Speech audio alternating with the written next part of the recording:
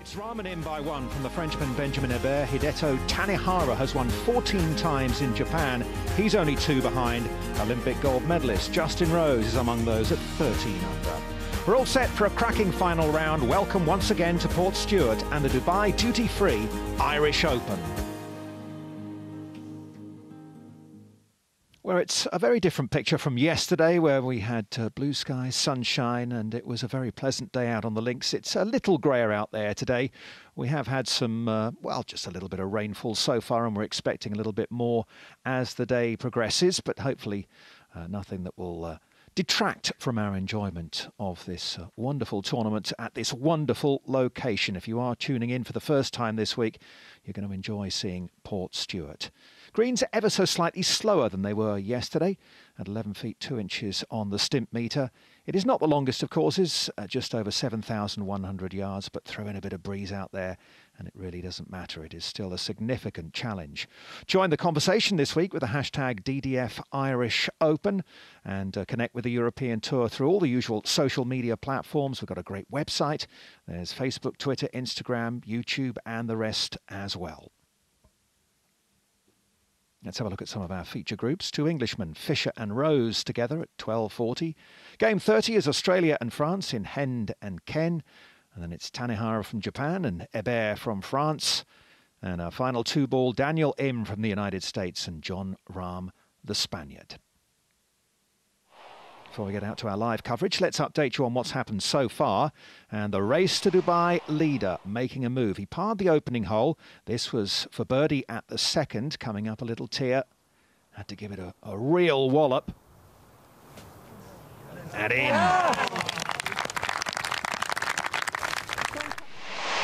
Well, that took Fleetwood to 12 under par. This was his tee shot at the third, 212 yards down the hill. Hole beautifully framed by these sand dunes. And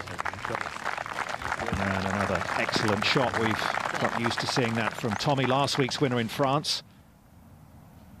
This was for birdie then, after that tee shot. Well, he's in the groove. A birdie there took him to 13 under, so Tommy in the mix. Meanwhile, to the 33-year-old Scot, Duncan Stewart, with a par putt at the 18th hole. 8 under, I should say, on his round at this point. Sadly, a drop shot at the last, even though that was a fine effort. And it's a closing 65 for Duncan Stewart. He gets in at 12 under par, just outside the top 10 currently, but likely on his way to his biggest career check.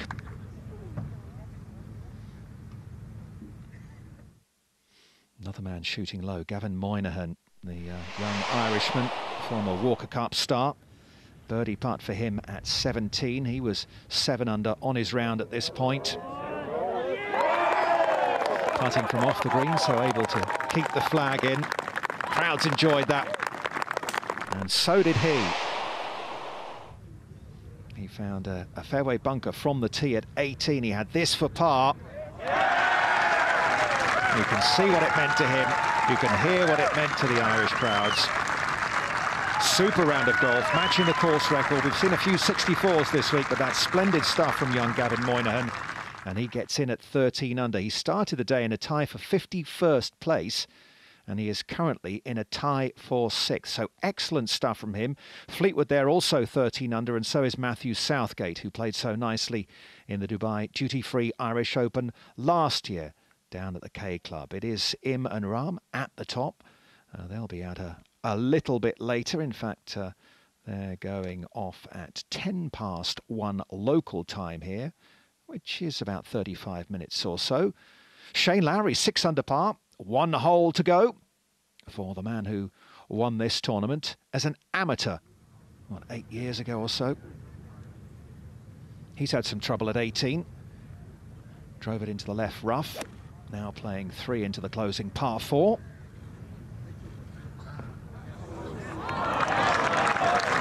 Beautiful.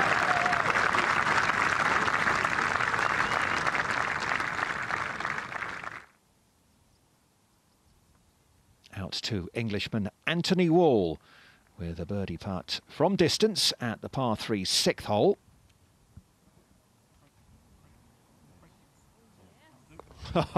Well, a little Brucey bonus there for Anthony.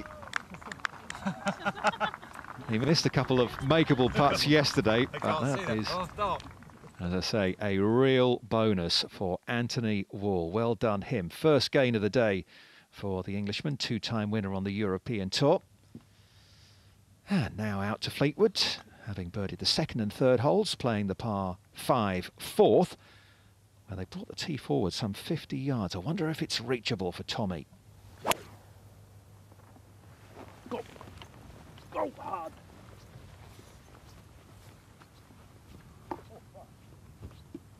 Will it hold? It looks as though it will. So just out of reach, but two big blows there for Tommy Fleetwood. You'll be hearing from Tony Johnston a little bit later, and Shane O'Donoghue as well. Gary Murphy is out on the course. He'll be following the final 2-ball, but first of all, it's good afternoon to Mark James. Hello, Dom. Looking forward to this. There's some good stuff going on out there. What a performance by Gavin Moynihan. Very, very early days of his excursion into the pro ranks. And a great performance this week. Wind different. They were reaching the 4th. We saw Fleetwood shot. The tee's up and they're still hitting wood into the 4th. So the wind must be from the opposite direction. We join Ryan Fox.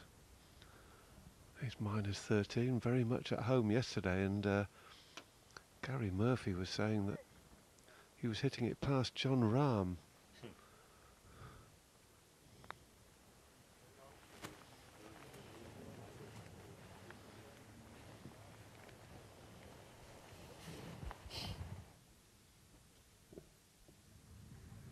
Needed an extra little ounce or two in that one. Let's go to Shane Lowry, finishing up hopefully at the 18th. Par putt.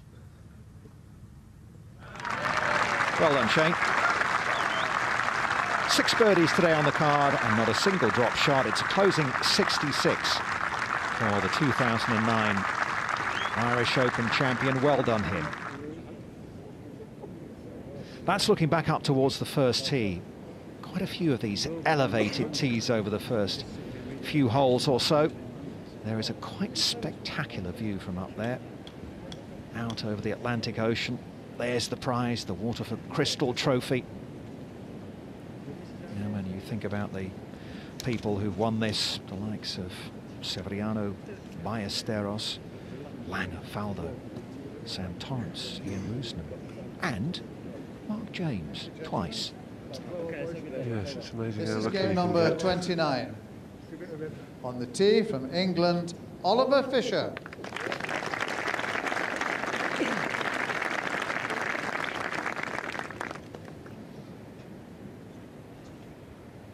Rounds of 65, 68 and 70 for the Englishman so far this week.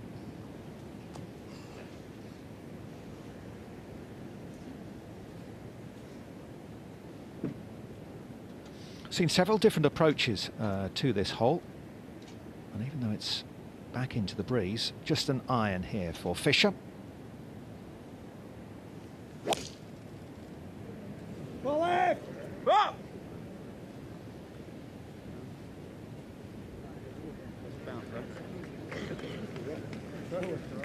I saw a couple of times yesterday players getting On the tee from England, the Olympic champion, Justin Rose. lucky bounces off the spectators, and that may be another one. Here he is, the 2013 US Open champion and the Olympic gold medalist, who only hit one fairway yesterday, didn't drop a shot in a round of 66. It was remarkable stuff. Starts this final round 4 shots off the lead.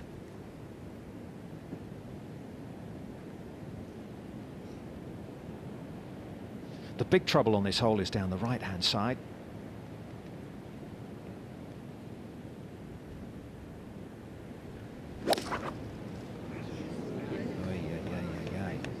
That is heading right as well. A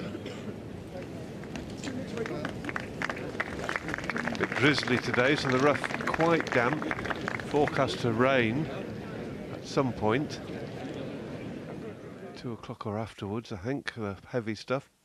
Now Fleetwood's been pretty lucky here. If it had rolled back into the bunker, it would have been harder.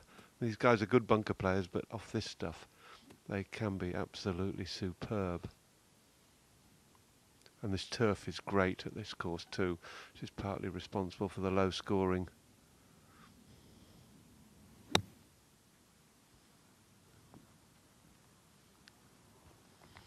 No, of course, having said that, that was pretty average. It's going up quite a bit there. It's a little harder than it looked. Ryan Fox left himself quite a bit of work to do for his par at the opening hole. Up and out of it pretty quickly. So a bogey 5 at the opening hole for the Kiwi. These first 3 or 4 holes have caused some problems so far today. Pretty tough starts. Here's Peter Hansen, who made a hole-in-one yesterday at the 3rd hole with a 6-iron. Birdie opportunity for him at number 2.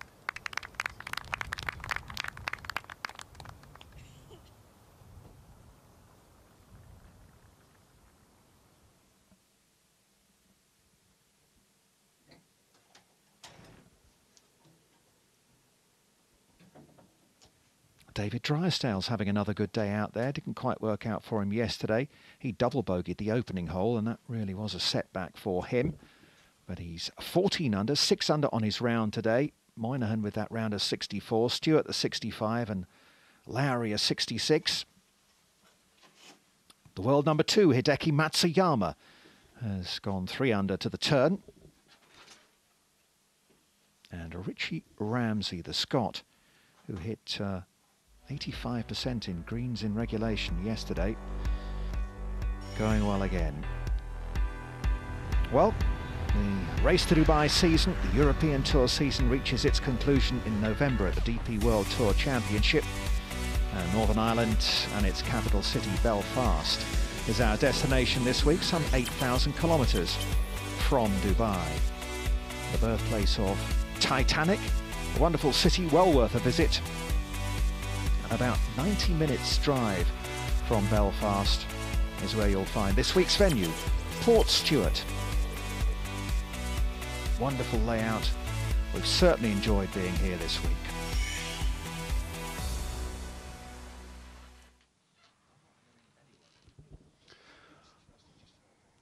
Yes, I don't know where Portstewart is on the list of British courses, but it should be ranked way up there as Fleetwood putts for birdie. It's a lovely stroke, but it's... oh, it's got it. Well done. 3rd birdie in a row. Well, if he could shoot 64 or something, that would put the cat among the pigeons. Here's the first hole, wind into off the left, and Rose, well, I'm not sure he's quite where that dot is, but he's not far off. It was a weak miss-hit, squirty affair with a long iron. Fisher first to play. He got a good bounce to this point from either off someone or from the edge of the crowd.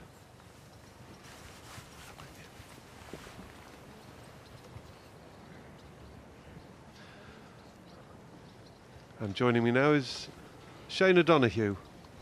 How are you, Mark? Great to be here, and I think perfect links conditions today. Wind could be just a little bit stronger perhaps, but I think it's going to be a challenging day as we look at Ollie Fisher approach the first. That's a pretty long iron too, and well hit shot, so not too far away. Hard to pick a winner. If you took Jon Rahm out of the equation, Shane, it'd be difficult to pick anyone. Yeah, no doubt about that. Justin Rose obviously has great experience. He's been kind of clinical in how he's approached every round, and he's not had the best of times, but he's been able to recover very well. But this is sort of the same old story. Bit of a wild one off the tee here on the first.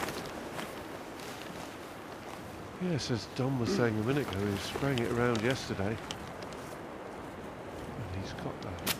Looks a pretty decent lie there. He can get the club onto the back of the ball. That's the first thing. It will be a blind shot over those bushes.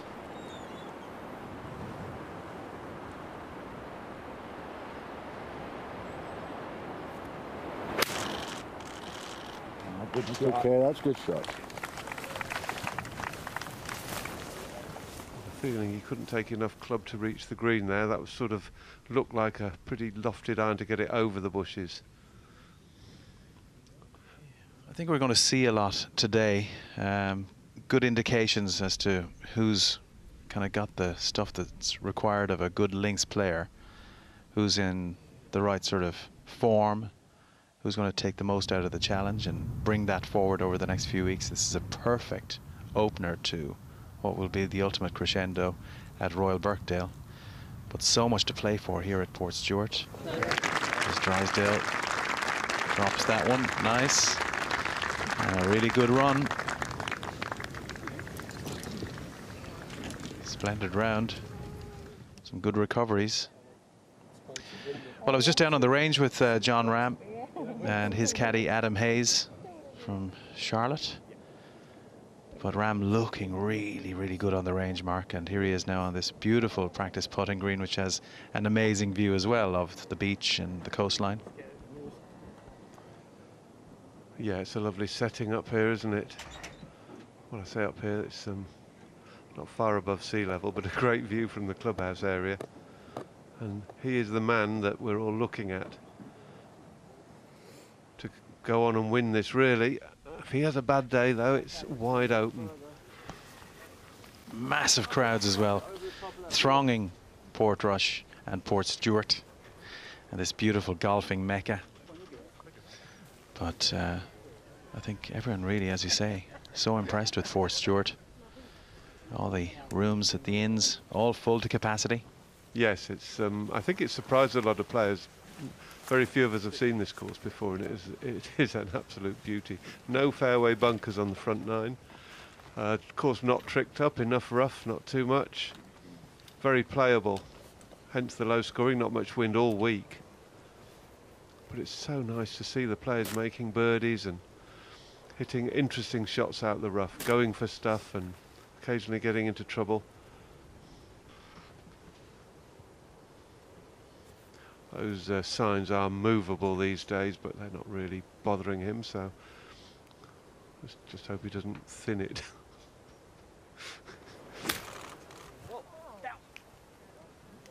That's leapt a bit off the club there, which we didn't see coming.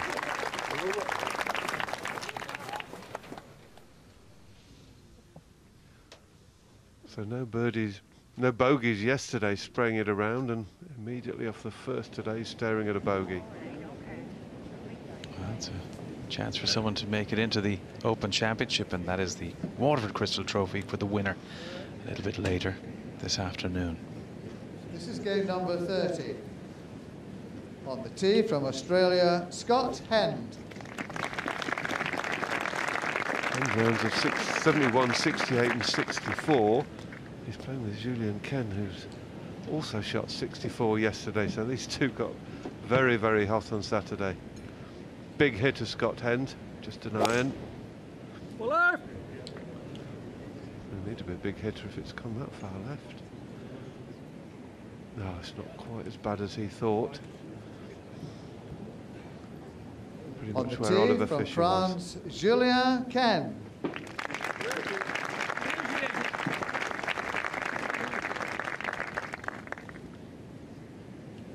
c'est les personnes à droite, la fin du groupe. La ligne parfaite, c'est entre la voiturette et la fin du groupe. Tout à fait. Well, I think I did hear one or two words which would indicate just stay away from everything on the right. I had a parfait in there, so something was perfect. Probably the club.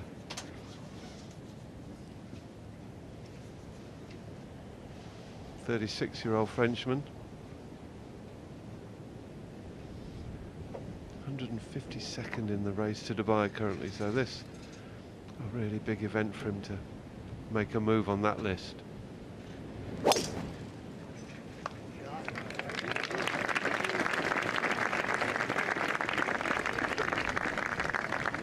He's got one of those faces where no expression is a smile.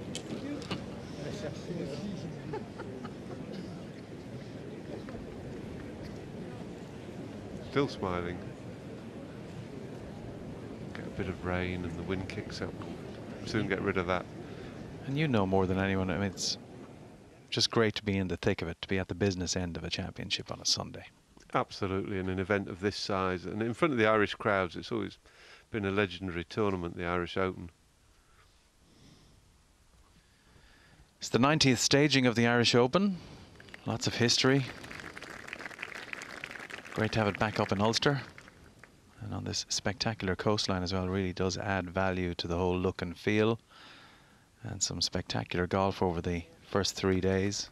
Beautiful weather yesterday, so all the boxes ticked. Now it's about the golf. It's about who's got the stuff to do it. Who's going to fight, who's going to be gritty, and who's going to manage themselves more than anyone else. Drysdale has been ticking all those particular boxes so far today. He has indeed, coming off 4 straight birdies, second to 16. Oh, that's an absolute corker too. Wow, as the drizzle gets heavier, he's just going to be getting in time, isn't he? Well, Justin Rose a bit scrappy for his first 3 shots on this opening hole, and managed to recover so well yesterday on numerous occasions in a round of 66, but it's going to be an opening bogey for the 2013 US Open champion and Olympic champion from last year in Brazil.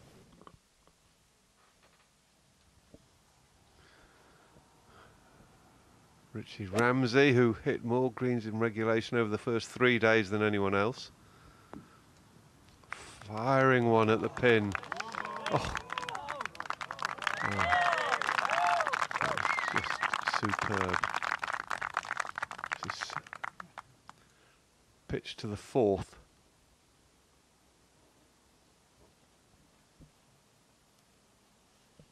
Dredge been in a bit of trouble at this par 4 second. This for his par, and that goes in. Oh, holes like a bucket today.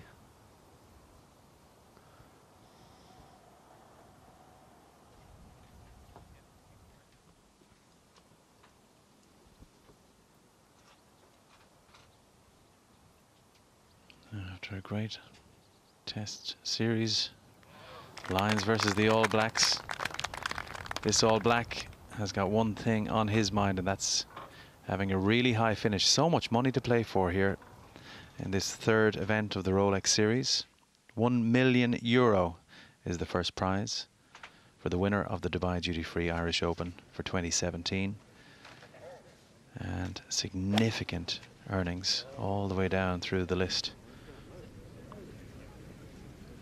Yeah, you look at €120,000 for 10th, and for a player like who's down the list a bit, like Julian Ken, that would make a huge difference to their ability to relax between tournaments as much as anything, I think. Just to know you're safely inside that top 100 for next year.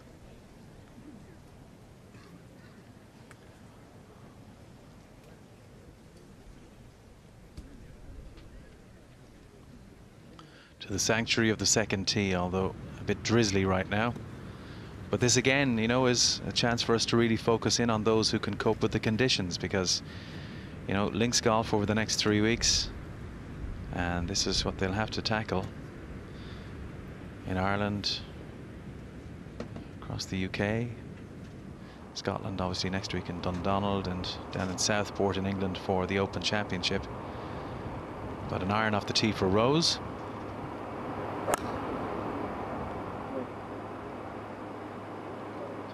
A little message from some people settling down to watch us in Australia right now. They're seeing us all over the world. To Peter and Claire Miles watching the coverage down in Oz. Good evening. Must be about 11 at night there, isn't it? Well, I bet they nod off and miss some of it. I think they've opened a bottle of claret. I think they're really settling in here. Oh, I think it'll be Australian wine, surely, not claret.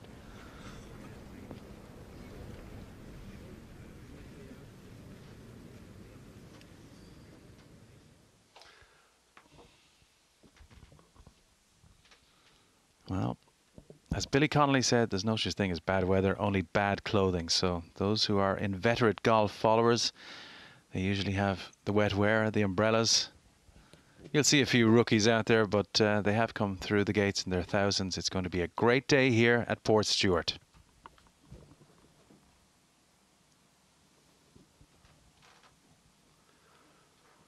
Pretty obvious Billy Connolly never tried to play golf wearing a whole heap of waterproofs. Do you remember when Payne Stewart cut off the sleeves in '99 Yes. ahead of that? Groundbreaking. Wasn't it? Amazing.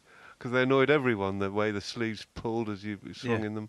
Restrictive. Yeah, and within a year they were being made by all the manufacturers.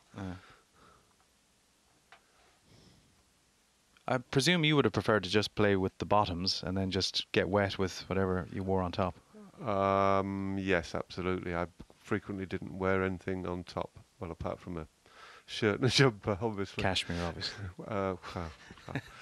I think I've had about 3 cashmeres in my life. Yeah. Well, Hawkeye's that right-hand line must be absolutely dead weight. It says both are going. Oh, goodness me! I can't believe he couldn't see that long, dark green line.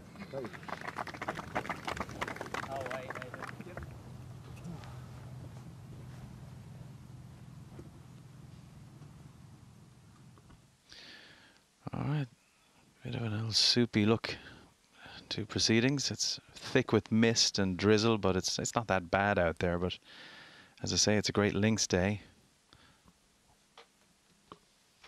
And play on European Tour free daily fantasy. You can go on the European Tour website and take part.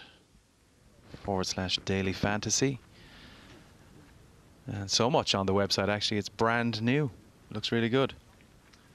Yes, indeed. Relaunched at the PGA Championship, and all sorts of stuff on it.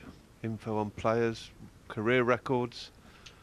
You can even look up the likes of Harry Bradshaw and Tony Johnston on there. Get bored pretty quick, but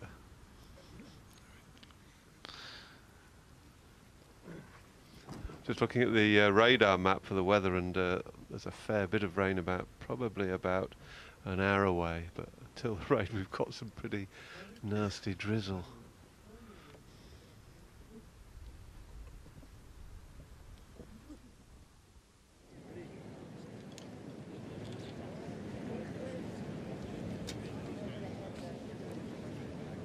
So Tanihara looking good for the nod from Captain Nick Price for the international team. Vice Captain Tony Johnston. They'll be taking on the Americans in the President's Cup at Liberty National in September. And he's about to get underway now, Tanihara. And the dulcet tones of Alistair Scott will give him the big introduction to the warm and welcome of the crowd. This is game number 31. On the tee from Japan, Hideto Tanihara.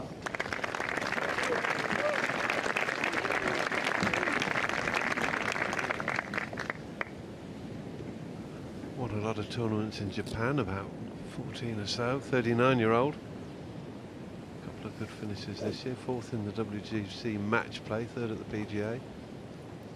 71st round, but been cruising through the field since. Round of 65 and 66.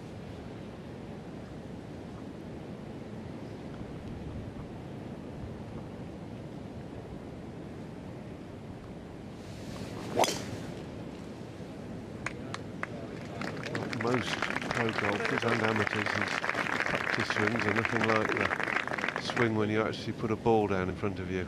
On the It's tee weird. from France, Benjamin They're all the Hebert. same.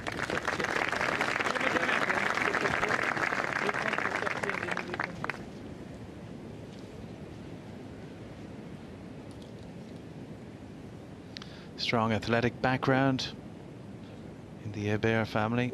Jean-Luc, Benjamin's dad, was a former pentathlete, and Mom Francoise was a former swimmer. This guy, a prolific winner on the Challenge Tour, been very comfortable at that level, but it's getting to that stage where he can feel really comfortable and really challenge on the main tours where he wants to get to. But this is a great opportunity.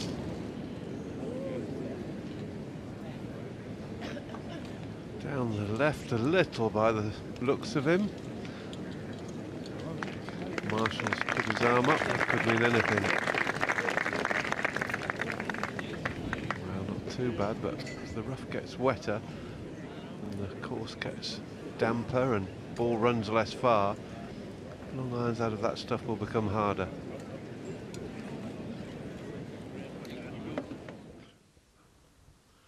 Right. Hebert's compatriot Julian Ken has this now for a 3 on the opening hole.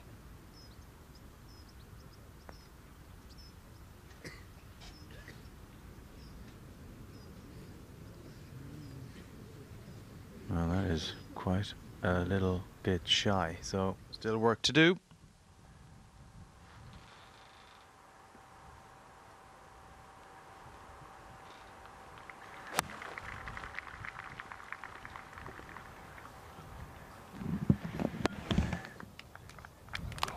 Absolutely beautifully played shot. Quite a tricky putt from past this hole. So Richie Ramsey earlier, he holed that putt for a birdie on the 4th. He's at 13 under alongside Gavin Moynihan, who's finished. And this guy's that on that score as well. Will he improve it? He won't. But a very good putt from long range. Immediately got the feel of the greens.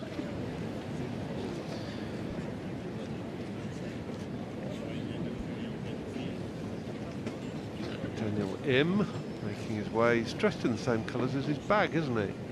That's Jeff Hawkes used to do that. The South African used to come out with a pink bag and a pink trousers, pink shirt. Yeah, well, you know, there's quite a bit of design in it, quite literally, because speaking to his manager, he's very LA is how he described him. He's born in New Jersey, went to college in LA, but he's very LA, likes his fashion, likes his multimedia. So I'm sure he put a bit of thought into how he would deport himself today. He's probably just been chilling all morning, doing a bit of roller skating or skateboarding. Didn't hit many fairways yesterday, Jon Rahm, but plenty of greens. His power out of the rough was unbelievably impressive.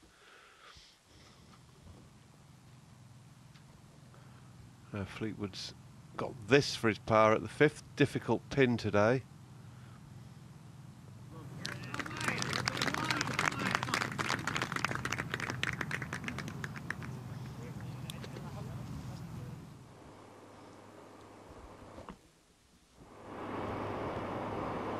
Hend on the 2nd, elevated tee, short hole. Slightly blind as well from the left-hand side. We're seeing more than he can see, I can tell you that much. And very difficult to see, if not impossible to see the bottom of the flagstick from that fairway position, but he's in a good spot.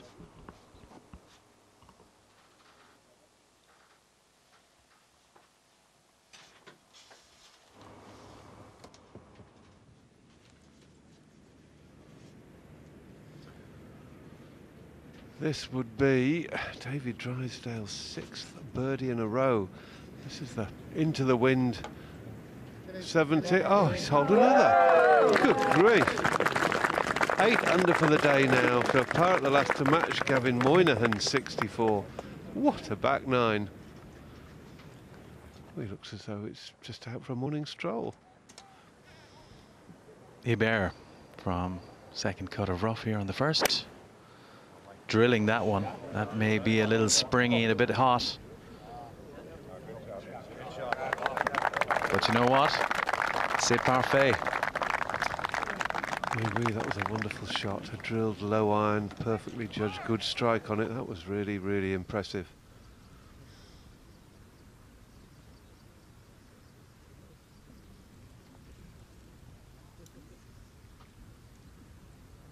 Wind hurting off the left, as you can see.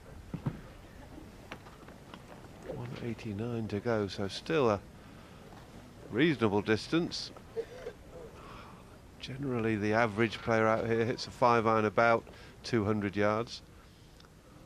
Some of the muscle men are a good bit longer than that, but others not. And that looks to be a 5 or a 4. Atmosphere heavy. Well, that's a fine, well-struck iron shot to open with. So a good start for these two.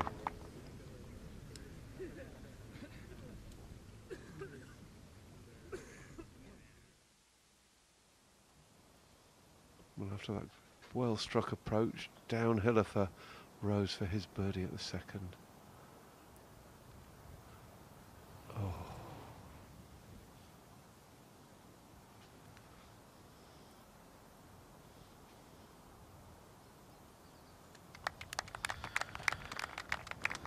You're watching the world feed from Portstewart, live on RTE television across the Republic of Ireland. We're on OSN in Dubai and Super in South Africa. Giancarlo Cabadon sending us a little message, enjoying the golf from the comfort of his armchair down in Johannesburg. You're really switched on with all your social media and your hash browns, aren't you, Shane? I love the hash browns, yeah. It's essential for good communication these days, Mark. Oh, I can't get my head around Tweety Face, Insta app or whatever it is. There you go. You need a glass of Bushmills. We'll get your slippers. Now you're talking. Daniel Im looking very relaxed on the range.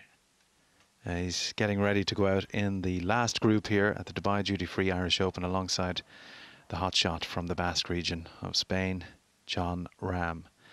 It's a very colourful leaderboard, lots of great scoring out there. 66 from Shane Lowry, the winner in 2009. Very impressive. Justin Rose, a little bit of a slip at the very start. A bogey on the first hole, but well, one to watch because he's building and building towards something special. It may happen here, but certainly over the next couple of weeks, it'll be very interesting to see how he goes. But a long way to go now this final round. We're settling in. It's good to have your company. Places in the Open Championship on offer. The Claret Jug, who will that go to at Birkdale? The last time it was played there, it was won by an Irishman who won that Waterford Crystal Trophy only 2 months earlier at Adair Manor. So perhaps the omens will be the same 9 years later. Which Irishman would your money be on? Well, I think that Rory McIlroy will get it together. I think it could be even too early at the Open. I think that he's under-golfed. I really fancy him for the PGA Championship at Quail Hollow for obvious reasons. He's 62 there in 2010 on the eve of his 21st birthday, when he just absolutely delivered on all the expectation and talent for his first win on the PGA Tour. But it's all about the here and now. The Irish have been not really sparkling so far in this championship, but it's going to be fascinating to see how this guy handles the challenge playing with the next big thing in golf, Jon Rahm. Daniel Im from the United States. This is the final group in the final round of the Dubai Duty Free Irish Open, hosted by the Rory Foundation. Game number 32. On the tee from the USA, Daniel Im.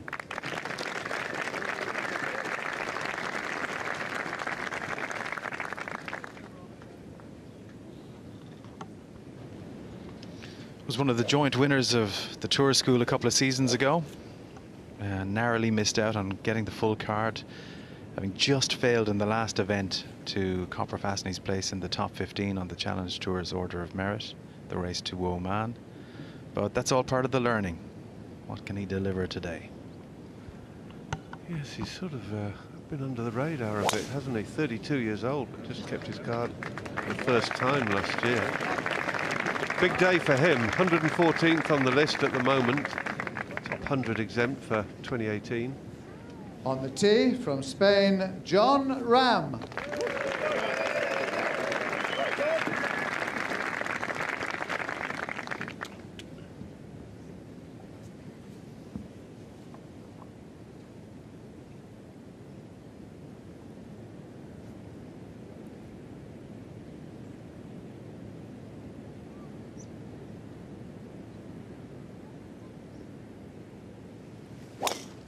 Interesting, taking a driver when a lot of players have hit iron. It's an aggressive play off the first tee. Well, he was puring them on the range when I was down there with Tony Johnston just about a half hour ago, 40 minutes ago. Going right through the bag, but he was very impressive with the big stick. Yeah, it's a big call, all right, but it looks to be okay. And up on the first green, a bear for a birdie.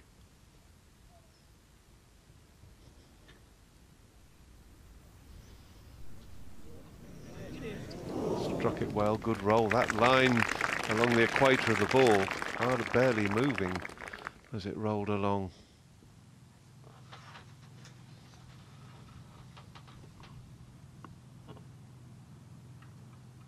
Some very subtle borrows on that particular green, and a couple of levels. As you can see, it's on the lower level, but there's a bit of a false front there too.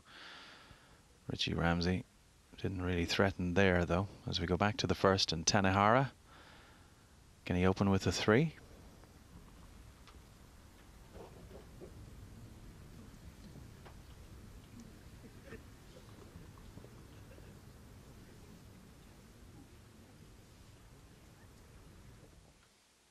The ball a little damp in this drizzle, so may well pick up the odd grain of sand, and if you get a grain of sand between the ball and the club, well, I wouldn't say it was deadly, but you can certainly miss a putt because of it. So him and Rahm have just set off, but plenty of pursuers.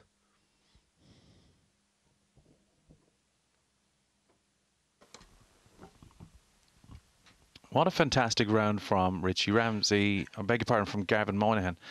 Just getting my wires crossed there. 64 from Moynihan. That is huge for him to be top 10 at this moment in time, because he doesn't have a place on the main tour. He's been scrambling, you know, on the Europe Tour and Euro Pro Tour, trying to get a few starts on the Challenge Tour.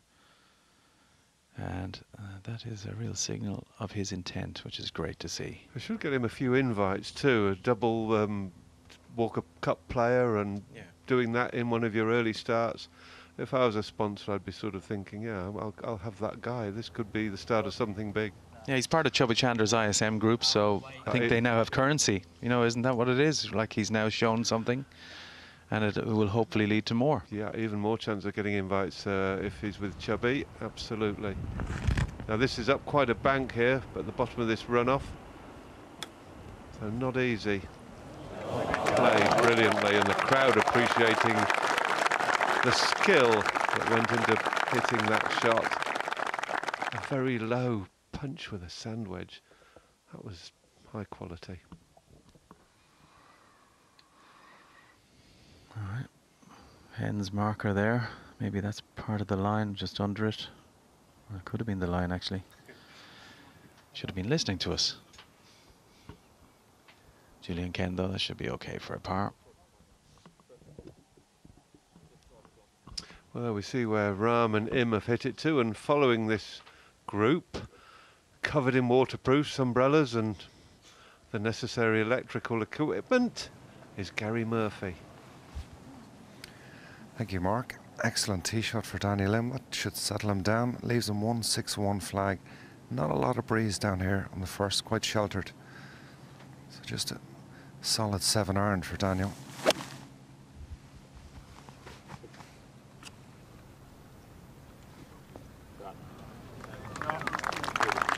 Continuing his policy of hitting punchy looking shots. Just 4 less for Jon Rahm, but obviously a much more powerful player. But just a 9-iron yardage at 157, but obviously playing just a little bit more with the heavy air. So just a controlled punchy shot in here is what he's looking for to this back right pin.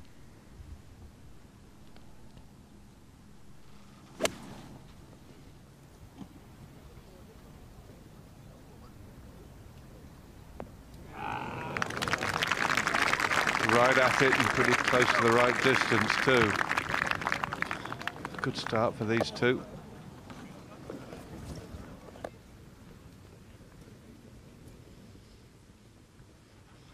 Good view of Rahm's swing. Aiming slightly left, he tends to fade the ball. Wide extension on the backswing. Big turn, look how much those hips have turned. Then driving through, delaying the hit.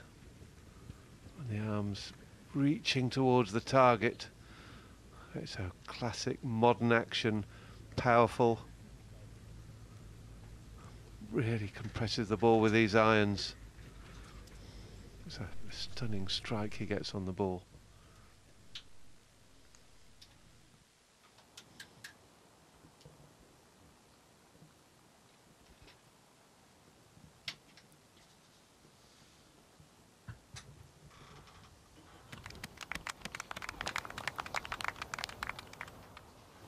Good putt.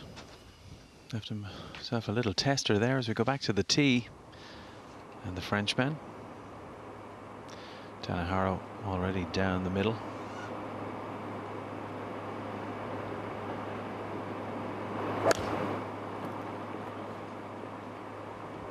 Good looking shape. Kind of blocking himself out though from that left-hand position of the fairway. Is that the sound of the surf we can hear in the background? That's incredible. Yeah. Paid a visit down to the Giants Causeway last evening, and the sound of the waves, and some of them very strong, but lapping up against the shore. I mean, the most amazing setting. It's really just one of many fabulous distractions around this part of the world.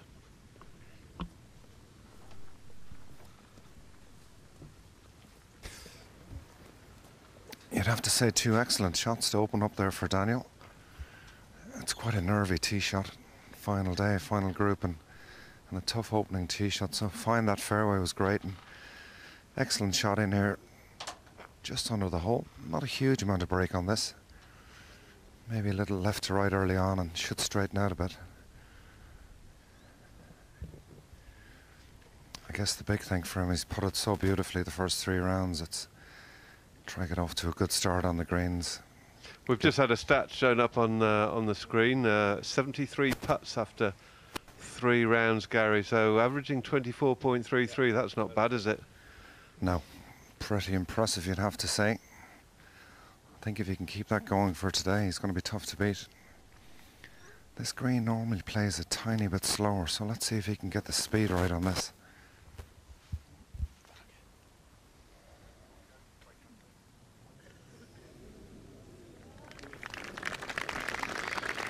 Managed by an Irishman, Jamie Farrell, who sold his company Athena to the Wasserman Group in the last year. And Jamie's been looking after Daniel Lim for a couple of seasons now. Just kind of very interesting to talk to him about his client, that he's got this fabulous short game, very high on confidence within that area. Not the longest hitter off the tee, but certainly makes up for it with his prowess around the greens as we go to Rahm. Great chance for Rahm here to open up with birdie. Very little in this. Yes, you'd have seen Imms from not a totally dissimilar line not do much. Oh.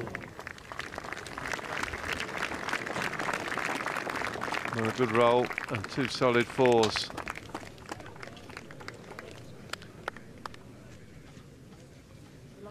Quite often looks as though he's staring someone down in the crowd, Jon Rahm, but I think he's just sort of taking in the scenery sometimes. Hard to pick a winner at this early stage. So many confident and good golfers currently occupying the top 10 and in contention. Yeah, not the happiest with that one, but it's very hard to convince yourself to actually rely on and believe in the number that you've been given by your caddy when it's a blind shot effectively. Yeah, absolutely, you're dead right, it's not easy, but that, I think that was just a poor swing as well. But sometimes the poor swing can be caused by lack of commitment to the yardage. I would say a slightly lower one, pitching on the front half, would be about perfect. And if he overhits it, it'll hit the upslope and stop. A lot of these modern players, though, do hit the ball pretty high. Pitched it into the bank, and it will not stay there.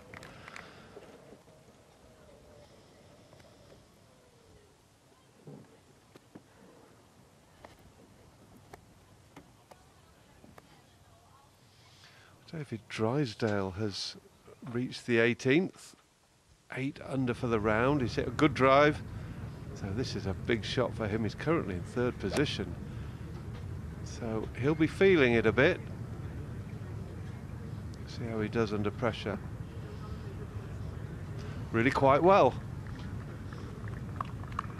This is a game changer for him because this is a big money event, and he's always flirted around the kind of a qualification, hanging in there, surviving, you know, and it's a real tough end of the business. where David Drysdale has kind of found himself over the last 5-6 years. Yeah, I mean, he's sort of a classic journeyman, but it's not a cruel term. It's sort of someone who plays steadily and tends not to win. But yeah, this is a big event for him.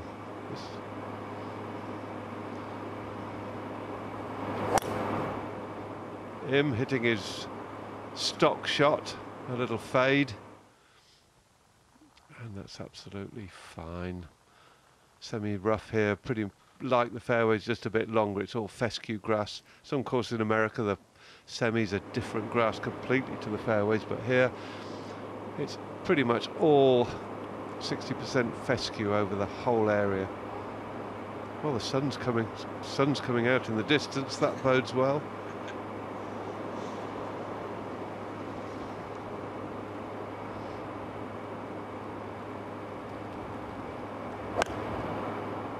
Oh, that's a vicious hook. Oh Lord, he's in the hay. Oh, that could be a very dangerous shot out there, out of that stuff, even for someone with Rahm's power. Oh, Ken.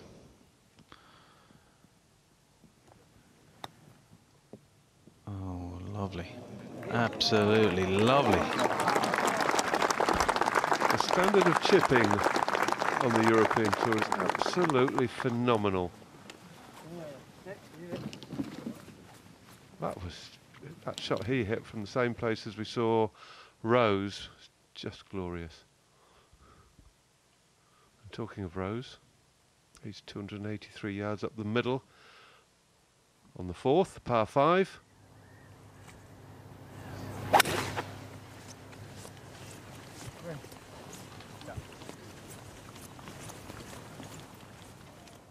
This could well be 2-3 woods. Doesn't seem like a massive drive if it was with the driver, but then it is an elevated tee. It's a little bit thicker, the atmosphere today.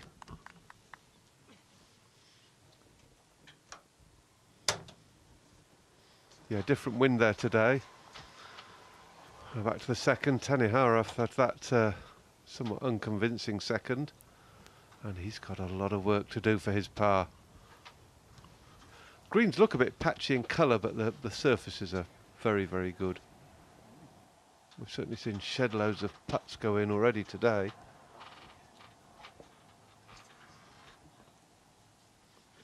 We're going to see Drysdale, aren't we?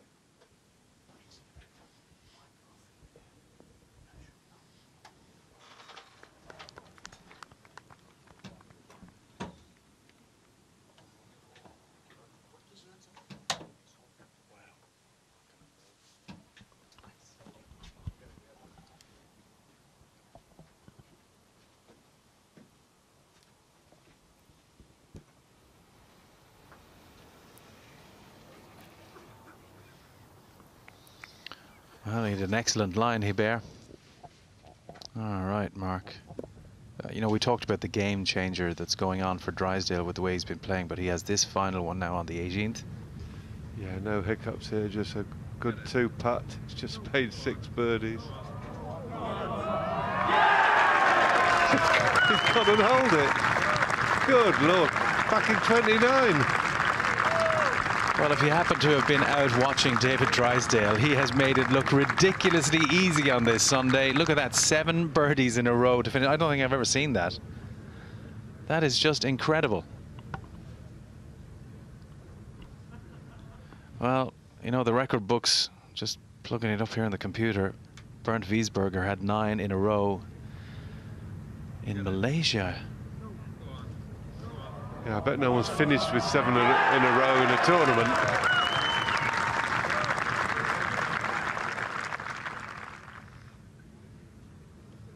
Wow, absolutely brilliant.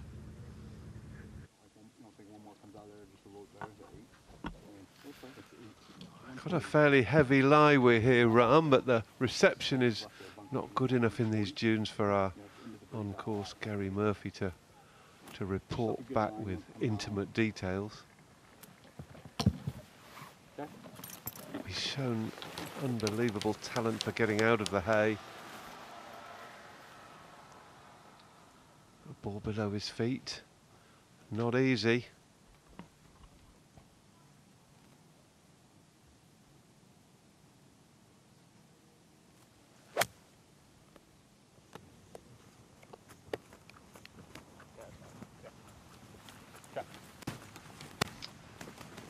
I think he played that pretty safe to leave himself somewhere he knew he would have a pitch from.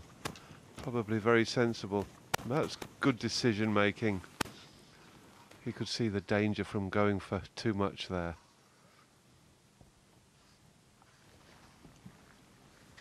Im just snuck into the first cut of rough here after the tee with a little fade, a little buttercut tee shot, and he's in a good spot here.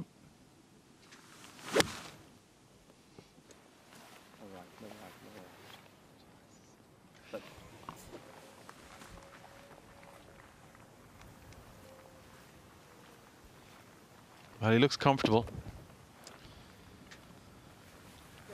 Big day for him. Jon Rahm not on the green in 2.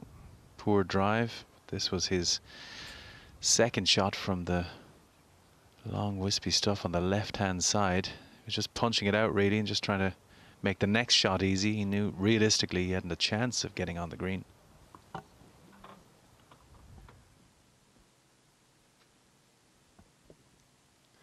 Tommy Fleetwood on for 2 at the 7th.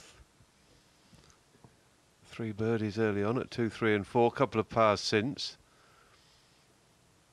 And that should be good enough for a birdie. That would move him up into 5th position. So birdie 4 of the first 7 for Fleetwood if he holds that.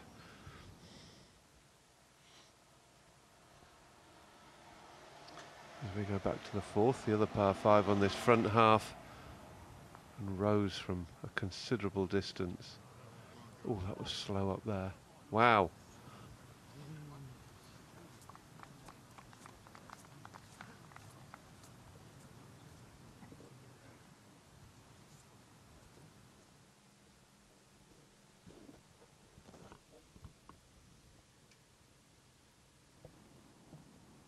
I think he's in the form now to do something special himself, Tommy Fleetwood.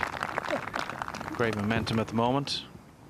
Such a wonderful start to his season. A couple of victories. A winner last Sunday. Well, Rahm's avoided the stubbly stuff. Looks to be a really, really good lie. To be able to nip this off. Probably pitch it at the bottom of the slope, which sort of goes across his line and slightly away from him as well. So it's going to bounce to his left.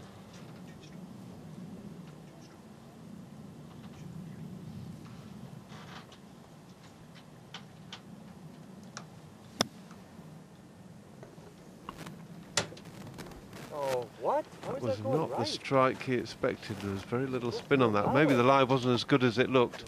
Yeah, okay. When I walked up there, shifted the other way. The reason why I walked. He's fired up. He didn't like that at all, did he? Pitched the other way to the way he wanted.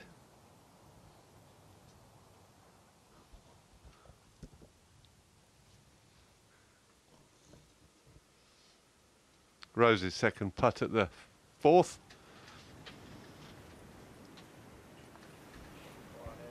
Yeah, well done. It's a poor start for Rose. Bogey par path. That gets things back on a level footing. He's the real danger man for me now in this one today. He's here for a reason.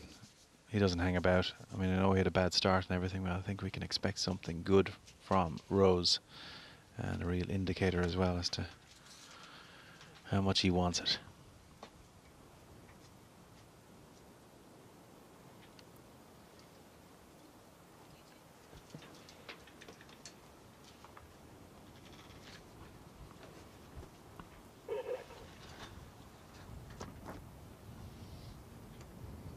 Well, Daniel M. Slightly Slightly down the hill, this one. Can't be too bold. Ooh. Wary of that. He has considerably undercooked it. So challenges here for both of the final two players, Rahm and Im.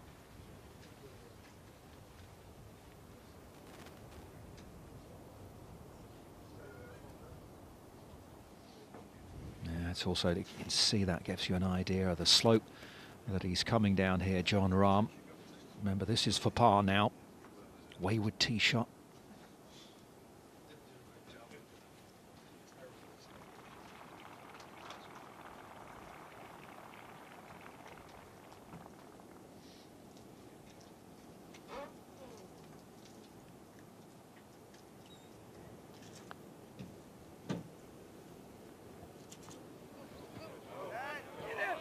Oh, outstanding.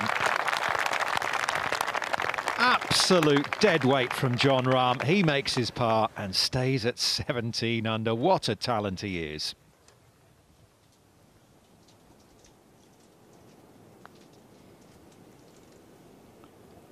Just doesn't look like it's going to get there, and it drops in.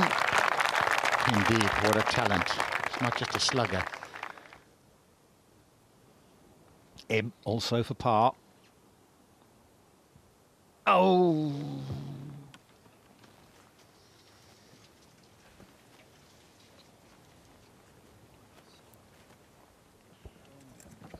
Oh, he's only dropped 2 shots this week in 3 rounds, Daniel Im. Yeah, in a match play situation, that would be... Oh, tell you what, that only just got the left side too. But the guy holds a 25-footer for par, and you miss a 5-footer. In match play, that would be... you'd be reeling. Watched him on the range this morning. First time I've been up close when he's hit driver. I tell you what, he gives it a serious biff with the driver. It is something to behold. Makes a different sound too. He weighs 220 pounds. That's nearly 100 kilograms. That's just about, well, just shy of 16 stone. He's got legs like oak trees. He's a strong man. Here's Benjamin Hebert, who's a little more wiry. Hideto Tanihara playing with the Frenchman. You may have seen his marker. He's got that one for par.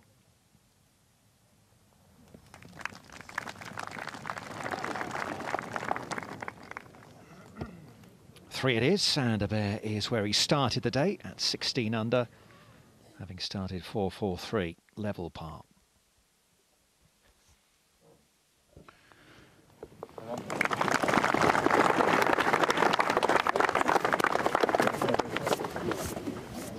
Year-old brushes it in. Good record he's got on the Japanese tour. He's done very well over there. That was sort of his prime hunting ground over the years. Quite late in the career to start travelling the globe, but he's making a good fist of it.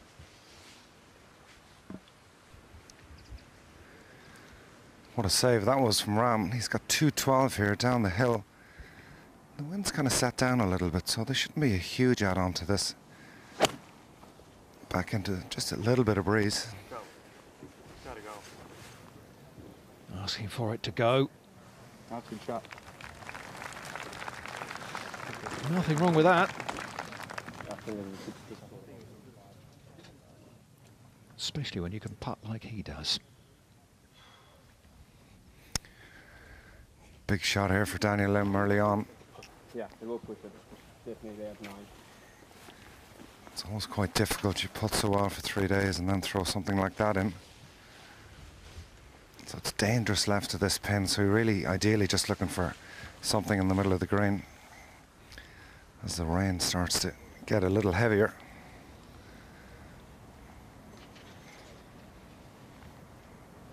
It's going to be a good solid 5-iron into this breeze. Oh, he's cutting it. Has he overcut it?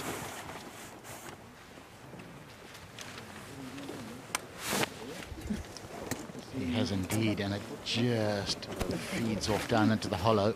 Quite a few of the greens slightly raised up, shaved edges, as you would expect on links golf. He's been so calm and composed so far this week, Daniel Im, but this is a real test for him.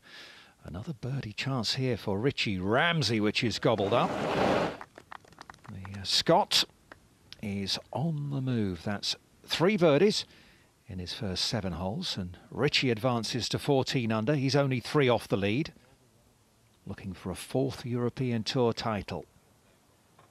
Players with the claret jug by their name, the likes of Rahm and Fleetwood and Tanihara and Southgate, are already qualified for the Open Championship. For others, there's the chance to make it to Birkdale.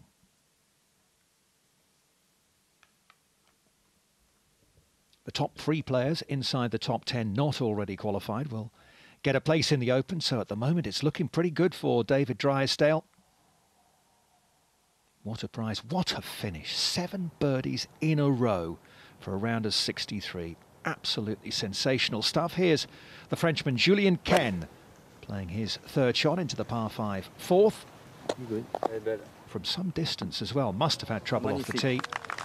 And that was quite magnifique.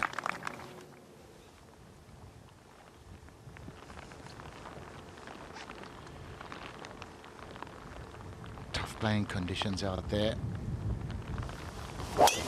Not too much wind, thankfully, but it's never pleasant when you've got that cold wind blowing. Rain coming down again, and Tanihara, not the longest, but he's generally very straight off the tee. Tommy Fleetwood already 4 under par today.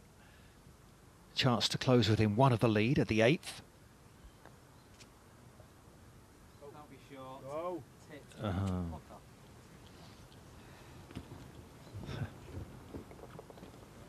Well, you heard him say, don't be short, and it was frustrating stuff for Fleetwood. He had the line on that. That's not a dull top, is it? Benjamin Hebert. 4th tee has been pushed up 50 yards today. Par 5 straight into the wind.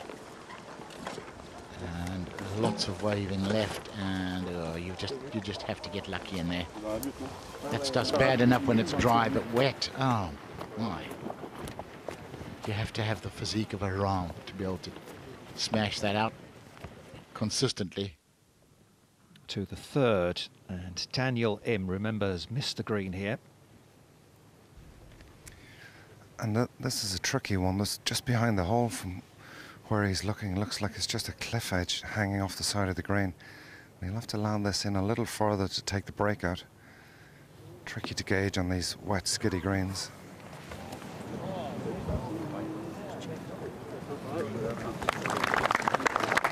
He's done pretty well, hasn't he? And he's still got 5-6 feet or so for his par.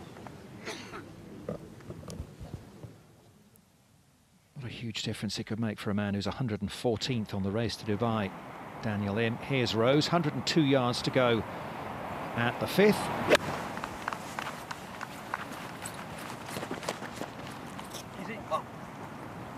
That needs to spin, come back down. Oh, that's a little... is it coming? Or it may still do. That's quite a steep shelf there. I think that's going to come back down and find the right tier, so that'll make it easier for Justin as we go back to the 3rd, and Rahm with a birdie putt.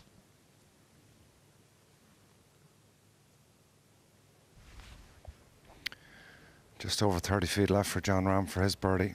Mostly right to left on this, but the rain is starting to get heavy now. Not easy conditions. Just really a lag down there. If it falls in, it's a bonus.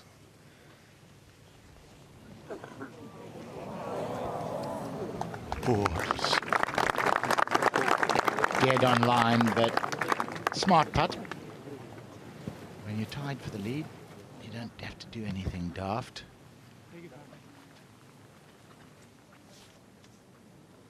He comes from Barrica in northern Spain.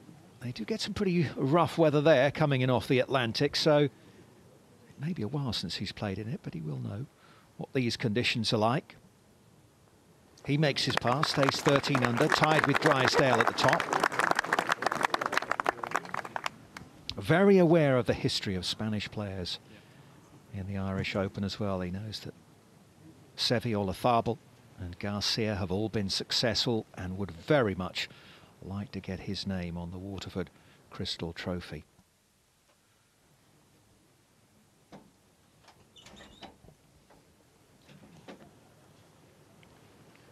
Drop shot at the last. Not the ideal start, and he does not want to start with 2 drops in the first 3 holes. Oh dear. I mean, he has just been pouring those in for the first 3 rounds, and that tee shot and that second, and that putt rather, you'd have to say are all just about the pressure.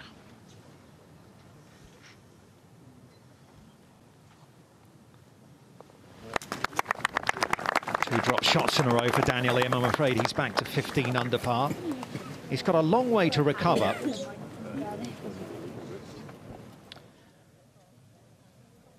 He's played 16 events this year, and his best was 14th in Shenzhen. So it hasn't been a great season. Sorry, Tony, Justin Rose didn't come down off the shelf.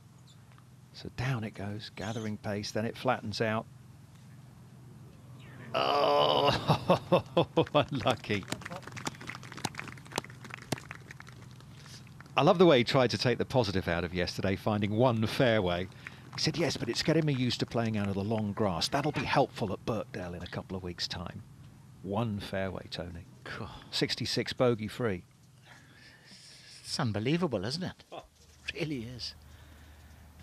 Hideki Matsuyama with an eagle putt at 14, had a very indifferent day yesterday, and that is not going to scare it, I'm afraid. Can happen quite quickly, can't it? Especially on a seaside course like this, where the conditions suddenly get quite heavy and damp. There is an adjustment to be made in terms of how far the ball is going to go through the air and how it's going to roll out on the greens. Peter Hansen aiming at that hole. If you can see it, you're a better person than I am. Oh, there you go. It's a bit like my vision, Dom, post 50.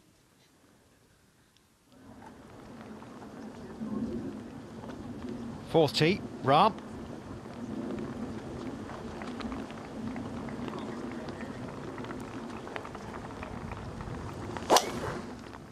Oh, that's a long way right, isn't it? That could be trouble.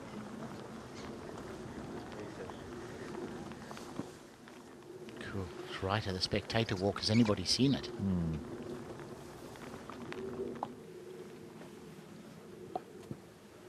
Only takes a little bit of water on the club face as well, doesn't it, at this stage? Can squirt all over the place.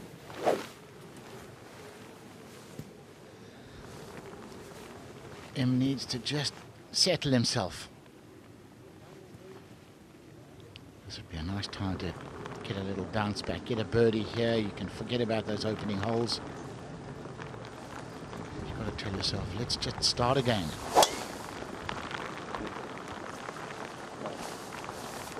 That's more like the line, isn't it?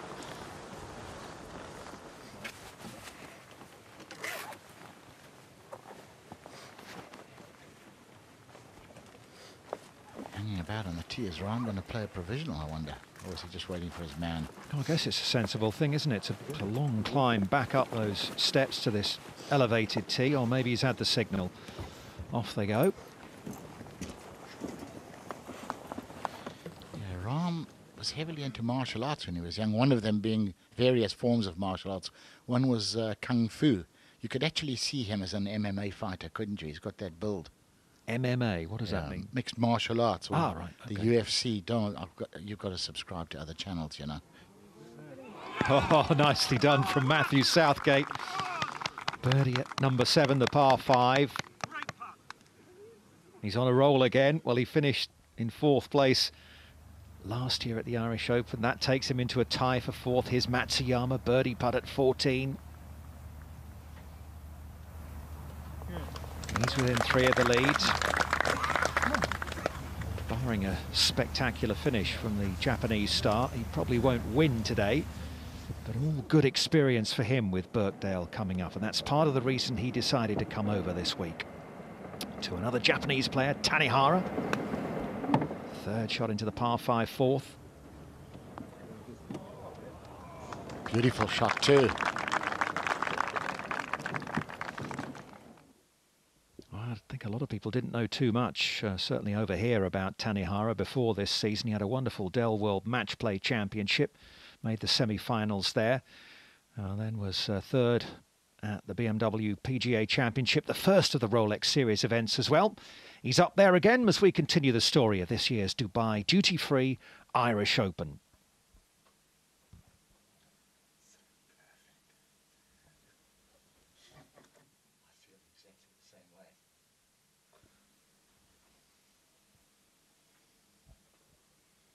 Duncan Stewart, 65 earlier today. That was with a bogey at the last as well. Could be a significant result for him, depending on how things go out there over the next 3 hours or so. He's 153rd on the race to Dubai, so any big check is gratefully accepted. Here's Rose at the par 3 6th.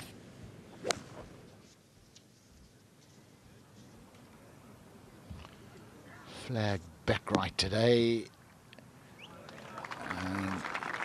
Nice little bit of help from the edge of the mound. That'll do. All sorts of problems for Benjamin Hebert at the fourth. He's now playing his fourth shot into this par 5. See Tanihara's ball up there.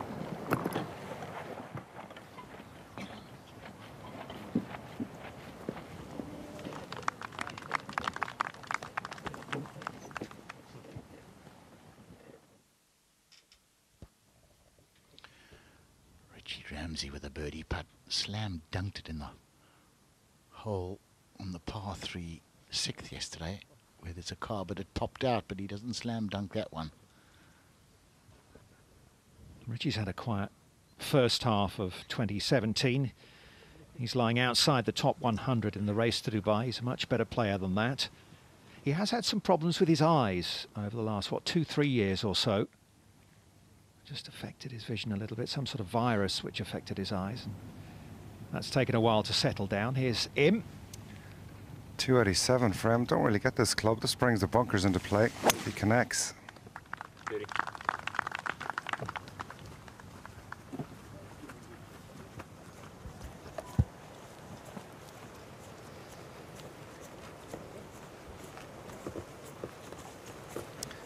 Jon Rahm's got a really good break.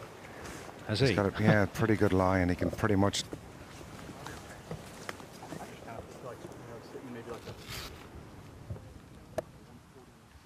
Well, we'll come back there in a moment and hear more from Gary. Let's go up to the green though, and this birdie putt for Tanihara to get to 16 under, within one of the lead. Thank you very much. First birdie of the day, and he's been around the block many times. Won loads in Japan. He won't be scared to take on the leaders. He can pretty much lay it up as far as he wants down here. Yeah.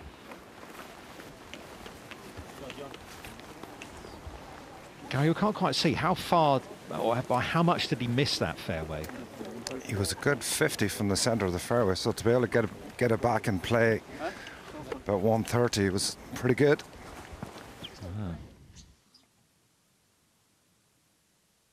Fleetwood at the 9th. This to go out in 31. Oh.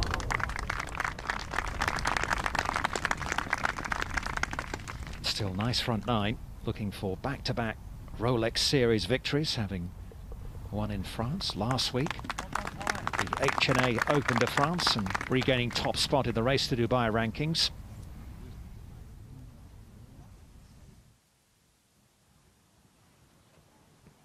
Justin Rose. Can he sneak a birdie at the par 3 6th? Oh, it's got a chance. Oh. Good try.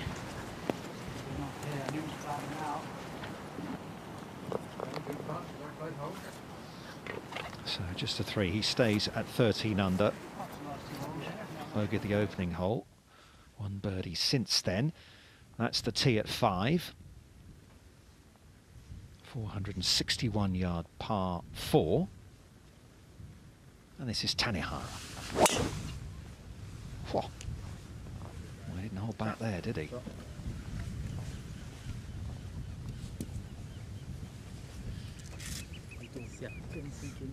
Scuttles over the road, gets a good lie. You definitely want to favour the right, if anything, don't you? You can get a little blocked out if you're too far left on that 5th hole, coming in between the dunes. Here's Ken, up ahead on the green. He's got to come down the shelf like Justin Rose.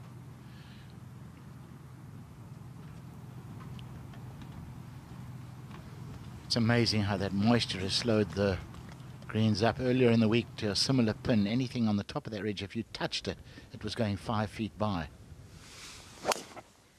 Back to the 4th.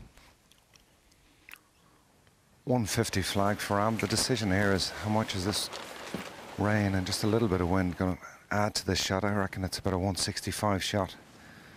But he really needs to pitch this pin high. Anything short with spin on it is back down off the front of the green.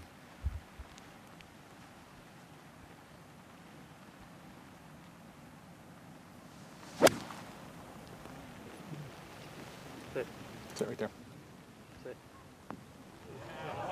Oh, get in! Oh, Jon Rahm! Eagle 3! What is this kid like?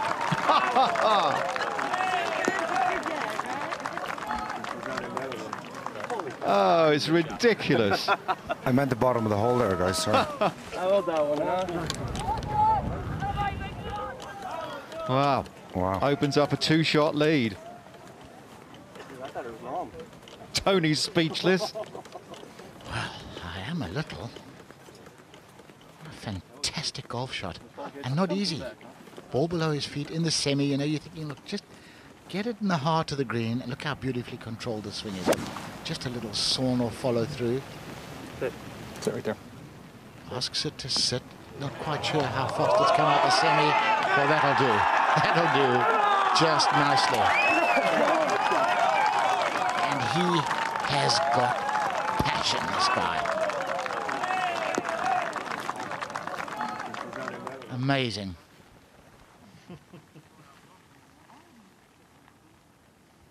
He's something special, isn't he? Really is. Well, follow that, Daniel Im. Not easy. Just 80 yards left for Daniel.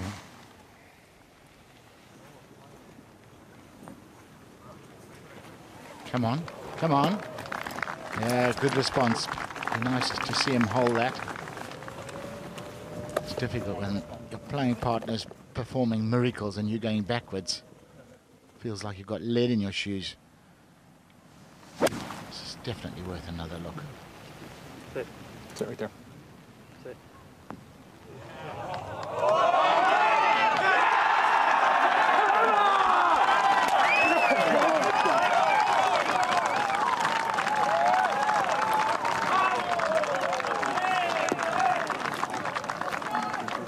Well, he's kind of taken up the mantle, hasn't he, this weekend, with Rory McIlroy, the tournament host and defending champion, not making it through to the weekend.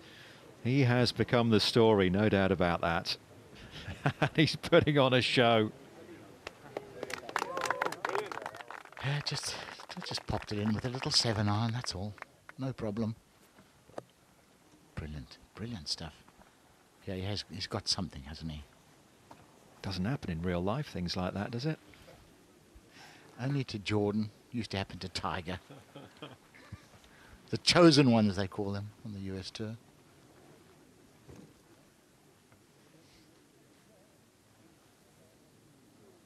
I think they gave it such a hard hand slap there. I think he's got a little bit of a stinger on his paw.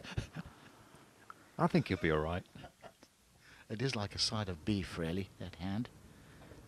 Matt Southgate. Suddenly, 4 behind. 3 under for the day.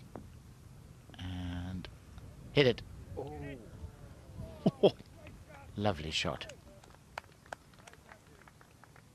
Yeah, that wasn't easy either, was it, for Southgate, who's 3 under par so far today.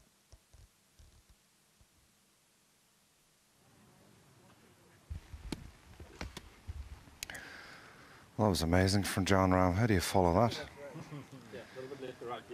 Quite important, though, isn't it, for Daniel Lim here, Gary? This could, you know, turn things around for him after a slightly nervy start. Absolutely. I mean, he played the second hole beautifully, and to get up on top on 3 putts and fiddly from the edge of the last, and he's playing with, I don't know, probably the most exciting talent in the game at the moment, and then he does that right in front of him, so it's difficult. But the great thing about golf is you only play your ball, and he really has to focus on that. But this is a tricky one. It's quick, even with this rain down the hill.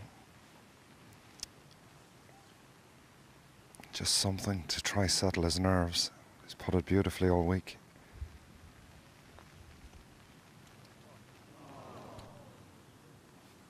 Oh, that has to have been a misread.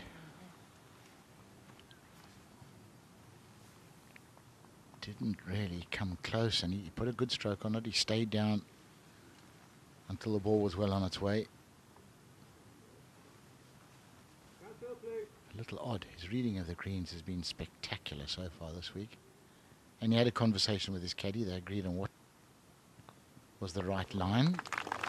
Everyone gets them wrong sometimes. Just a 5. Him stays at 15 under, 4 behind his playing partner.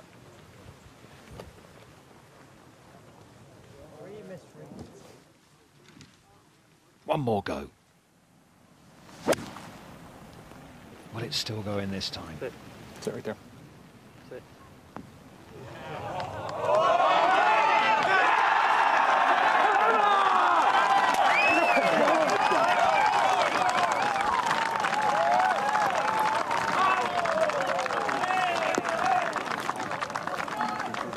I think it's safe to say they're pumped. I love that one.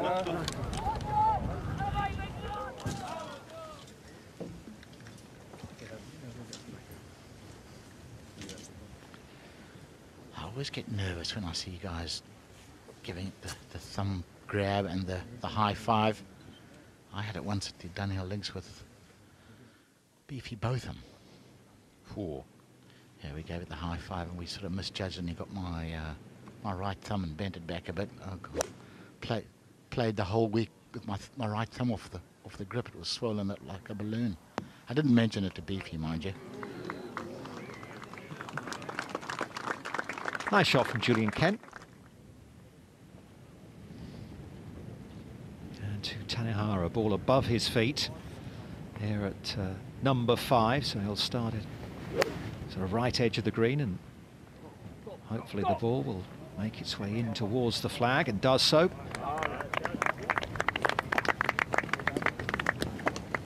Lovely shot. Just clipped it off the top of the turf out the semi. Driver for Rahm. See, can he calm down after that last hole? We find this fairway. Should just leave a little wedge in here if he does. Straight down for the tee this time.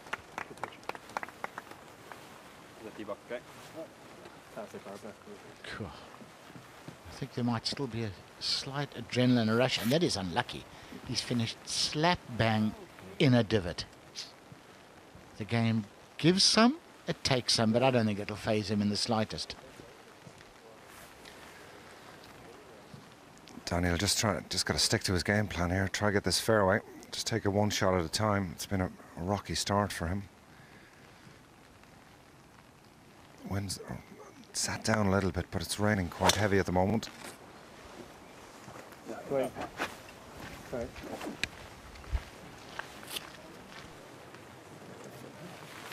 Look at the difference between those two drives. Daniel hasn't made the walkway, which is about 320 odd yards. Rahm is down there about 340 yards off the tee. You've got to feel like a middleweight in with Anthony Joshua. Birdie putt for Matt Southgate after that tremendous second.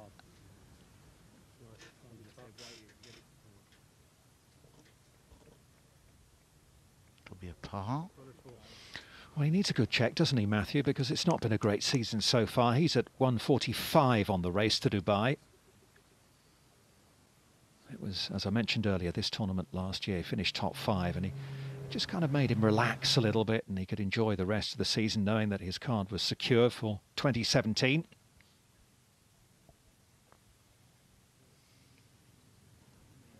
Oh, he's left it short again.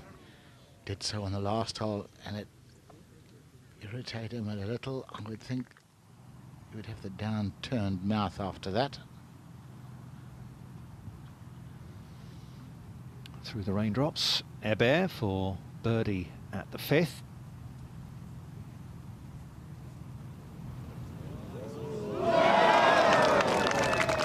Walking that one in. So that's his first gain of the day. In fact, it's a nice bounce back after a drop shot at the 4th.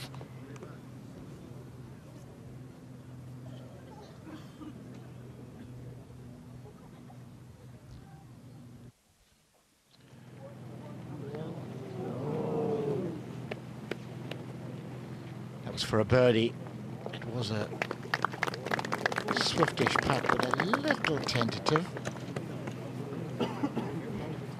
Looks like a pretty calm customer, though. A little smile. To Ken, hole high with his tee shot at the 6th. Looking to get it to 15 under and within 4. Oof, in at pace as well. Clench of the fist. His first birdie today.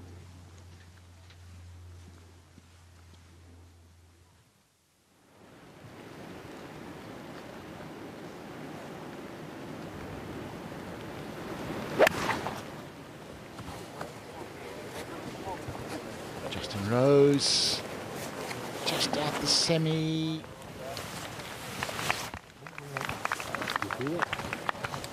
On the green, but a long way from the hole. Yeah, up in 2. Shortest par 5 on the course at just 516 yards. And it is Jon Rahm after that wonderful eagle 3 at the par 5 4th hole, who leads by 2 over David Drysdale, the Scot, who finished with 7 consecutive birdies for a round of 63. It's all going off out there, isn't it, at the moment? It's exciting stuff here at Portstewart as we continue the story of this year's Dubai Duty-Free Irish Open, hosted by the Rory Foundation.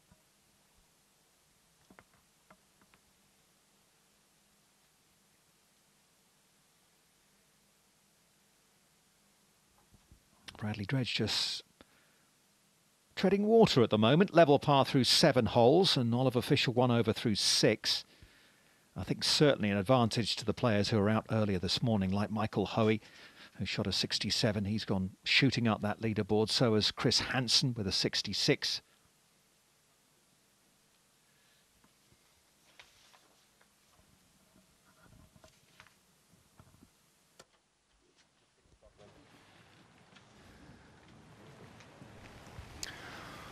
.171 flag here for Daniel Lim on 5, just a 57 behind Rahm, and it's a tricky little flag here perched up on top, but he does have some wind helping, so just a big 8-iron. See, can he get this flying high?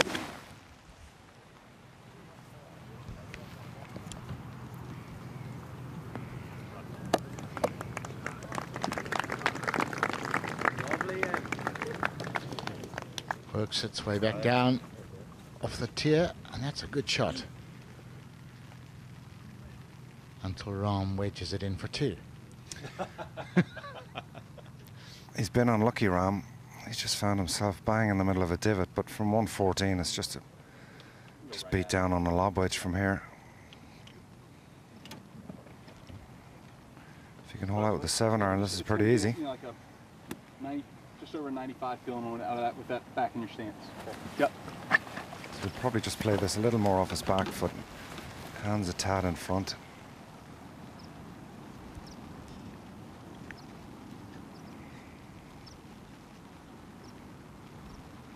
All about the contact here.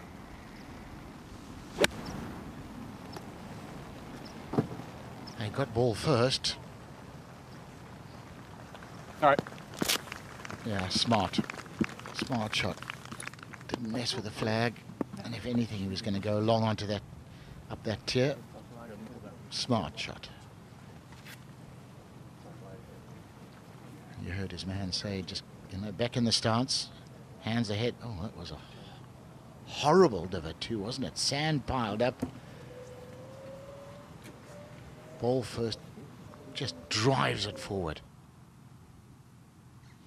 It's fairly steady, this rain now. Quite a job for the caddies. Keep everything dry. You can see John's got a couple of gloves nestled up in his umbrella there, trying to keep his options open and those dry as well. Well, it's a beautiful part of the world, isn't it? The rugged landscape of the northwest coast of Ireland.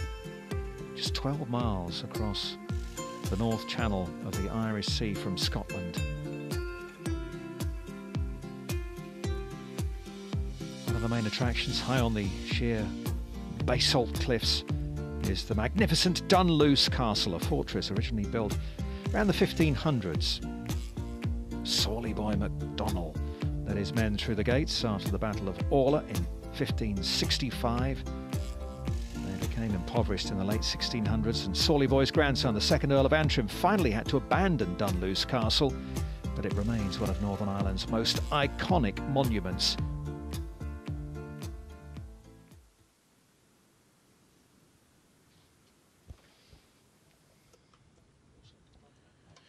Eagle putt for Rosie.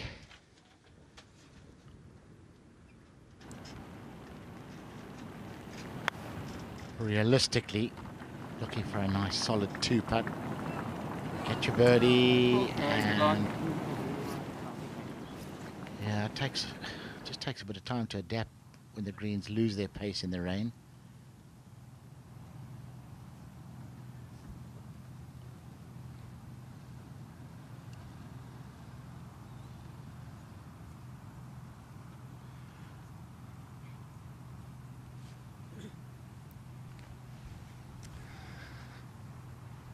It's going to be Jon Rahm to go first. Both kind of equidistant, really, just over 15 feet. Two very different but excellent shots in. He's put it beautifully all week, Rahm, and this is another great chance. This will just try run across the hole a little from left to right.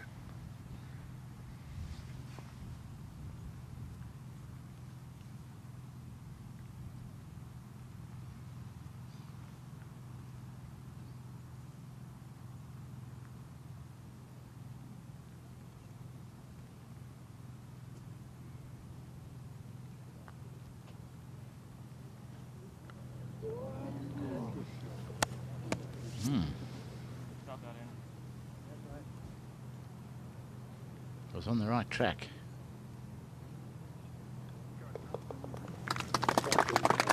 So Rahm stays at 19 under, still 2 ahead of David Drysdale as we go to Tanihara.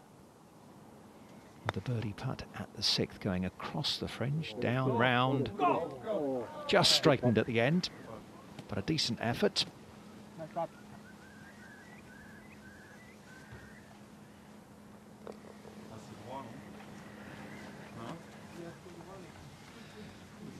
He's 10th in the President's Cup rankings for the international team. Top 10 are automatic picks. And he's on the bubble, so a good one this week is going to jump him up there. Think he might be a good partner for Matsuyama, maybe.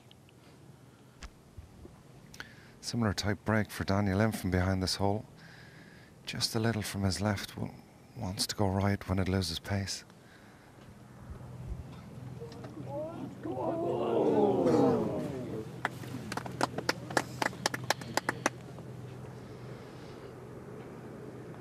So hard to accept when you've putted like an out-and-out genius for 3 days, and you suddenly miss a couple of sort of 4 or 5 footers and they dry up. How? Why? Hebert with a par putt at number 6.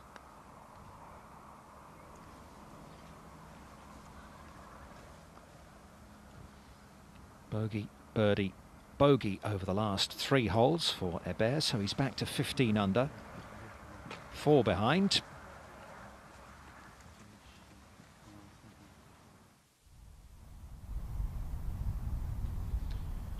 Southgate at 9. Tied for 5th at the moment. That's a good putt. That is a very good try. Almost a double breaker. Qualified for the Open at Cinque Ports earlier this week, on Tuesday actually, and he didn't get a practice round. He wasn't in either of the Pro-Ams on Wednesday, so he just had to walk the course. He got his caddy to have a look on Tuesday as well. But he seems to have worked it out pretty quickly, Matt Southgate.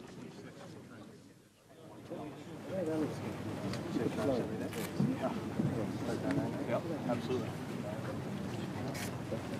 It's not nearly as hard as it was last couple of days. It's absolutely perfect on that. Well, skies appear to be just brightening a little bit. So you should want this Sure, thing if the finishing right there, rain's just short easing. of 120. Okay.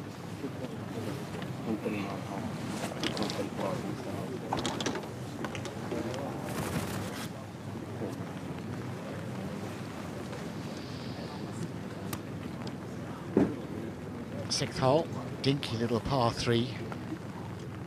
Even with a flag right at the back, it's only playing 139 yards.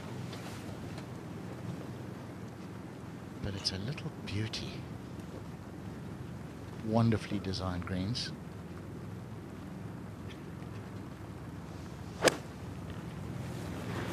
So backstop left and behind the flag, so just short left would be quite a nice idea. Further away than he anticipated, I believe.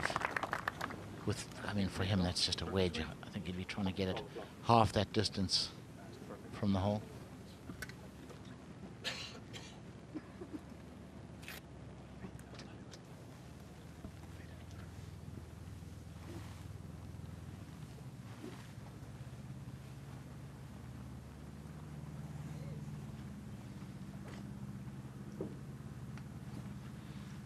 M4 behind. Temptation will be to challenge this flag, take it on. But it's only 3 off the right edge, so you can't get too cute. Just trying to keep it down.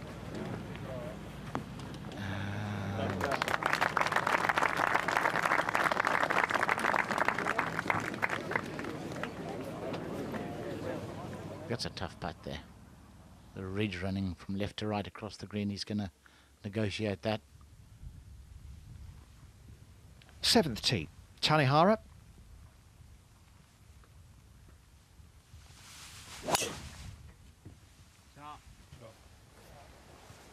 Moves from left round to the right. So that's perfect position there, over on the left side of the fairway. Well reachable at 516 yards. To Rose at the 8th.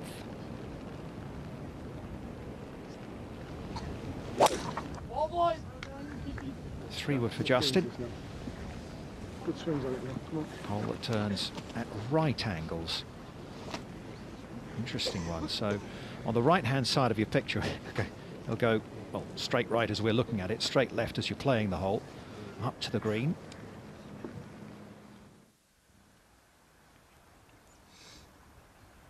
Par 3, 12th.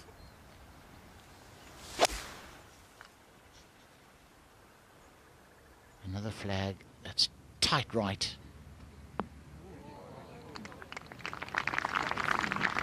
Good shot, couple yards more. That would have skipped up there, but he'll take that from 179 yards. 4 under through the first 7, Tommy Fleetwood. He hasn't made a birdie since. Have a chance there.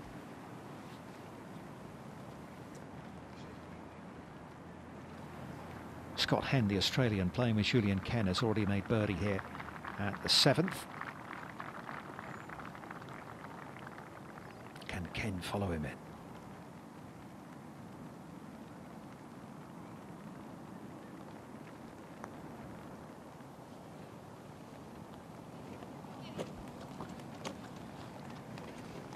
Yeah, when the greens get damper like this too, the ball is moving faster as it gets to the hole and you're running out of steam.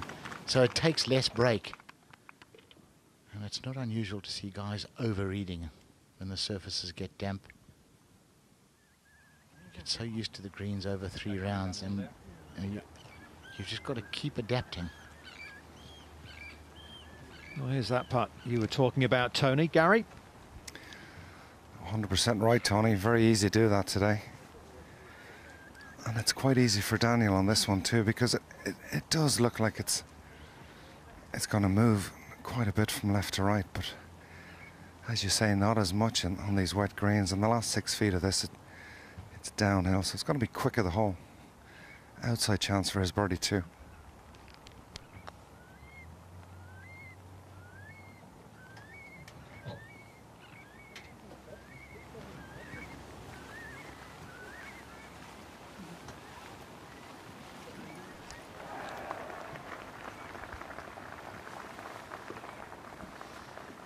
It's all a bit quiet out there for Daniel Im, isn't it? Just needs something to happen, really, doesn't it? Needs to hold apart. He wasn't expecting to get things moving back in the right direction. Rahm. Really impressed with that tee shot. Played it beautifully. Just took a little bit off. Nice smooth swing. A lot of control and great chance for his birdie too here. Just a smidge from his left.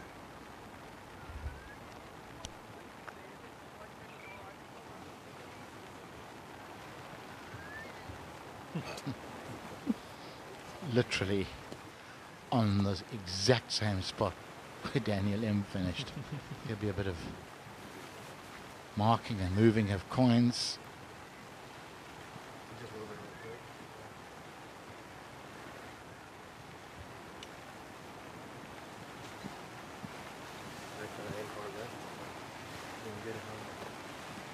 Or casino chips. Hate those things, I really do.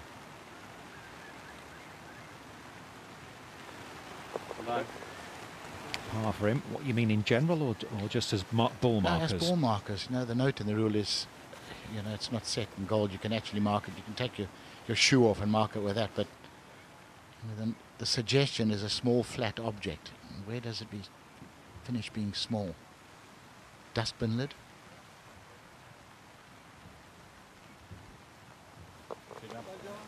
Par also for Rahm, so he remains at 19 under, and he's still 2 ahead of David Drysdale.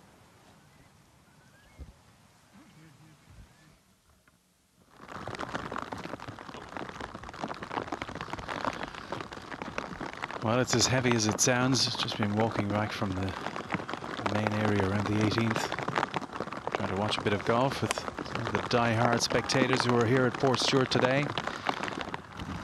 Looking at Ibert. One of the many French golfers now populating the European Tour. Really successful elite program amongst the juniors and senior amateur golfers in France.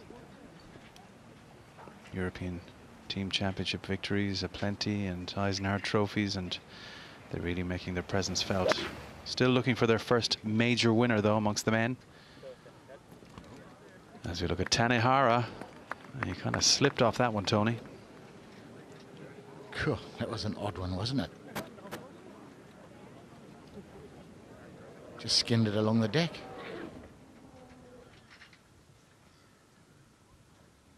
I think you're right there. I think it's raining harder than it looks right there. Maybe grip slipped. 154 yards to go for Justin Rose.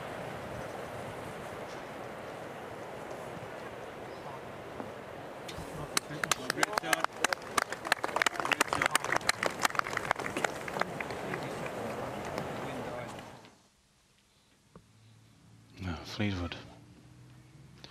We knew it was going to happen, that he would get up there in contention.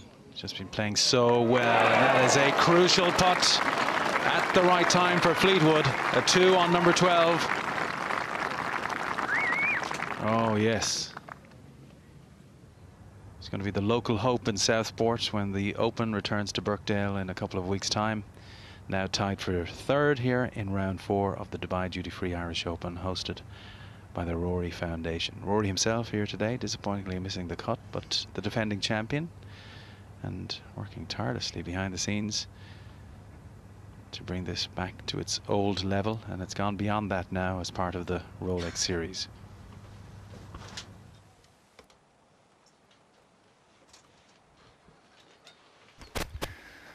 Driver on 7 for Jon Rahm.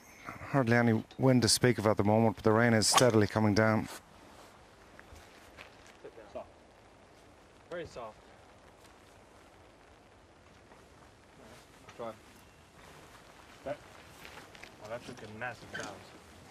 Should be right there, though. Of course it took a massive bounce. It was coming like an Exocet missile.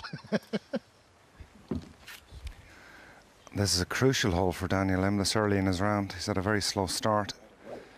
Hit it badly left yesterday, and with his length he cannot carry this corner on the right, so really he needs to try needle one down the left hand side with a little fade.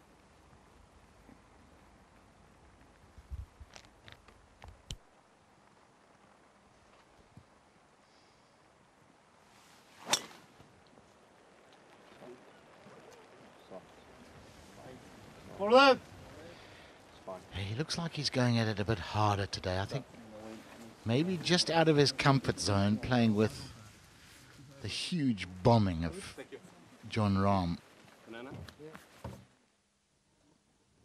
Just don't watch him hit. That's the answer. Justin Rose just outside the line and misses just right. Very good catch, Rosie.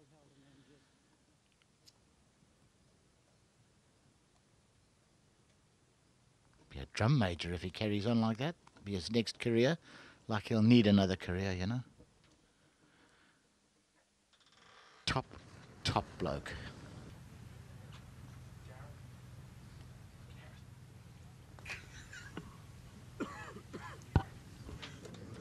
There you go. There you go. He's got some support out here, I'll tell you what.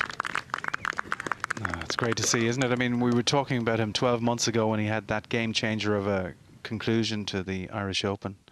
Had testicular cancer, had a lot to deal with, and sorted everything out a year ago, and rightly in contention. And on the same number as this man, Hideto Tanahara.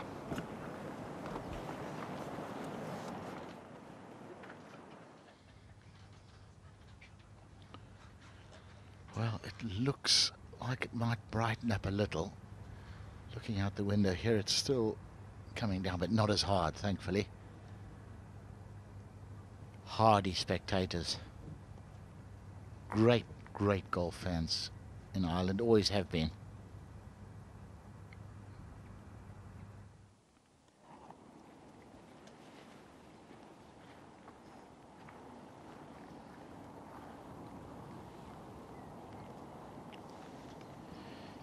This is an eagle putt for Benjamin Hebert. Dropped a shot on 4, bounced back with a birdie on 5, then dropped on 6. And he's going to bounce back again here, so he's grinding it out.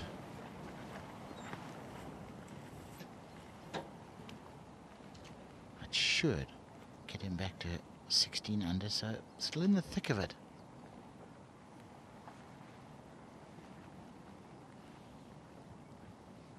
With 11 holes to go. Really in the hunt.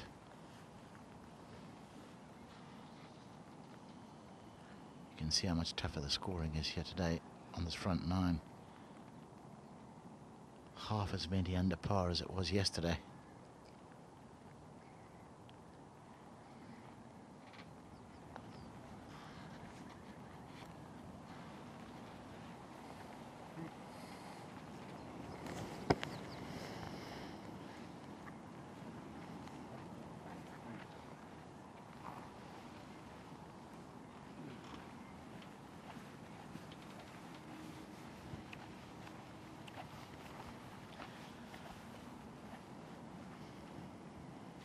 11th in the race to Dubai rankings, and he's only played 7 tournaments.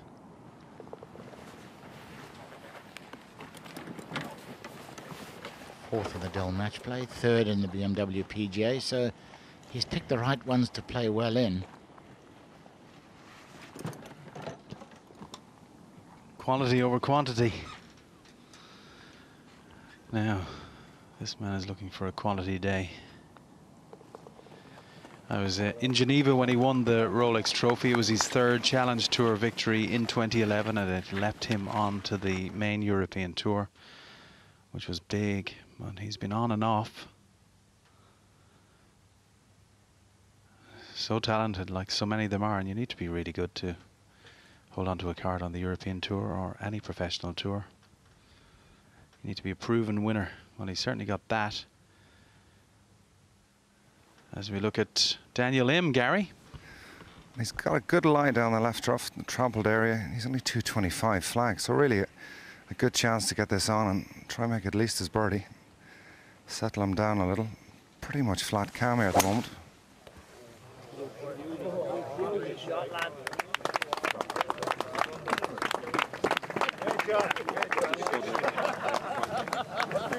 Was a good shot.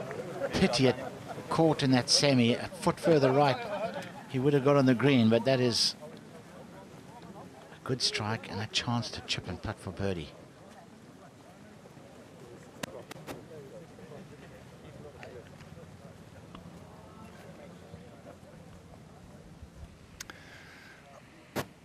These two guys are playing a different golf course, just 178 for Rahm, and he's got a nice lie on top of the hill on the left-hand side. Obviously in the rough it's a little bit wet, but shouldn't be any more than 8 iron at this flag. Ball will be a tiny bit below his feet, which should help him get that natural left to right shape. So something at the middle of this green and peel it in on the flag. Great chance to make eagle here if he connects. Gary, he went into the par 5s with 9 iron, we're told yesterday. It's absurd, isn't it? It is unfair. Might see if I can nick his driver after the round. Try nicking his body. I have the same size, just not the same amount of muscle. The rough just doesn't seem to phase him. Sit down. Should come out a little bit slippery out that wet grass. Okay, just on the back edge. Probably, yeah, it came a little loose. Yeah, there you have it.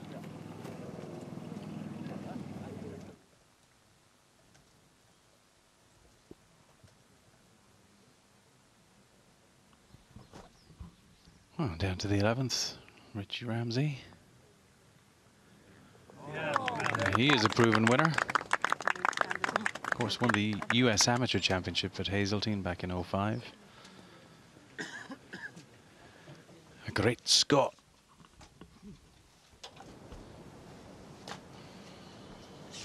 There, bare. Just an iron. Off the tee at this right angle dog leg. And get on the short grass, that's fine. It's a little further left than he anticipated, but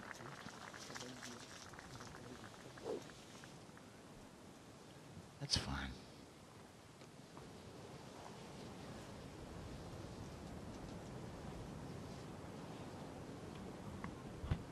Now, Tanehara. Gorgeous little dogleg, but it has confounded a few of them from the tee. Now that's a more conservative approach with an iron, but he's hoiked it away.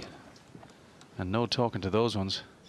He is in the deep hay. That's a horror story. An iron for position and hit it, yeah. He'd be lucky to find that, let alone get it out. Julian can. Up ahead on the green. Nice still head, nice stroke. And he scared it. Just the one birdie today so far. Great run from Tommy Fleetwood, out in 32, 4 under.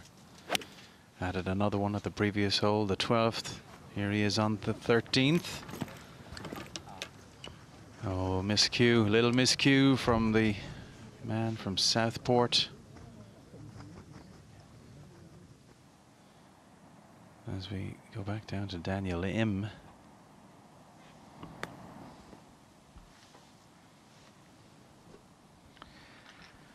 Not bad. He landed that literally 6 inches short of perfect. It just pitched into the little top of the upslope.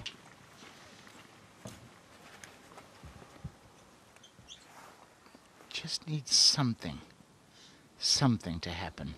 Knock that in for birdie and get some momentum.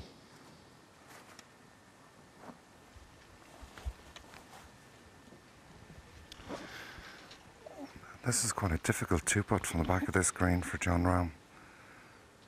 A few little humps and hollows, and overall it's probably 1.5 feet left to right.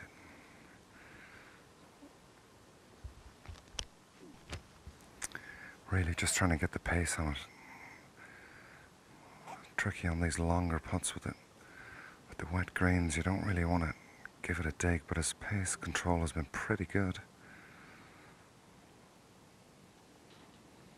Just try and get this down around the hole and no stress birdie.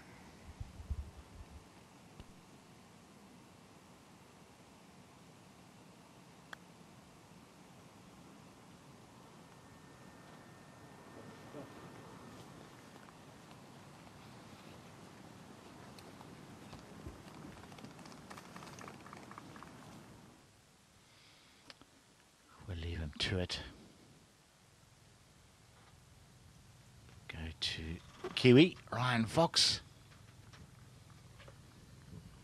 Well, they do say it's all about getting to the 10th tee on Sunday in contention. And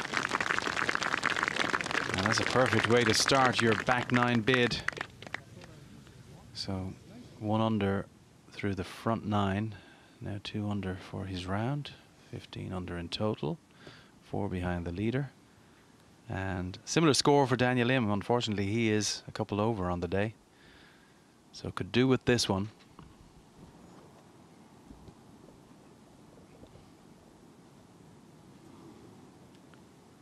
It's incredible, isn't it? It really is incredible.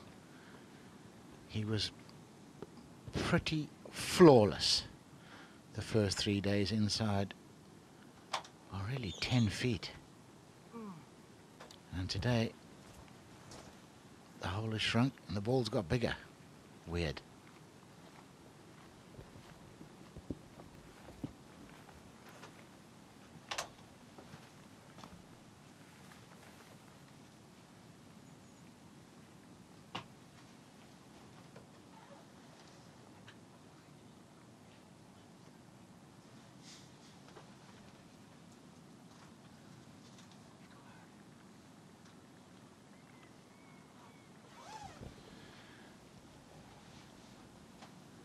He's also looked ridiculously sound from this range. I mean, it's just...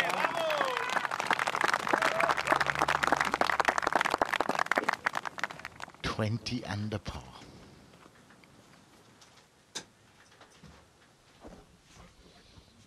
You get the feeling he's going to add to that, don't you?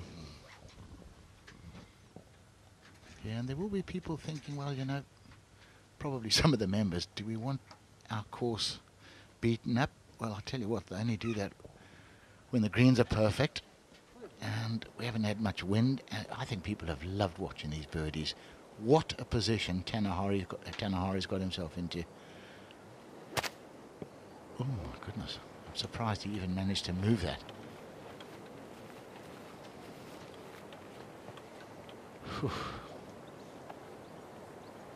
That could so easily have been lost.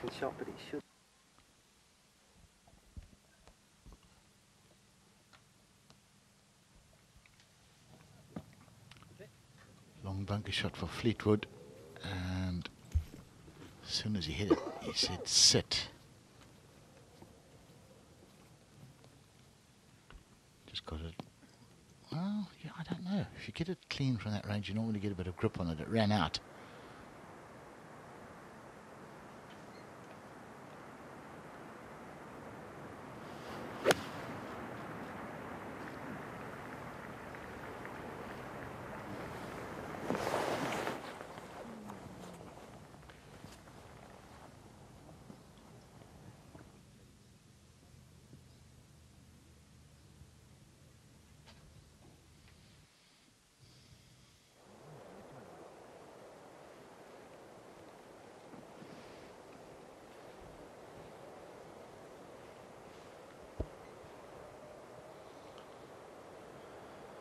Well, this is it.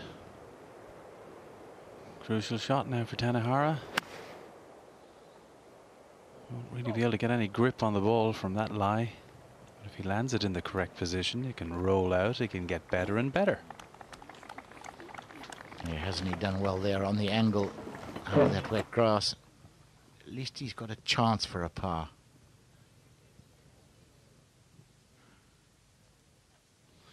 Well, back in 1999 at Druids Glen, a young Spaniard by the name of Sergio Garcia won his first European Tour event, the Irish Open. And nearly won the PGA Championship a couple of months later. Took him a long time to win his first major, but it was the beginning of something special, and we are watching someone very special here today, right now. A young Spaniard from the Basque region, the town of Barica, Jon Rahm. Could this be his first European Tour win? Well, he's in command at the moment, leading by 3. Perfect tee shot for Jon Rahm down the fairway. Driver here for Daniel. Aggressive play, but it's absolutely flat calm, and it's 275 to pitch it on that downslope. Not for now, but it's a little bit harder. Yeah. Should be down.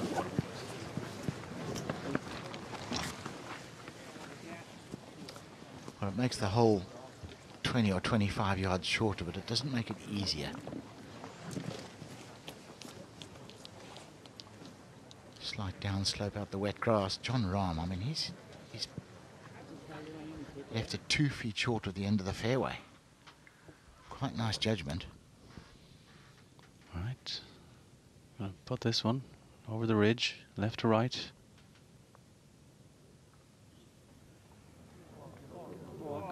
Good judgment. It's hard to really get that one spot on. Simple tidy up for the Englishman. It's par 5 though. But he's 5 under today, 16 under for the championship.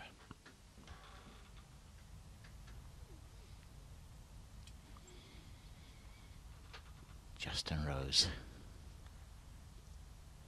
Can he finish the front 9 with a birdie?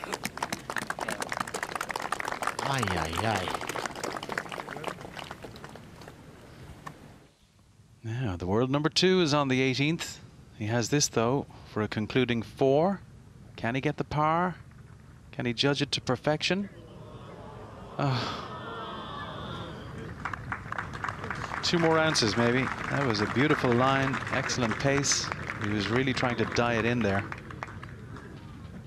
But it's a concluding round of 68. First time playing in a main European Tour event. And great that it was the Dubai Duty Free Irish Open.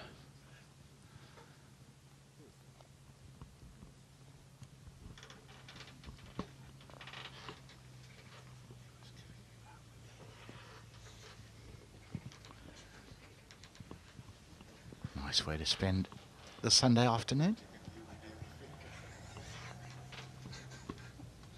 Par putt. Yeah, misread.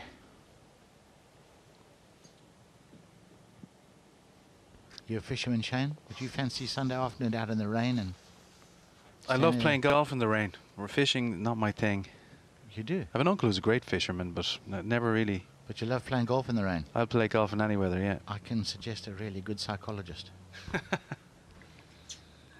I hated it, you know. No, I love it. Oh, really? Yeah, just knuckle down. just hated the grips getting wet and the gloves getting wet. You can get gloves for that now. You can wear those Tommy 2 gloves that stick to the grip. Justin Rose gripping it down, ball above his feet, and look how hard that rain's coming down now.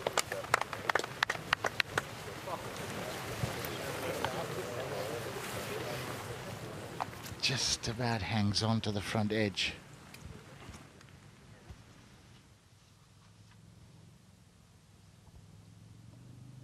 Yeah, there. Par putt.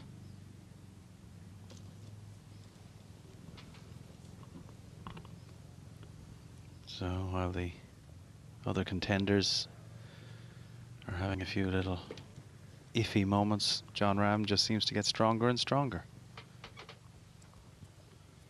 I'm genuinely worried about you, you know. Like playing golf in the rain. You came back yesterday, had an ice cream, didn't bring any back for the team. I told you they ran out, Tony. Well, there was such a run on ice creams. I can't believe it. The weather was great and we had so many people, but by this time next year I will forgive you.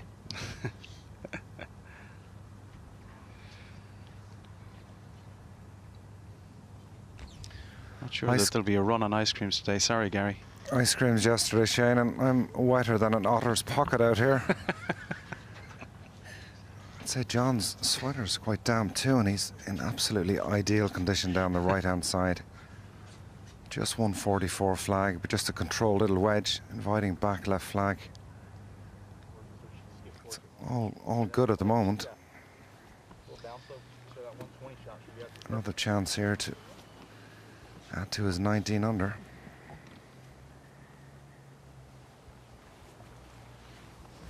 Gary Murphy, 25 years on from winning the Irish Amateur Championship here at Portstewart, beating Rory McIlroy's caddy JP in the final. This is Rahm. What's he going to do? What a big drive.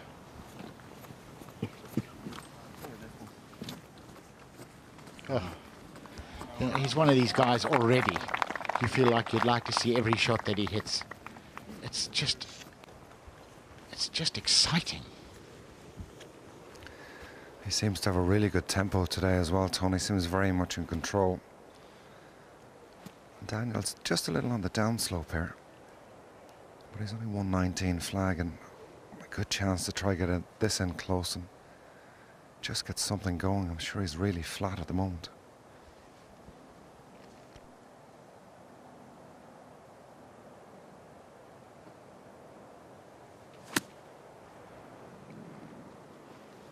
Not a lot seems to have changed.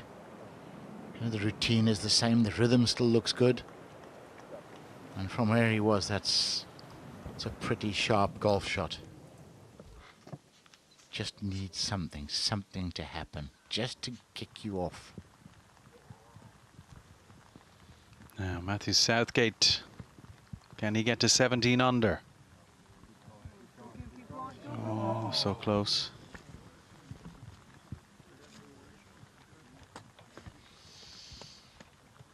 You know, our good friend Mark McNulty years ago said 99% of putts left short don't go in. And 30 years on, we're still trying to find out what happened to the other percent. That's Ireland's Mark McNulty.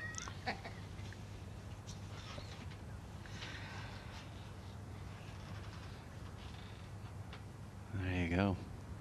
Jon Rahm then, leading by 3. David Drysdale finished with 7 straight birdies in a magnificent 63. Lots going on here in the final round.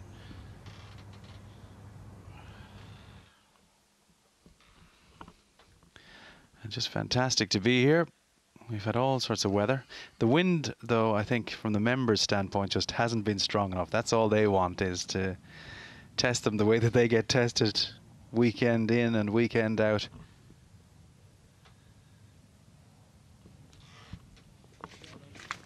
Nicely popped in by Justin Rose.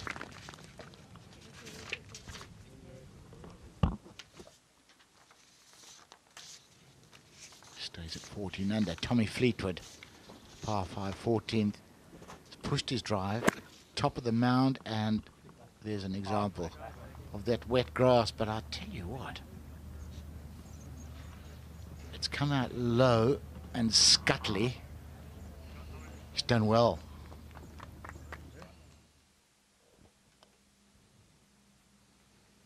Now, what can Fox do?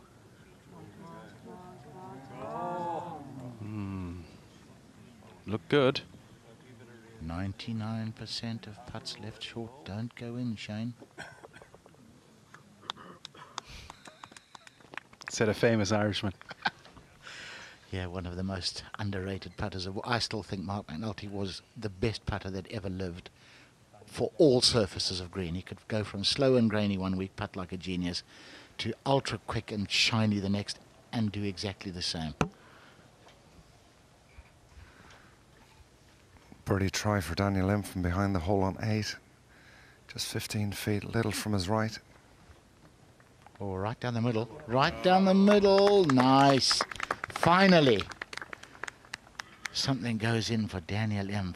Gets it back to 1 over for the day, but that could at least be the start of a run. Well, just before the end of the front 9 as well, he just needed something, didn't he? He was kind of lackluster. Things weren't going right, and he was just trying to hold it together while not doing anything drastically wrong. It just wasn't really firing for him. But it has been for this man, Jon Rahm. Great chance as well. There's very little break on this, and the green's a little damp. Will take a tiny bit off that as well, so I have it just inside right. Excellent chance here to extend his lead. Eagle on the 4th, birdie on the 7th. Can he get another birdie here on the 8th? He certainly can. Now gone to 21 under.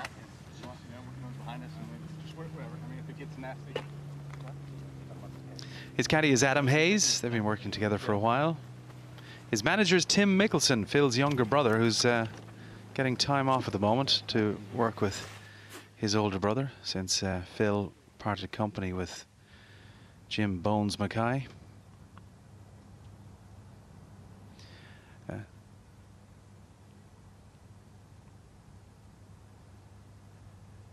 Well, the first Irish Open I ever attended was 30 years ago.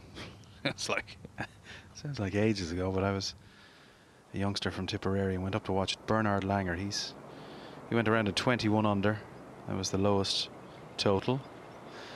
And the resumption of the Irish Open in 1975 at Woodbrook, the great and much missed Christy O'Connor Jr. recorded 21 under as well. So Jon Rahm is on that number now with 10 holes to go. And we send our love to Anne O'Connor, Christie's widow. We all miss him, Anne. Here to that. Matthew Southgate played that well. He just didn't have enough green to work with from that far below the level of the surface.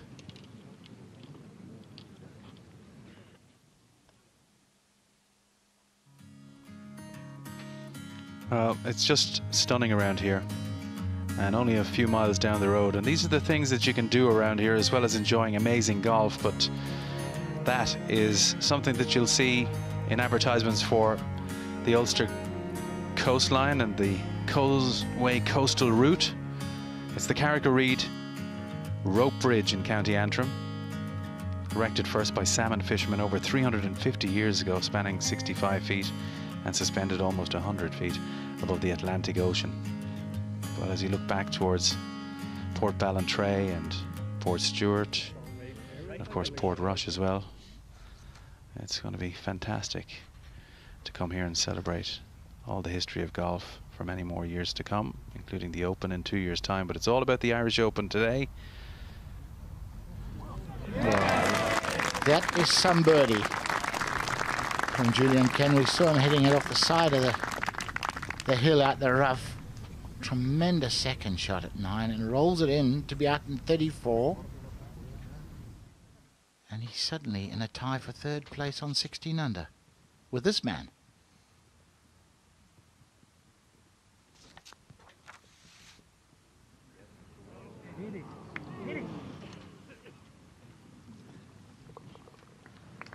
he was in a tie with this man. Bogey for Matt Southgate at 12 takes him back to 15 under. It's been a tremendous run from Tommy Fleetwood, 5 under for his round today. He's on 16 under. Here on the 14th. You can almost hear the spin on that one. Bit too much.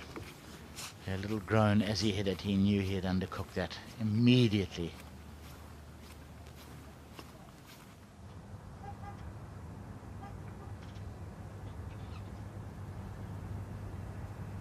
Tanahara right down the middle.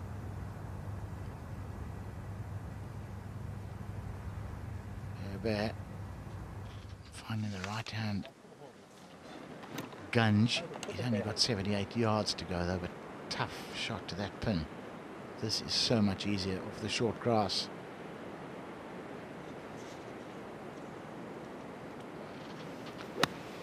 Got a nice backstop here, so you can attack this flag. I fancy him to get this relatively close, and now it's got to spin back.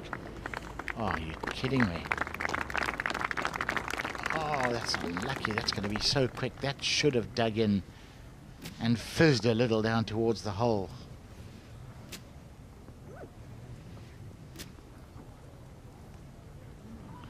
Wet club face, wet ball. Harder to generate the spin.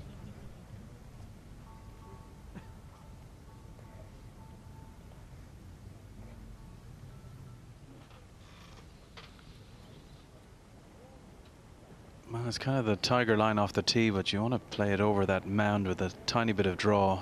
He didn't do that. Has found the cabbage, although it's not that snarly. Just very hard to control it with the second shot, as you can see. Oh, and away it goes. Steep, steep upslope short of that green. And you could say, not the greatest second shot, but the mistake is the tee shot. Wrong-sided himself. Now on the 10th. Little dogleg right. Fairway hunting.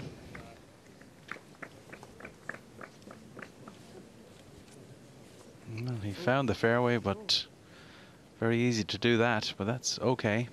He'll see everything from there.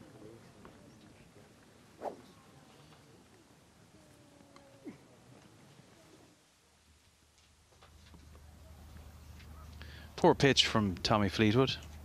One of the first miscues we've seen today. Oh.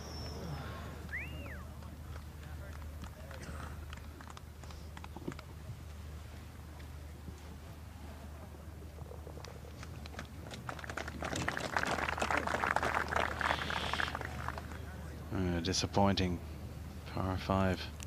Last couple of holes.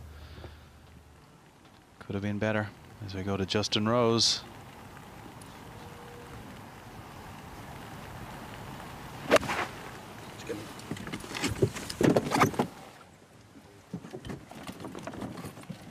Oh. Sublime from Rose. Pitch perfect.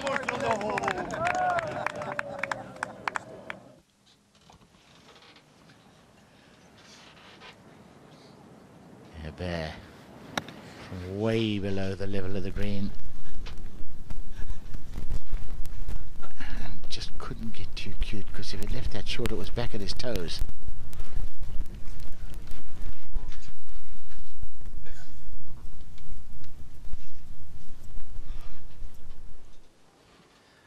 All right, we head back to the 9th tee. I don't think they can go further back than where they are right now.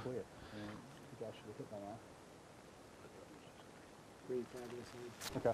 Yeah. Thank you.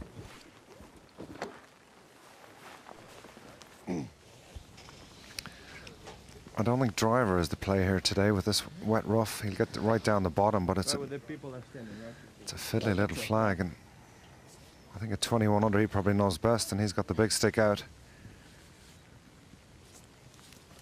It's 286 to the top of the hill, so you'll easily see him carry that. There's not a lot of breeze here, but ideally down the left-hand side if he can.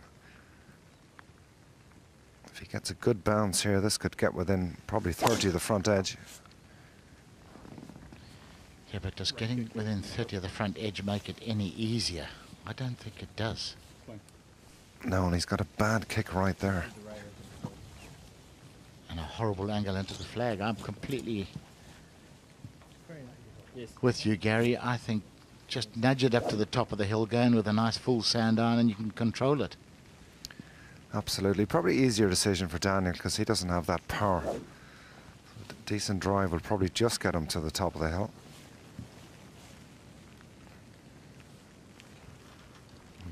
Brilliant birdie on the last, so let's see if he can add to that here. But first things first, has to find this fairway.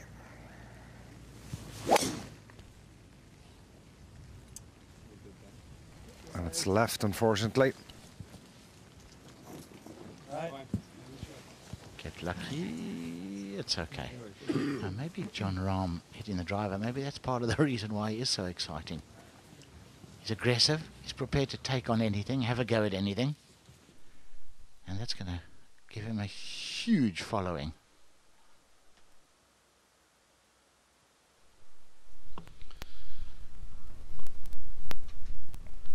All right. Commit to the line. Did he hit it hard enough? Not for that line.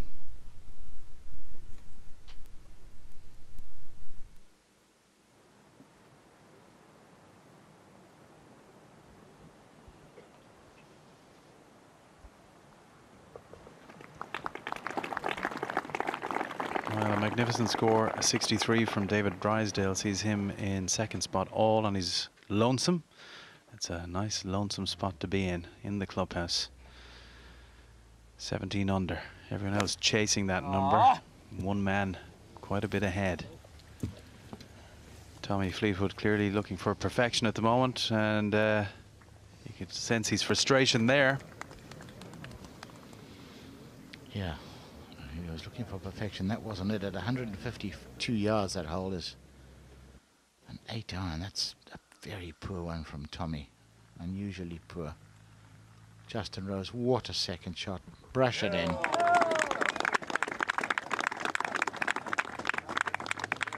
$15 under.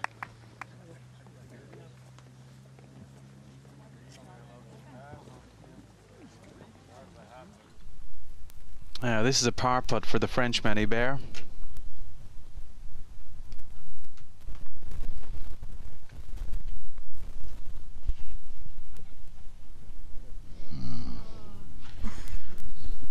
Wow, it's back-to-back drop shots. Takes him out in 38, 2 over. And drops him back into a tie for 11th place.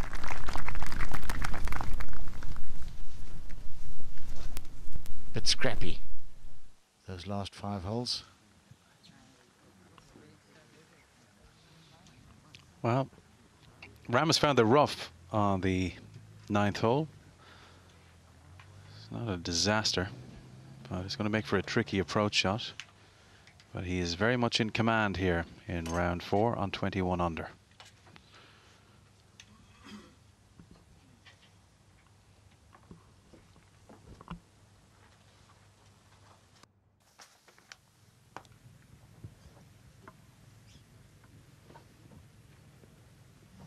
Playing with Scott Hend in the rather colourful shirt there on the right-hand side of your screen. This is Julian Kent.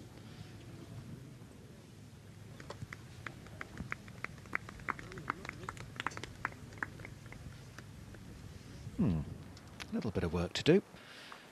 To the 9th and Im. Daniel Im has a perfect angle here from the left-hand side, just 101 flag, so really good number. Just a controlled gap wedge. Needs to keep the spin off it, so nice smooth swing. Don't dig down for too much.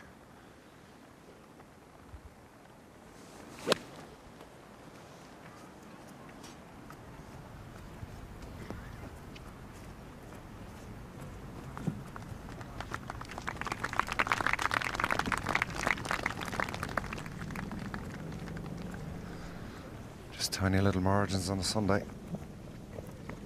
He's probably thinking if this lands a couple of yards in, it's coming back to me, so a little bit extra at the bottom. So Rahm's come all the way up to the green to get a good idea of how much room he's got to work with. As Tony Johnston was saying, he's left himself with quite an awkward one. He has, Dom. I mean, he's only 35 flag, but he's in the rough. It's nestled down a little bit, but he's coming over the little hump, so you can't really see the flag from where he is. Probably a lot more control from the top of the hill, but this is the way he plays. Yeah, very still, guys. Thank you. So ideally, just land this just in on the front of the green, let it release down a tad.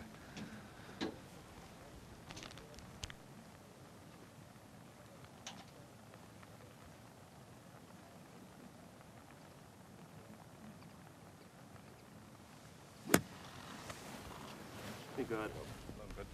Perfect. Quite hard to question his tactics when he does that, isn't it? Oh, brilliant. Well, it's a one-horse race at the moment, and we're running out of fences. He's toying with them, isn't he, at the moment, Jon Rahm. To Tommy Fleetwood, outside chance of a birdie at the 15th. Oh!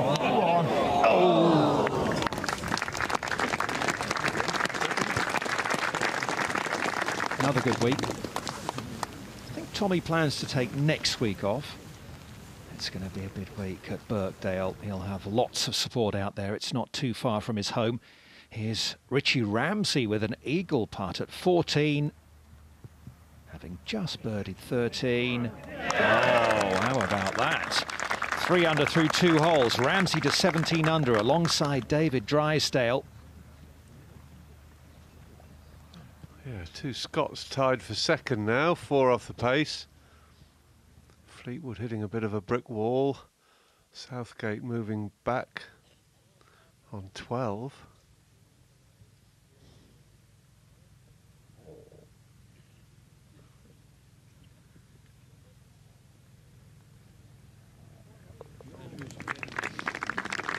Julian Ken makes his par, so he stays at 16 under.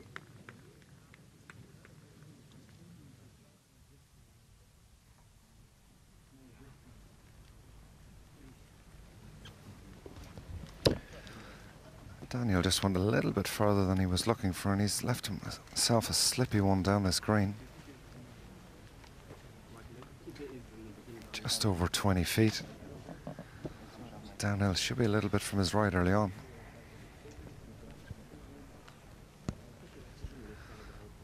There's a big scoreboard beside this green, so he'll kind of realise how much he's fallen off the pace. Not alone with the leader, but other guys queuing up behind him. But this would get him out and even for the day, which would be good after an edgy start.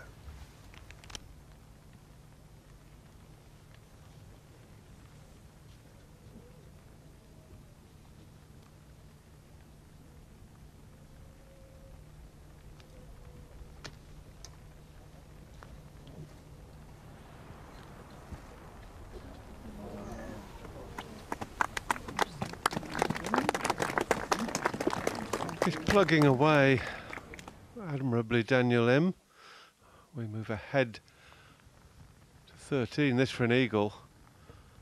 Well, this would get back the shot he dropped at 12 under. One more. Will it make it? Difficult to tell. But it hasn't dropped. Southgate back to 16 under. Rahm to move to 22 under par.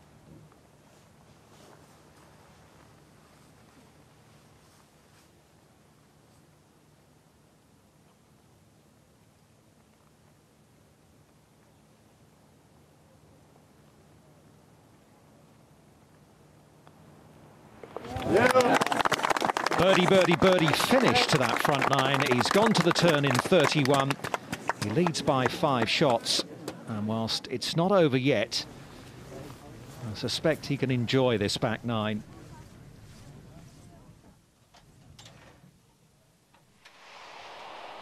Parred the opening hole, then this at the second. How big could this have been for par? Just about had enough to get it to the hole and in. Parred the third as well. Poor drive at the fourth, laid up to this position, 150 yards to go, and then this. Sit right there.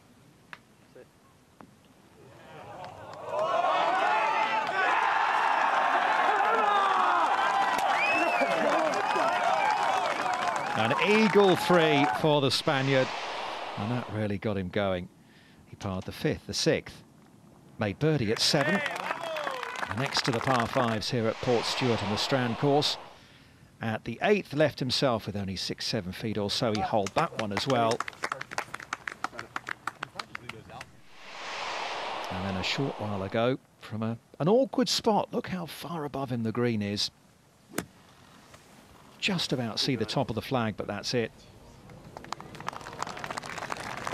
He plays with an awful lot of feel. It's amazing. It's different shots.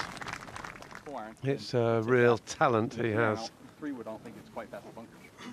It's a wonderful blend, isn't it, of power, Yep. but also of sort of subtlety and feel. Right to left, okay? And in. All right, right in your line.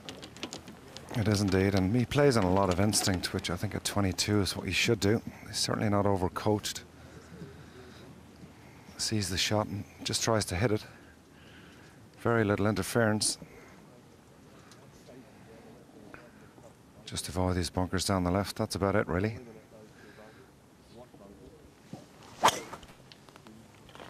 Beautiful swing.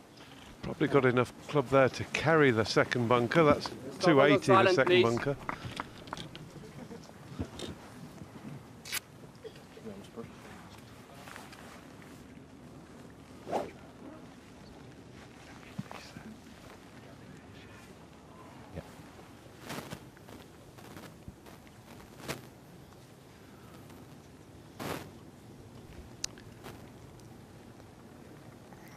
Em likes to fade the ball, so these bunkers should be able to play down the left-hand side if you can work it away from them.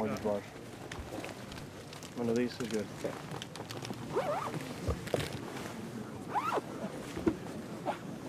Just past them and just stopping short of the really thick stuff, so not great, but no damage. Benjamin Hebert.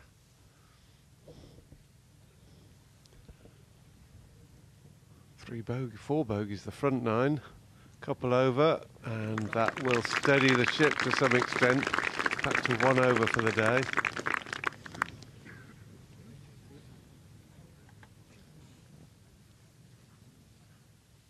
fact, he hasn't made a par since the 3rd. This is Richie Ramsey by the looks of it.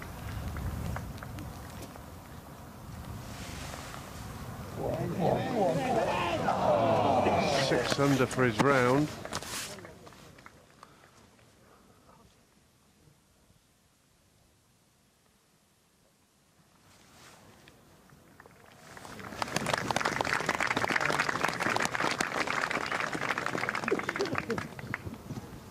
Just the one blemish at 10.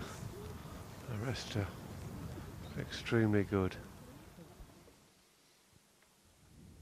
Tanihara has, what, 5-6 feet or so for par at the 10th.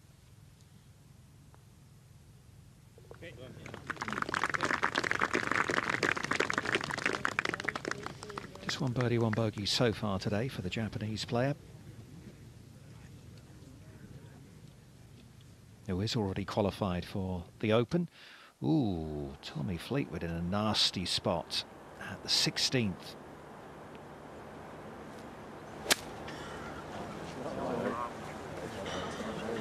Playing back towards the top house. Thanks very much. Thank you. That's pretty well played. Just a simple run up from there. Unluckily, right up against the collar of the first cut.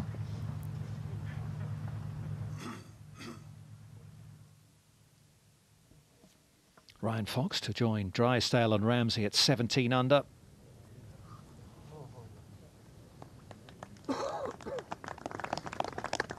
Bogeyed the first Fox, 4 birdies since, including this one. It's So doing extremely well to work his way back through the field, and now in 4th position with a good few others.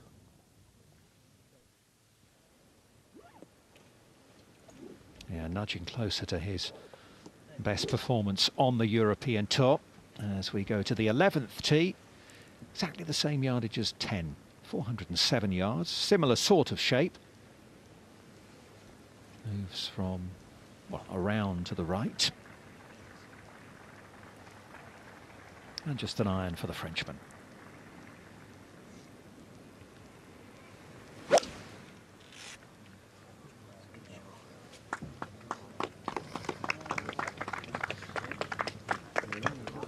Keep going, and almost, not too bad there. Umbrellas are down, the skies have got a little brighter, but still about an hour's worth of dodgy stuff on the radar map. But for the moment, there's a little bit of a window.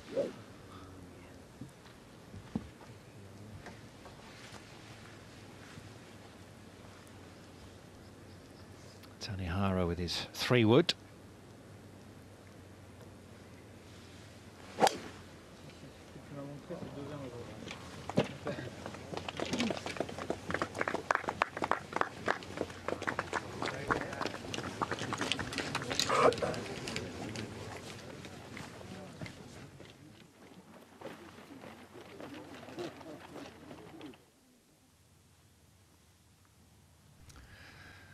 Just sat a little down on the rough here for Daniel from just 138. Just a controlled punch shot.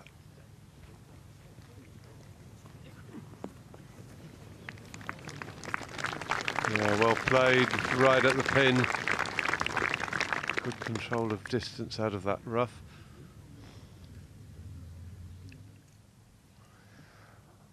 Yeah, he's grinding away quite well, isn't he, really, Daniel Im, after the poor start. If you took Jon Rahm out of the equation, he'd only be 1 off the lead, despite the fact that he's 1 over on his round. Here is Rahm. From just 81 yards after a 330-yard drive.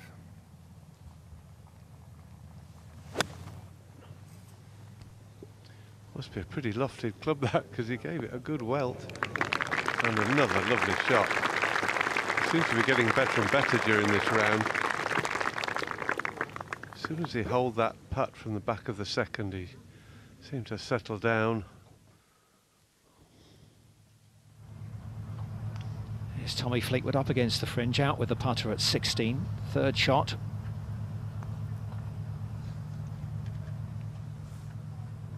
Good line. Keep coming. Go on. Really good effort from Tommy. I think he'll kick himself a little bit. No birdies at either of those back-to-back par 5s, 13 or 14. That's giving up shots on the field for sure.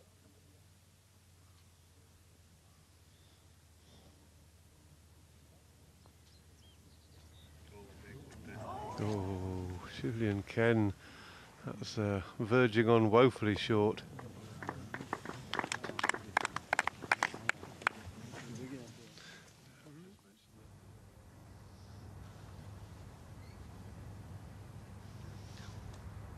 There's the river ban, which forms the background for most of the back 9 on this Strand course. The front 9, I'm sure by now you know the story, was built on land purchased by the club in the late 1980s and designed by their greens convener, who was a maths teacher at one of the local schools.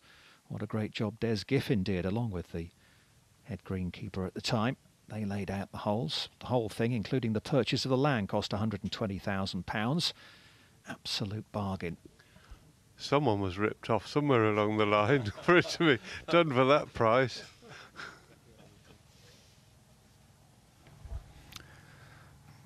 It's a pretty controlled shot in there from Daniel, from that kind of nestled lie in the rough. Leaves him a good chance for his birdie. This will be to get him back to even par for the day. It's a big back 9 in store for him. I mean, there's so much in offer today, and really wants to get going early on this back 9. And this is a good chance. There's not a huge amount of movement in this, just over 20 feet.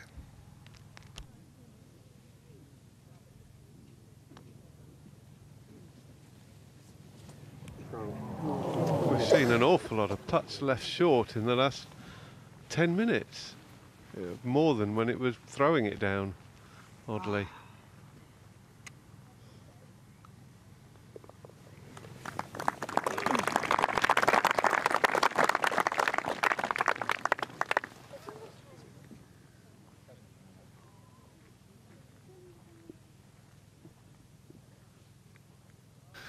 Not a huge amount of movement in this.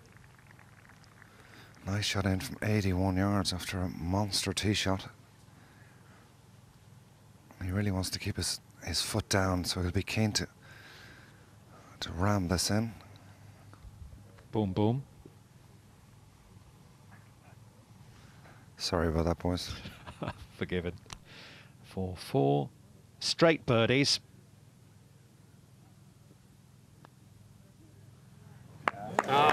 He's making it look very easy at the moment, is Jon Rahm. He's 6 under on his round, and he leads by 6 as well.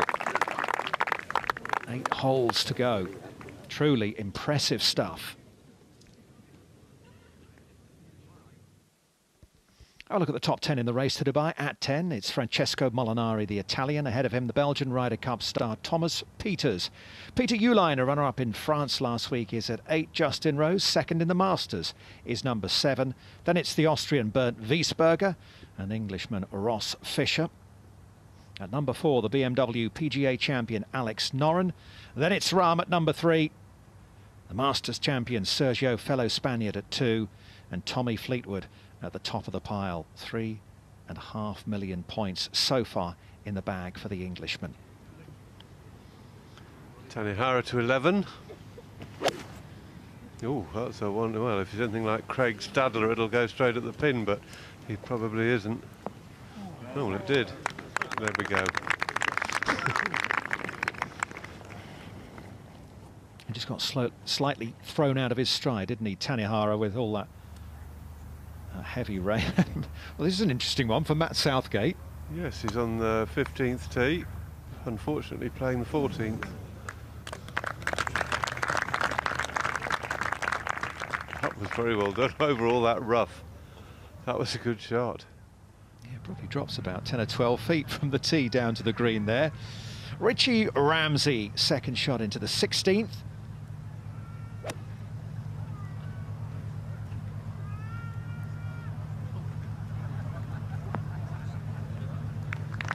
You never know with golf, either, do you? As I say, he's outside the top 100 in the race to Dubai, missed the cut last week in France. And here he is putting in a very strong performance. 11 tee, here's our lead-up.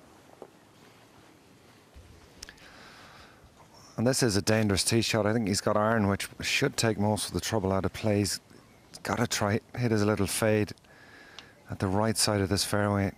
Landing in the rough here down the right's fine. It'll kick back in the fairway. Just avoid these bunkers down the left. The lead he's got now, it's just all about middle of the green stuff.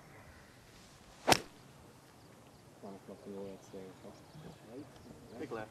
Big left. Yeah, I mean, it should go left, right?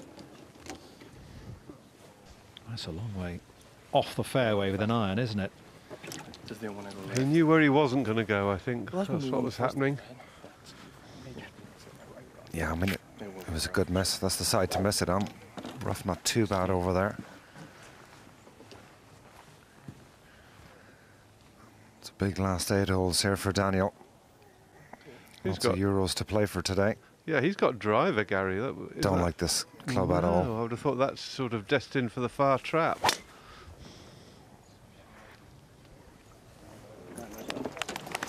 He's looking ever so slightly anxious, but they're applauding, and well, that's not too bad at all, is it? Looks like the right club now, doesn't it? Fair enough.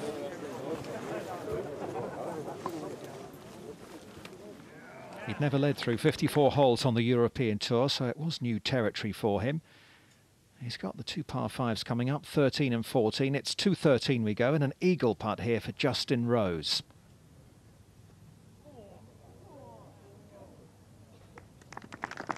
Again, just a little shy on pace. But a birdie there will take Rose to 16 under. Coming off a birdie at 10, the bear. Another one at 11. Moves him to 16 under. Now 7 players tied for 4th at 16 under. So it's getting to a stage where one mistake is very costly. So much money at stake. $7 million prize fund. Here's Ken, putting from off the green at 12. Up the steep slope. Oh, running out of steam. I don't think it needed much more. He's in danger of dropping his first shot today. Let's go quickly to Southgate. Birdie putt at 14.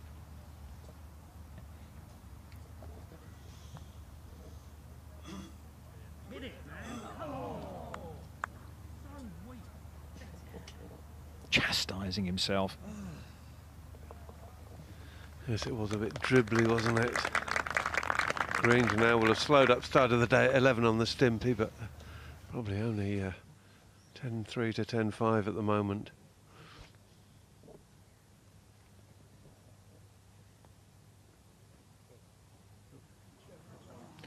Once again, just needed that little bit more. It's going to be a par for Tanihara, so he'll stay 15 under and in a tie for 10th place.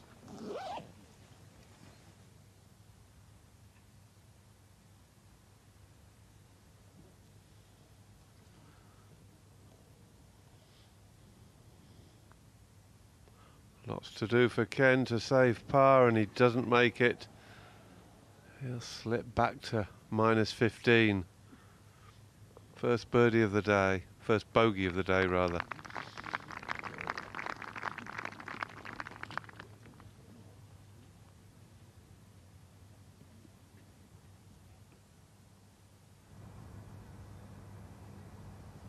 We can see Rahm's got quite a long way to go. I know where the pin is. How's it lying down there, Gary? He's fine. It's not too bad at all down the right-hand side. A little bit wet, which will take a tiny bit of distance off it, but at 168, very manageable. I think him probably just hit driver because he wanted to hit outside Rahm once. He's perfectly in the fairway, but John is first up. He can't see the flag from where he is, but it shouldn't be an issue. Just trust his line. Put down. Well, I don't know if the wind got it, didn't get it. I have no idea what's going on. Well, he had no idea. He said what was going on, but it's found its way onto the putting surface, so no problems. A couple of putts. Move on. Although knowing him and the way he's playing at the moment, he'll probably pop that one in. This should be perfect for M. He's got 151 flag ball a little below his feet. Should be able to work this in left to right. It's a solid 8-iron. Be good, he says. Oh, it was right at it, wasn't it? A lovely strike, wasn't it? I wonder if he'll leave it short. We've seen half the field leave that putt short. Richie Ramsey for birdie on 16.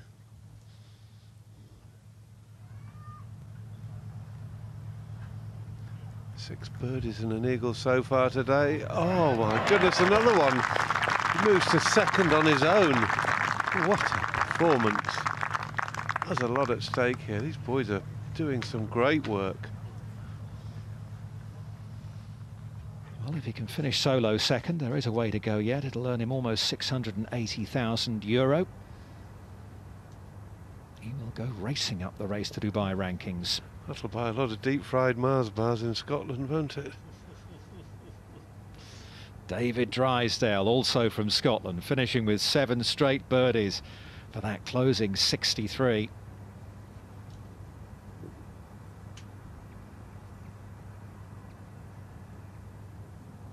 I didn't actually know whether they were real, but they are, aren't they? Yeah, they cover them in batter and deep fry them. They do that with pizzas.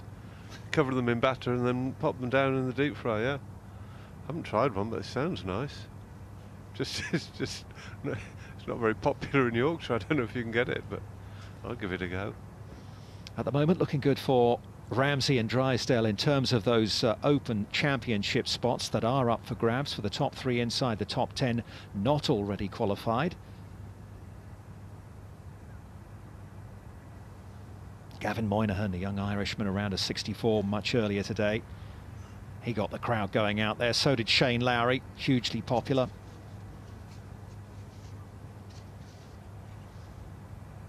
Andy Sullivan's on his way to Birkdale, so is Scott Hend. Anyone with that little claret jug logo by their name already has their place at Birkdale.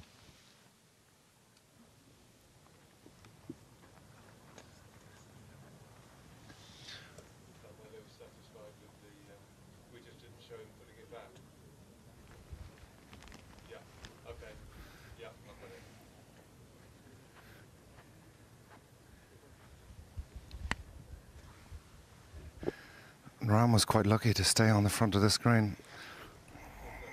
Just a wet green, didn't spin back, leaves him just over 35 feet for his birdie.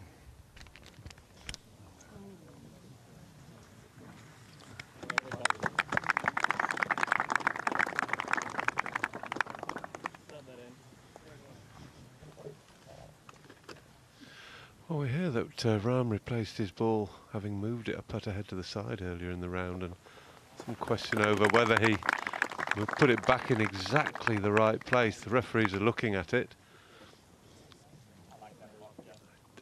If he did put it in the wrong place, it can't have been by much. It's certain to be accidental. I'd be very, very surprised if there's any penalty for something like that. Are we not talking shades of Lexi Thompson here then? No, we are not. To make that very plain. No, I'm sure he can put a coin behind his ball and then pop the ball back fairly efficiently. But it's when you move it to the side and then back, sometimes you can be a fraction out, you know, use it. So I think that's all it is. There's certainly no question of impropriety. He has left it short, like the other half of the field.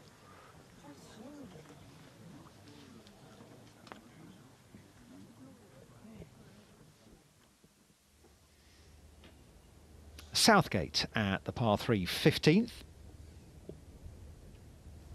152 yards. Front hole location. Not too far from a hole in one. And earning himself a little sporty BMW. Ryan Fox. This for an eagle at 14.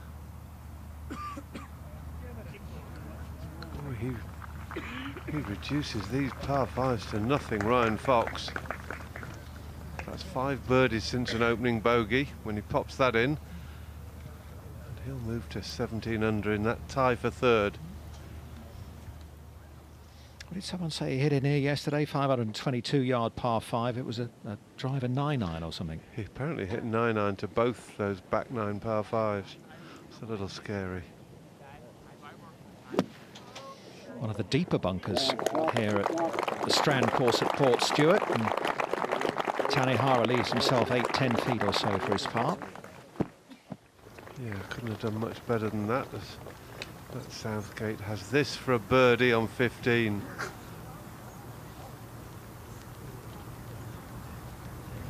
Well done. So he joins the tie for third.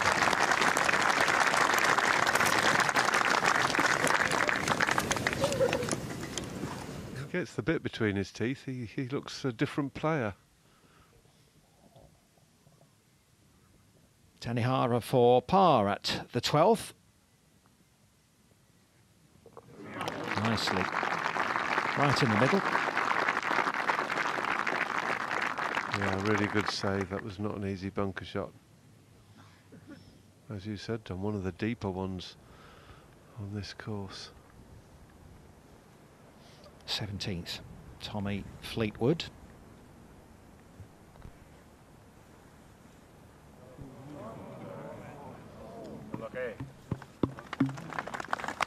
Well, a little bit like yesterday, just seems to have run out of a little bit of steam towards the end of his round.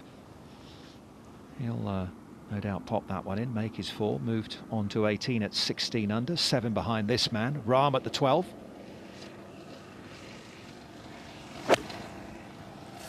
Pin tight right, suits his fade.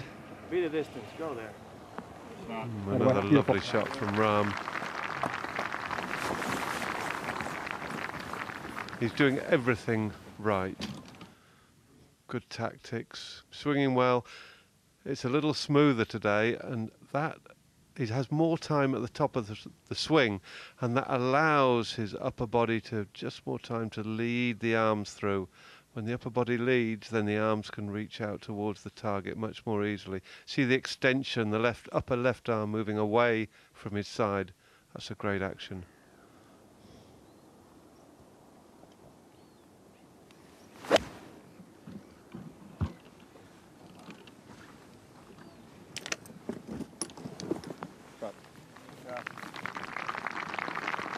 Good shot.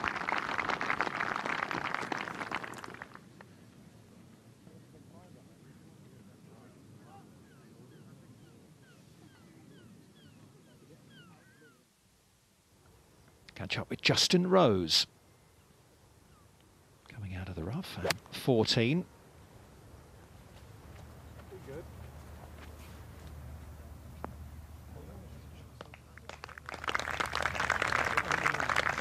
Bit of helping breeze on this hole, so quite a short club in there for Justin, and he'll have an eagle putt.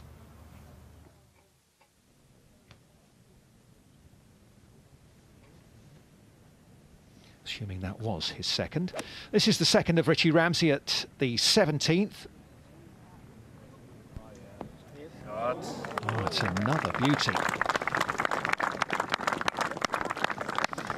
Well, a man who wouldn't have been fazed by these weather conditions growing up in Aberdeen. It can get pretty wet and pretty raw up there at times.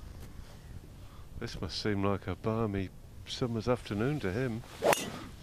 Oh dear, Tanahara didn't leave anything in the bag there, did he? And a beautiful drive. He should be able to reach from there. Something in the order of 220 to the front, I would imagine.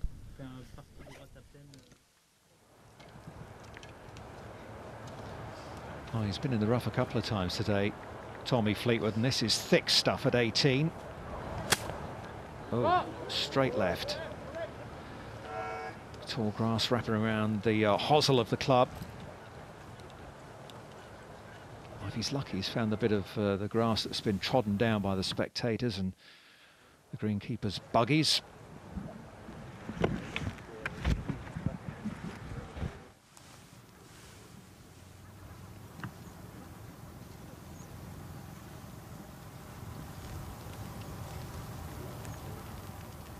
Ryan Fox with another birdie attempt here at 15. No, not quite. You do start to see how he could have shot that 62 to win on the Challenge Tour, funnily enough, in Northern Ireland last year. Yes, you certainly do. This is the 12th green, Jon Rahm. Who's first away, Gary? It's going to be Daniel M first to go. Good sensible tee shot really, just left of the hole. I think his caddy Johan and himself have worked excellent all week, but just hasn't been there today. But there's still plenty of time left, and this is an outside chance for his birdie. He just needs just a little bit of luck to get him going. 2 par 5s to follow, so this might kickstart his back 9. Just a little from his left to right.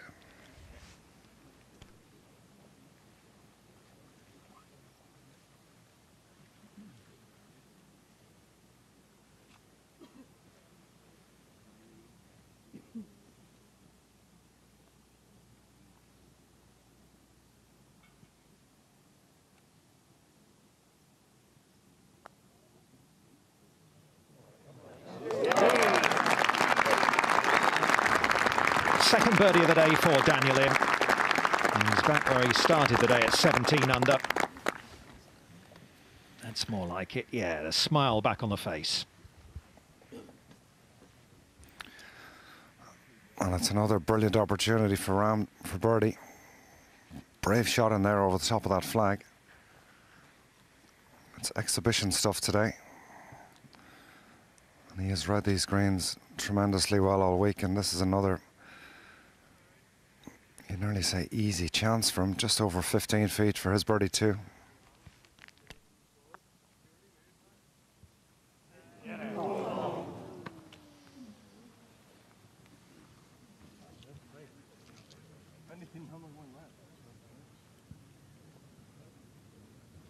Well, there's gestures suggesting that there was something in that he wasn't expecting. Makes his pass, stays at 23 under. 5 clear of Richie Ramsey.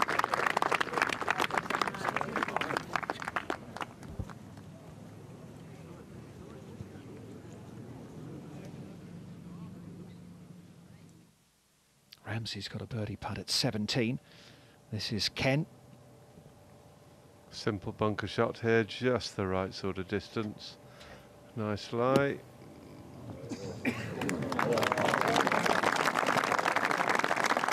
Sand here, perfect.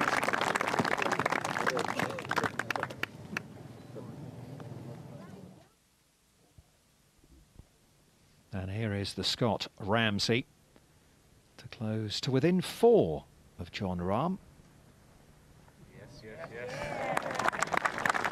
Well, this is some back nine he's putting together and some round of golf as well. 7th birdie of the day. He did eagle the 14th as well. Ramsey to 19 under, 1 to go. Eagle putt for Rose. It was his second shot.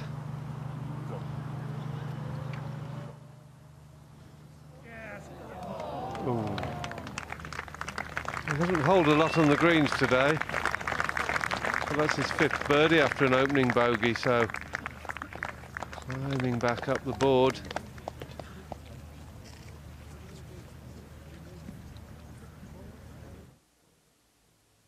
Yeah, so he's done what he needed to do on those par 5s.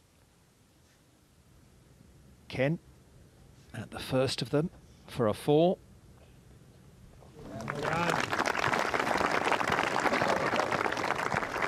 So dropped a shot at 12, gets it straight back at 13. He returns to 16 under.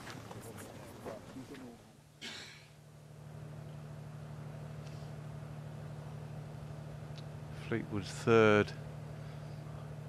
Downside better lie for this one than the last shot. Pin 32 on. So hard to get it all the way back there.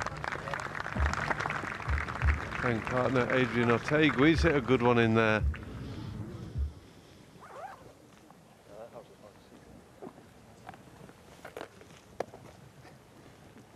Bit of a hold up on the 13th tee, reachable par 5. Ouais, JP. Now, where's Benjamin Hebert wandering? Looks like he's been in the bundu and dropping it back. Yeah, he's been on that bank, picking a spot between him and the hole. 3 options. Go back to where you hit the last shot. 2 club lengths from where the ball lies, or keeping the spot where the ball was between you and the pin. Same penalty for each option, 1 shot.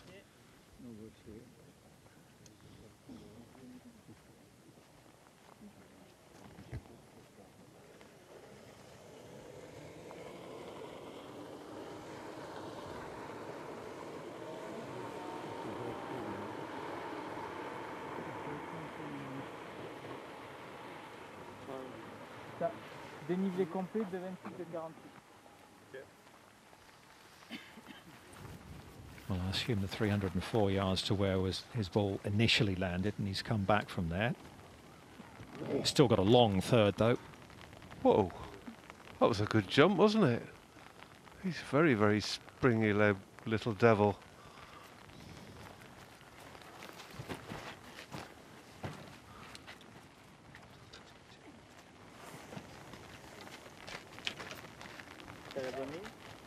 Ouais, c'est la bosse. D'accord. Ça marche peut-être un peu à gauche, non?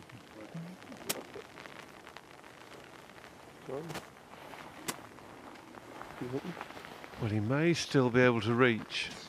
He's come back about 20-25 yards. He doesn't carry a hybrid, does he? Gary was telling us yesterday. He's only got the driver and the 3-wood. Got to get it up quite quickly.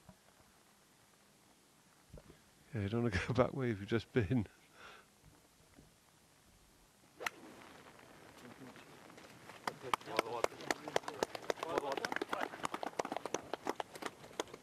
Well, not far short. He'll have a chance of an up and down and saving par.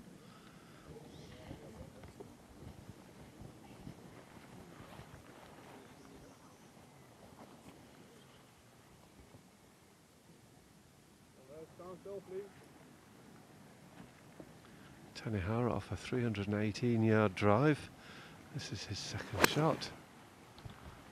Oh, he's launching that way up in the air. Oh, beautifully struck, long iron. Fine shot. Yeah, he'll have that for eagle to get to 17 under.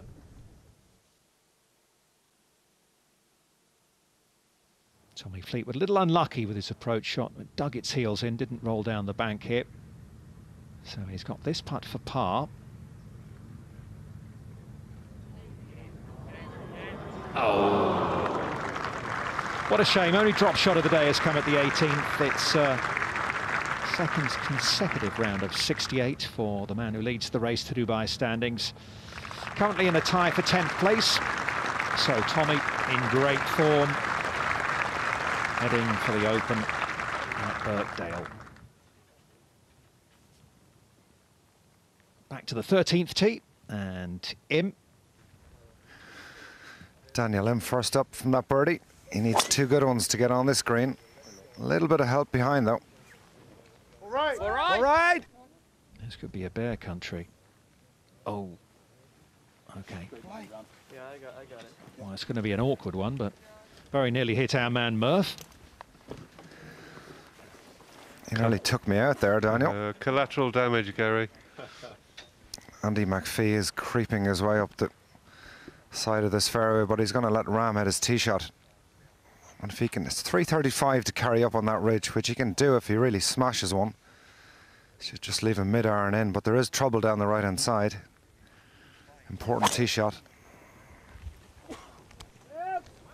Oh, be on the path. Starts it left. Is it coming back? On that little path.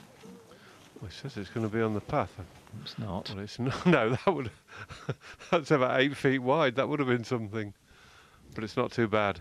Andy McPhee is the chief referee here, and just to clarify the situation, he's just going to talk to Jon Rahm now and just get his views on what happened a little earlier when he had to replace his marker, having steps aside to let Daniel Im putt.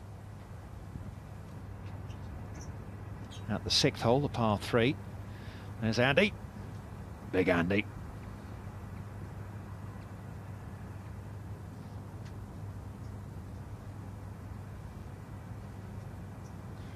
We don't have our mics on this. It's a sort of certain things should remain private.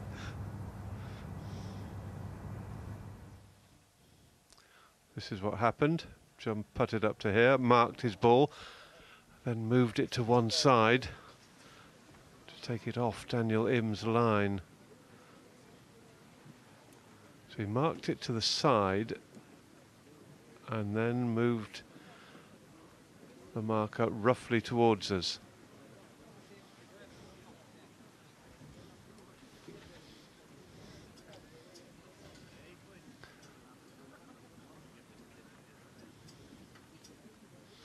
Now what we need to look at is where John moves his marker back to. Yeah, and then where he puts his ball. It's roughly fine, but he's putting his ball in front this time, and he originally marked it to the side. So he's put the ball back in the wrong place. I don't think there's any doubt about that, obviously accidentally. I'm not sure if it's 1 or 2 strokes, but I'm guessing 2.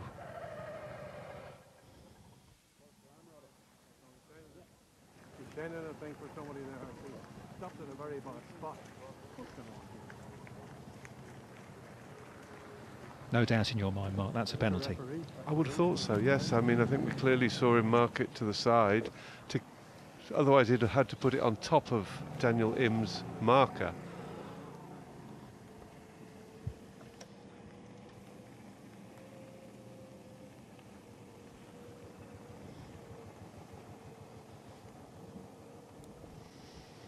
Discussions ongoing.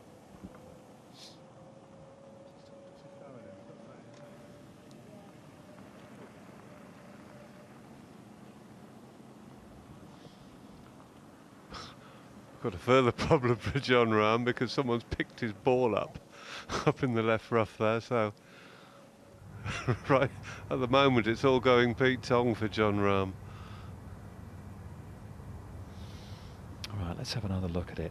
He's almost landed his ball with his first putt on top of Daniel Im's marker. That's why he's moved his marker to the side. Of course, traditionally you put it behind the ball. Now he's choosing a point in the distance, a fixed point. Lines it up, marks, steps away, Im will come in. There you go, ball in front of the marker, that's standard procedure.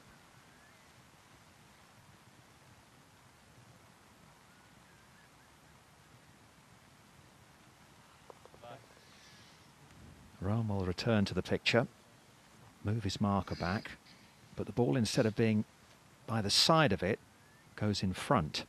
Oddly enough, the angle he moved it, he almost moved it backwards a little bit when he put it back. It's quite difficult to always line your putter up exactly.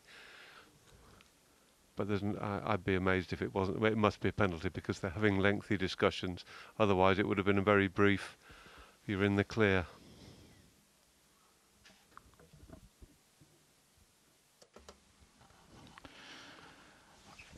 Yeah, I think, you know, when he's replaced the ball, it's just habit. You put the ball in front of the marker and he's forgotten. Yeah, I think, look, it's obviously been done in error. And I don't know, I've got a feeling he might actually get away with that. And you know what? I'd like to say, here's another opportunity not to use those huge markers. What is the point of them? The smaller the marker, the more accurate you can be with your marking. And it's true. Protect yourself and use a small marker. Why use a, you know? In that case, even a small coin, they would have had to go on top no, of in this Daniel instance, absolutely. But I'm with you, Jess. When he's put his ball back, has he actually gained anything? Look, it's not in exactly the same position, but it's been done in error, and I wonder. He's gained sort of the length of his marker. So now the second ruling. Gary's there. Yes, Rahm's ball was down the left rough, and a young kid picked up his ball, but he's replaced it back where it originally was. So referee is down here now, but it shouldn't be an issue.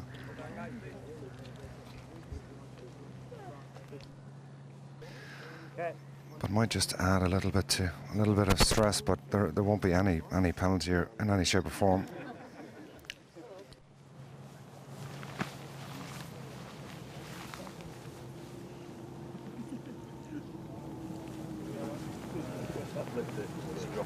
Well, they're saying they know exactly where it was, but that seems highly unlikely. So they may be sort of taking an approximate position and then dropping it. Well, he's had a dig at it and managed to hold on to it and get it going forwards without it diving straight left, which is a good thing. With the Lexi Thompson affair the other week, they determined that she put the ball forwards accidentally, and she was penalised 2 strokes. Now this is obviously accidental. That's where I think it was.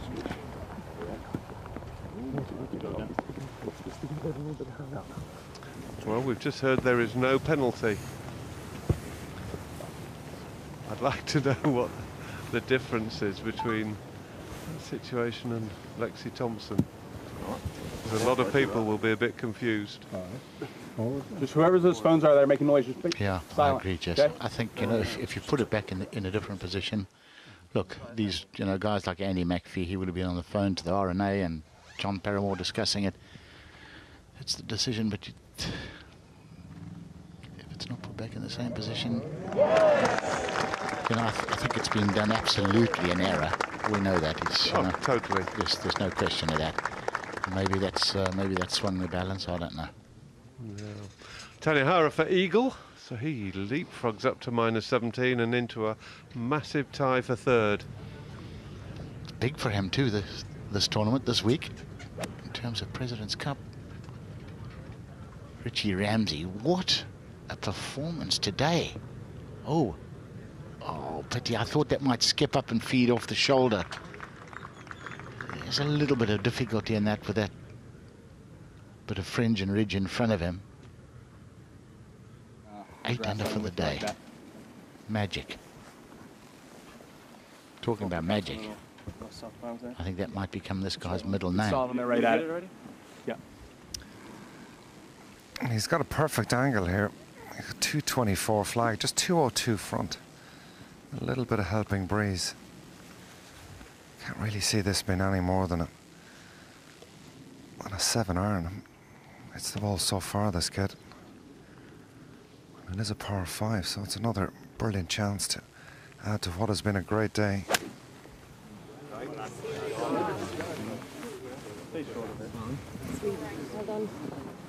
Well done. Well, I guess it is definitely his day at the moment. Although it's hurtling through, still probably better than a bunker shot.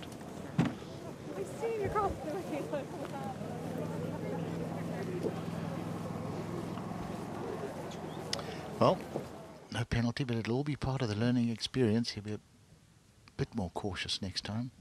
Richie Ramsey. He's got the flag out, so he's made the intent plain, and it is a very, very good effort.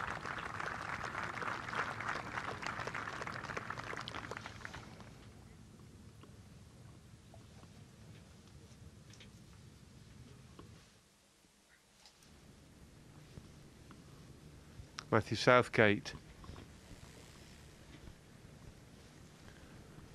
Can he break this log jam for third? That was a good putt. Rolling out the hole, very good putt. And 2 good shots in, straight over the pin, so he's holding up under pressure. And Richie Ramsey just tapping in for his, what would be a 64.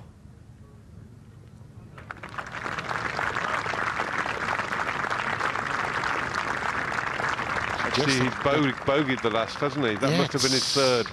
Said bogey putt there. We missed that one. So problems down the fairway, obviously, but he gets it round in 65. He's 18 under. There's still a couple of guys that could catch him. Just a layup for Daniel Lim has left him 108 to this flag. Very similar to what he had on 9, so should have a good feel for this distance.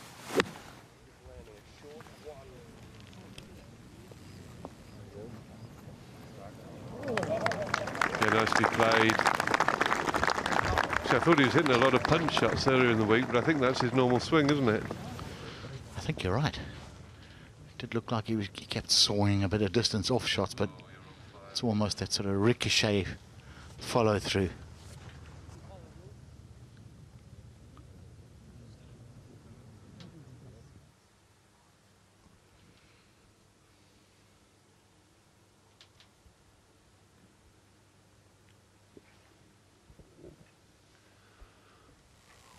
Well, the rain holding off.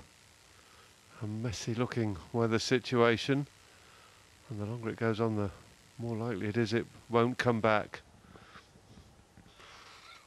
Oh, is this Jon Rahm again? Surely not. It's got the JR on the ball. I'll tell you what he is. He's a troublemaker.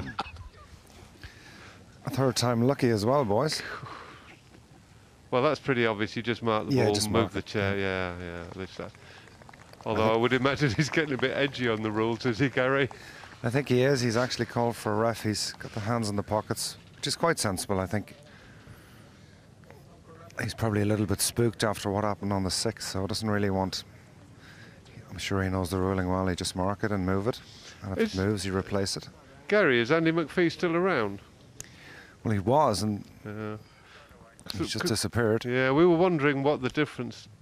Well, we'll get back to Gary in a minute. We'll move up. This is Justin Rose for birdie.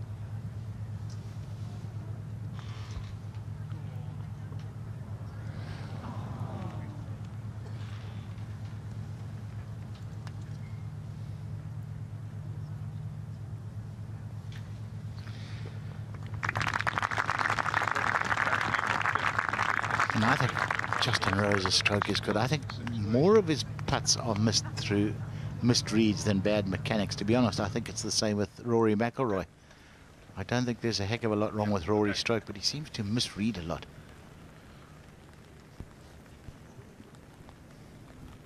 Brian Fox, that looks particularly good.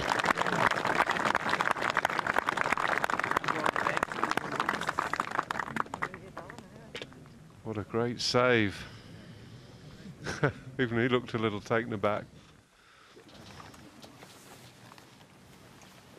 Oh, no, it's cables.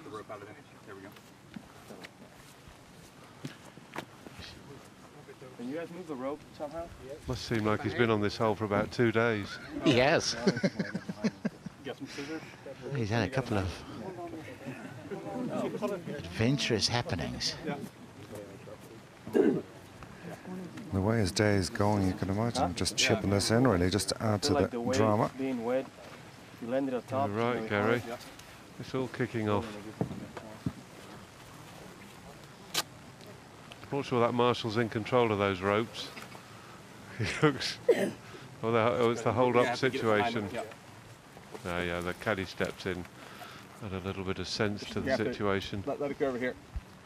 Yeah, too many people holding rope. Oh, the thing waving around in your peripheral vision. This would be a good opportunity to pull it back and really let it go and send Jon Rahm straight across the green, wouldn't it? You have to let it go down. It's too high there. Let it go. There you go. Okay. Just let it down. Catapulted him. He'd make a bit of a hole in the green. He's a solid chappy, isn't he? He's been a fun watch, hasn't he? Oh, not half. Man, this is exciting. He plays with such intensity. And there's very little in this. It's just all about the speed. But it's a long way. He still has over 50 feet back down to this hole.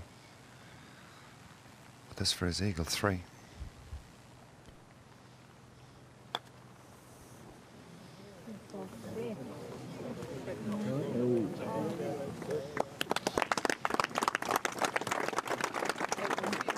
A little steamy, but he hasn't hit a putt for 45 minutes.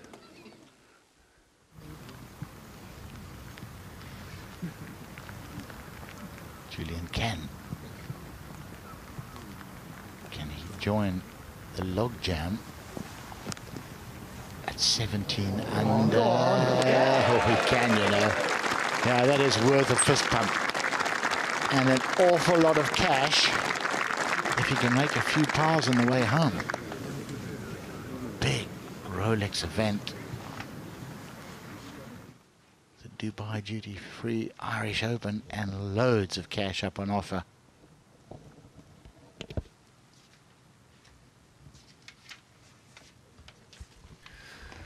And it's going to be Jon Rahm still to go. He's knocked this.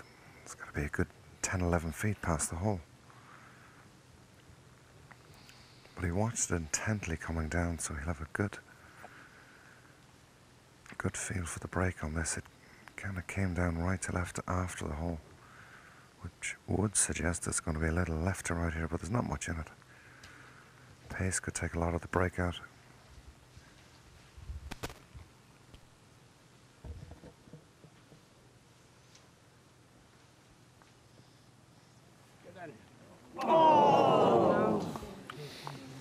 He's human. Yeah. That was a good putt too, wasn't it?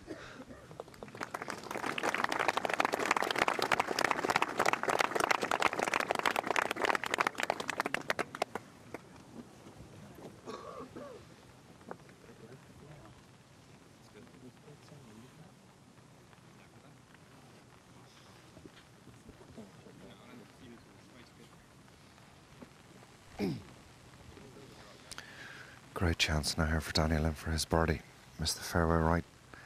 Had to lay up and hit a beautiful third shot into here. Slightly down the hill, just inside the left.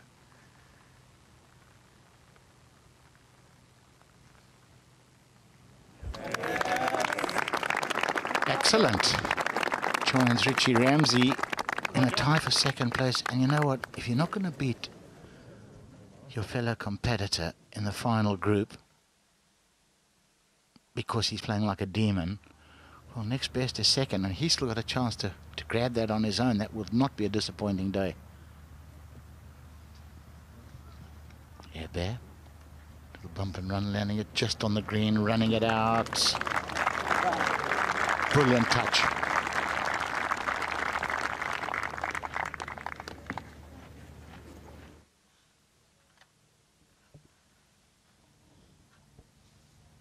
From the middle of the 17th fairway, just in Rose. Pin cut on the right. And that's to the heart of the green, and a pretty good chance of a birdie for Rose.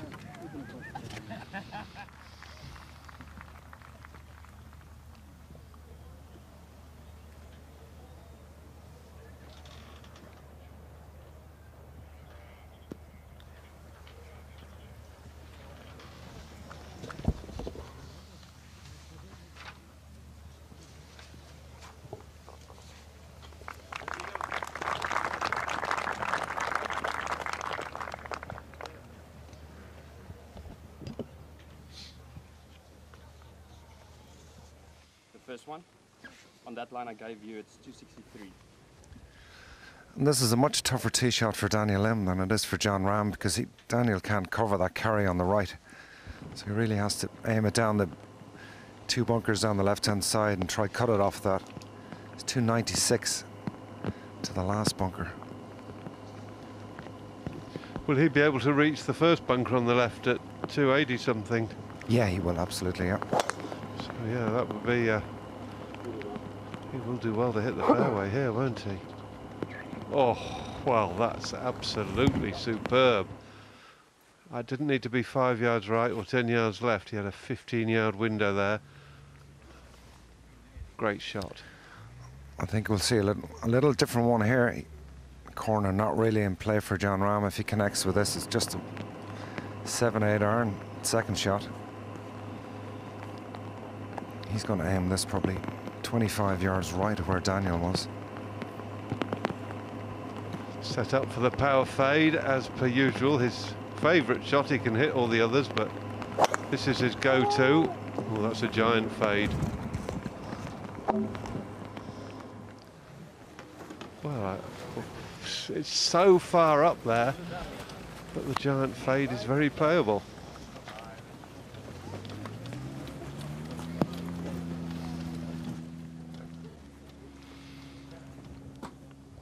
So Rahm by 5 from Ramsey and Im. Drysdale a magnificent 63 earlier in the day before the rain started virtually. Pole vaulted him up the field. Southgate hanging on well, and these players are all playing some high quality golf around an extremely high quality golf course. Hebert just coming off a bogey, but looks like getting that back at 15 maybe.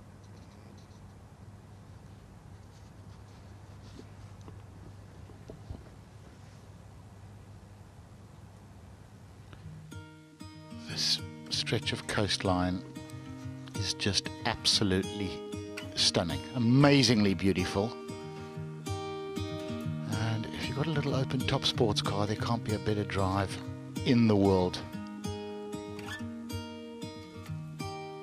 So much to see. The jewel in the crown of the magnificent Antrim coastline is a geological wonder and World Heritage Site called the Giant's Causeway.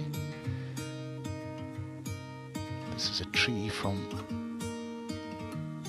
the site of the Game of Thrones. Look at, I mean, you know, it's almost beyond words. There are natural phenomena,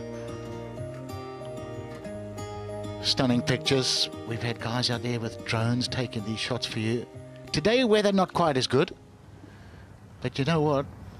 It's still glorious. It is amazing. That rope bridge gets me. That doesn't look like a fun day out for the family, that rope bridge. Southgate.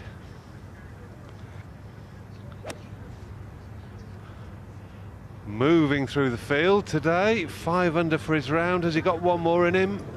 Oh, he may well have. Well, that's two good shots.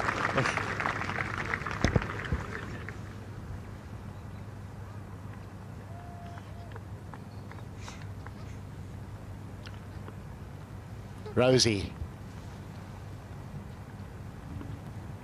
Birdie putt. Oh, oh, oh, stinger.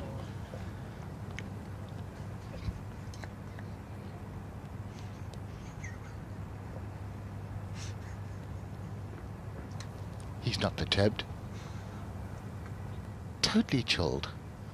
Olive done.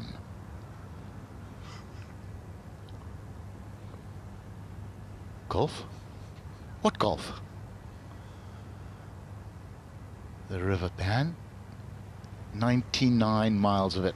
Longest river in Northern Ireland. From Lough Neagh all the way out to the Atlantic.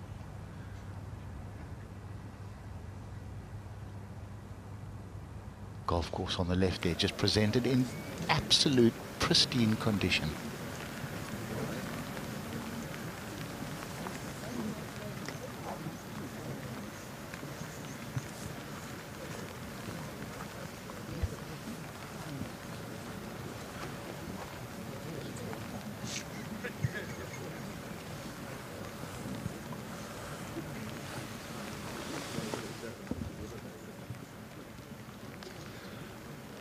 After an eagle at 13, he parred 14. Has he got one in him at the 15?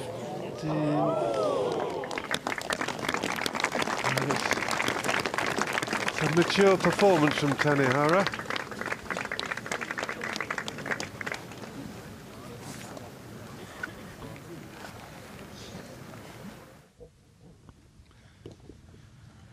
That is Southgate. Birdie putt. He's on 17 under. How valuable will this be? Oh, yes. Rejoice, young man.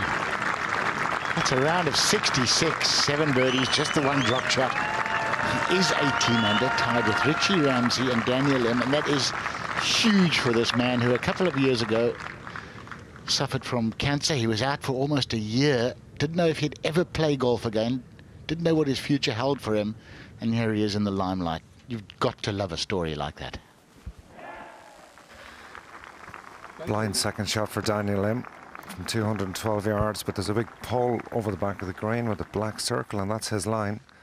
But it's a tough front leg, left leg for a guy who likes to fade the ball, so something in the middle of the green here is what he's looking for. 212. Important shot.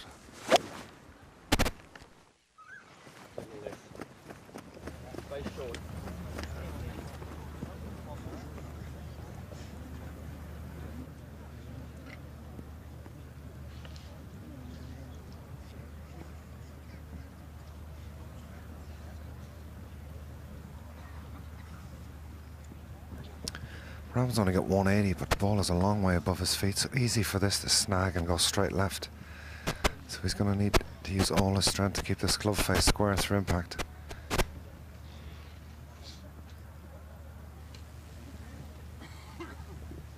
Well, the June gremlins affecting Carrie's electrical equipment again. So that was listening to the radio. Oh, good shot from Rahm. Just powering it out of that stuff. It wasn't that long, but it was thick. And that's a gimme for at least a birdie for Rahm.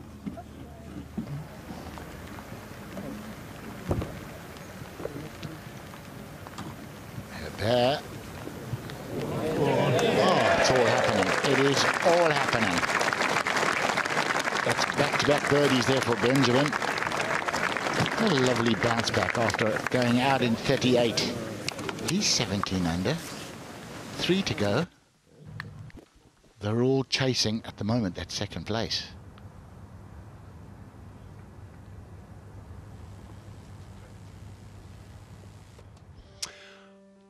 Well, on the Atlantic and northwest coast of Ireland, the most northerly coast, is this little gem, Ballyliffin.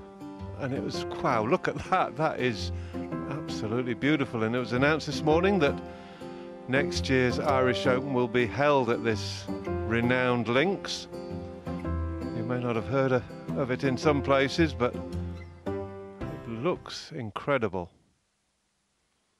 So be looking forward to that, and no doubt that'll be one links same time, and then the Scottish Open another, and on to the Open next year, just like this year. That's a wonderful run-up for these European players in getting to the peak performance for the Open Championship. And well done on Keith Pelly and Rolex and everyone involved in working this schedule out, because it's absolutely brilliant.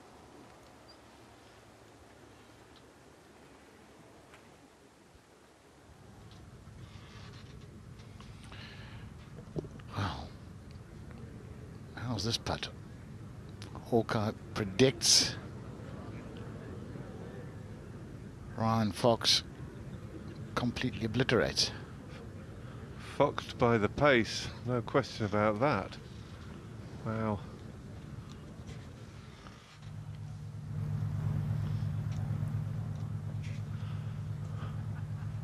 Long par attempt for Julien Ken.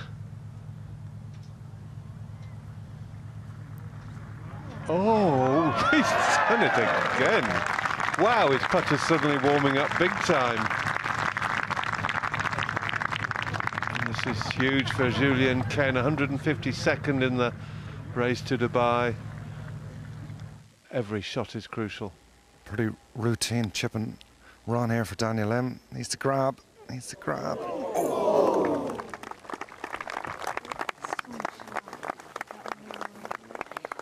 Same for this guy, he's 114th in the list, so they can just get the job done for the year.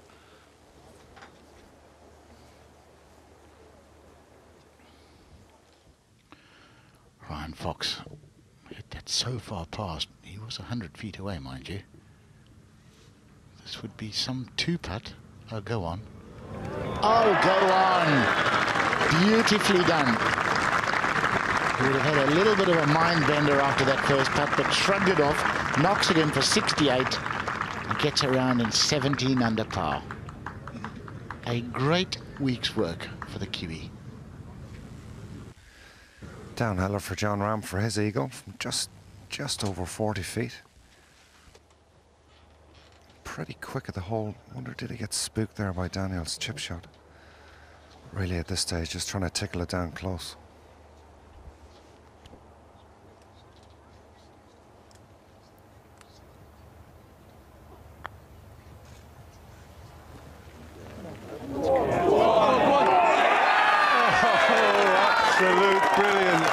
Second eagle of the round for Rahm, moves to 25 under. He's absolutely reducing this course to nothing. And the crowd are responding. They absolutely love it. 8 under today. Just incredible what he's doing here. This is frightening, isn't it? And the previous record for the Irish Open was 21 under par by Christy O'Connor Jr. and Jose Maria Lazabal over 20 years ago. Look at this. It just gets better and better and better. 25 under par, 7 ahead. And he lets you know how he feels. That's, I guess, a 7-shot lead feels a whole heap better than a 5-shot lead.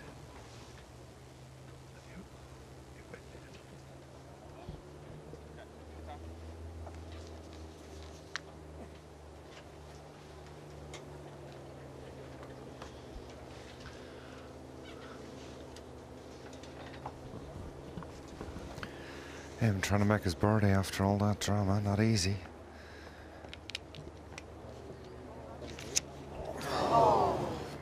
It's been one of those days.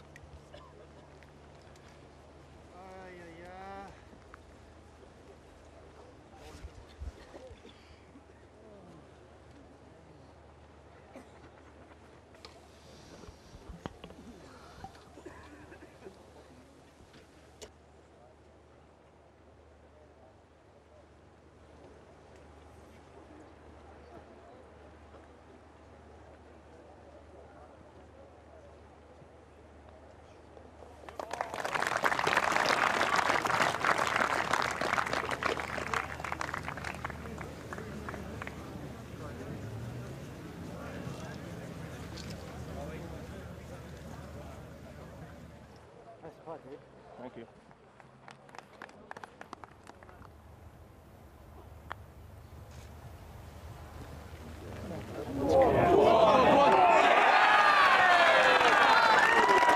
Well, what a phenomenon. Quite remarkable what he is doing. And speaking of phenomenons, just a quick mention of a very special lady listening in Cork at the moment, about to celebrate her 99th birthday at the end of this month on the 29th. Nell Bruin, former president of the Irish Ladies Golf Union and a president of the LGU as well in the UK, which has now become part of the R&A. But Nell was married to Jimmy Bruin, Ireland's first superstar of golf, who left us way too young, just a couple of days shy of his 51st birthday. So happy birthday to you at the end of the month, Nell, as we look back towards the tee. And hello to all your great-grandchildren watching as well. But this is the superstar of the moment, Jon Rahm. It's supposed to have just a little bit of hurt. You know, I feel like it's mainly right to left, but just a 135 9-iron, man. A 135 9-iron.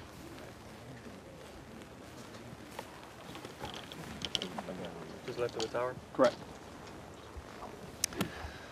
Jon Rahm obviously working meters, 152 to this flag. I'd say his caddy must think he's after winning the lottery, getting this job. What a display this has been. So this will be just in over the top of the flag. All the trouble is short here. No point taking on that front pin.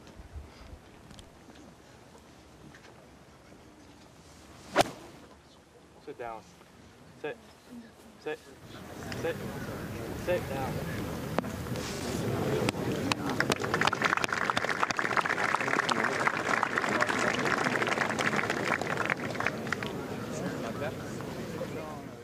Good. Should be plenty speaker on the whole. It should be a perfect club for Danny, really. Just a smooth 8-iron. Been a difficult day watching. Nice to be in a front row seat watching this, but when you're playing alongside it, it's frustrating. I think it's going to be your day, but there's still a lot to play for. Big finish and there's much gold. This is a good hole to start on. Should suit him, this yardage.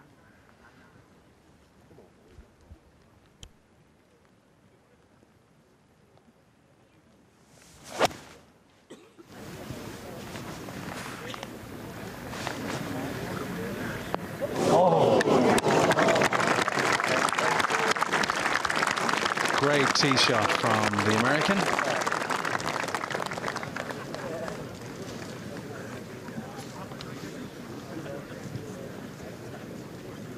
So a solid back nine for him, a couple under. But he's only 1 under today for his round.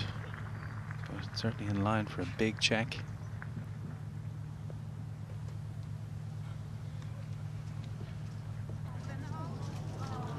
A little bit springy off that club face.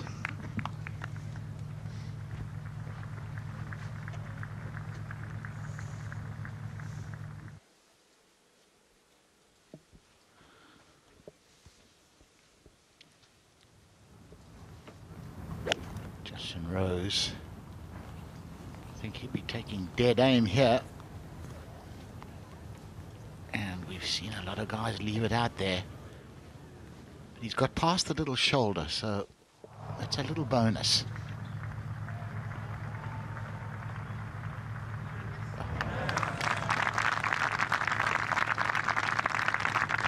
Benjamin Hebert. Brave power putt.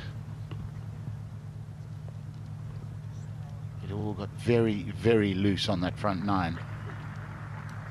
He's dug his heels in. Showing his qualities.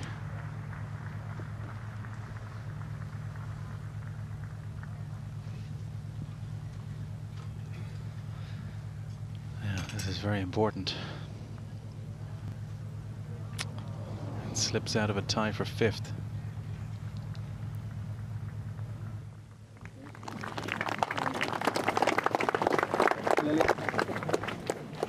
Not what you want to be doing at this time in the championship, in the business end, the back nine on a Sunday. So much to play for and huge money on offer.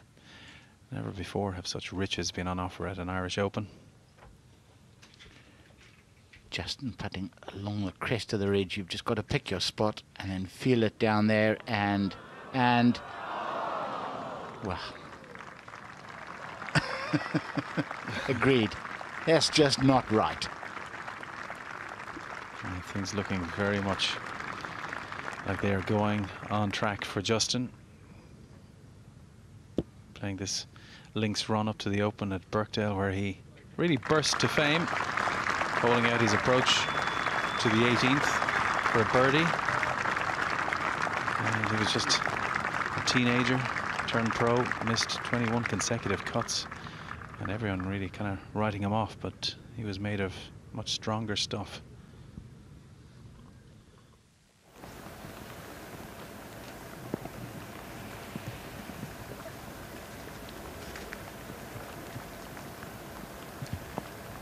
Down the hill for Rahm here, and a little from his left.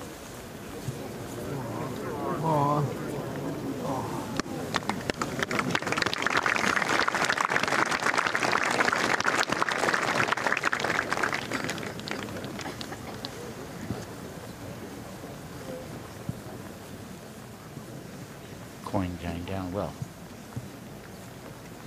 Casino chip, I presume, still going down very carefully that time. Brilliant tee shot from Daniel Lim straight over the flag. Leaves him with a brilliant chance here for his birdie too, which would get him into second on his own, which is mucho dinero, as they say. And this will move it just ever so slightly from his left. He's really got himself back on track the last few holes. This is a big putt for his birdie.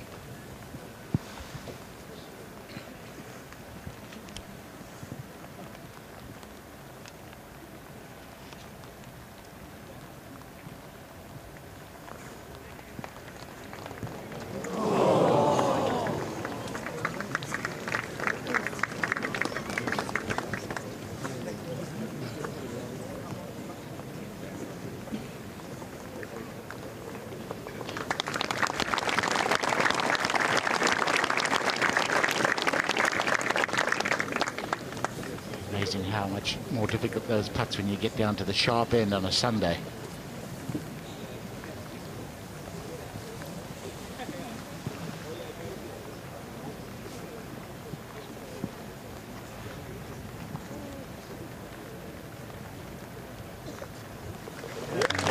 Conversely, you look at someone who thrives on it, loves being at the sharp end, Tony, and can make things happen. This has been a sensational development from Jon Rahm. He was, well, puring it on the range before going out.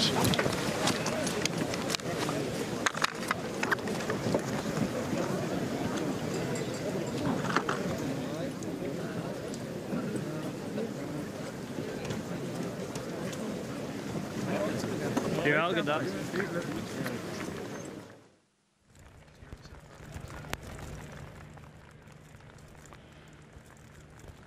Julian Kent, 17. Shouldn't be too much break in this. Come on, keep going. Effort.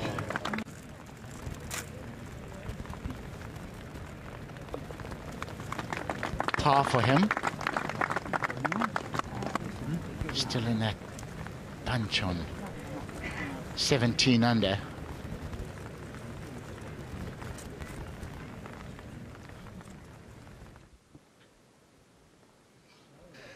Tee shot on 16, just back into the breeze. The clock on the clubhouse in the distance is the line here for Rahm.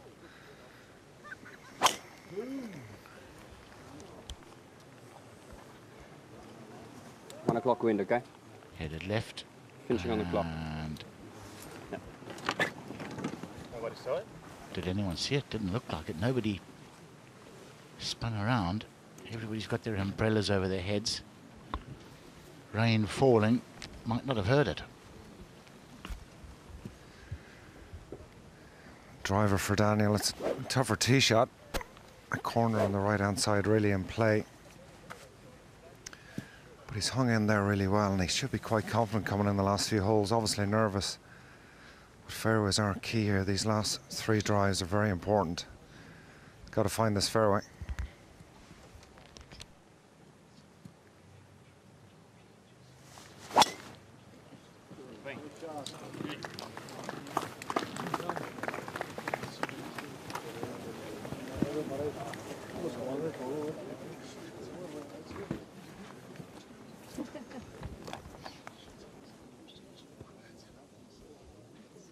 Well, the rain's still coming down, but it's not as bad as it was earlier. But it was never heavy rain, just this sort of persistent drizzle as we look at the leaderboard, and a 7-shot lead now.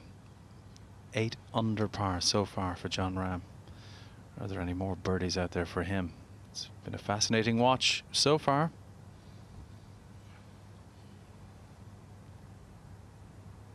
Massive from Matthew Southgate. He really does get inspired by the Irish Open.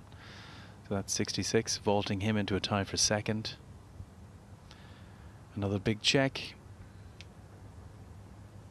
And another display of form from Tommy Fleetwood.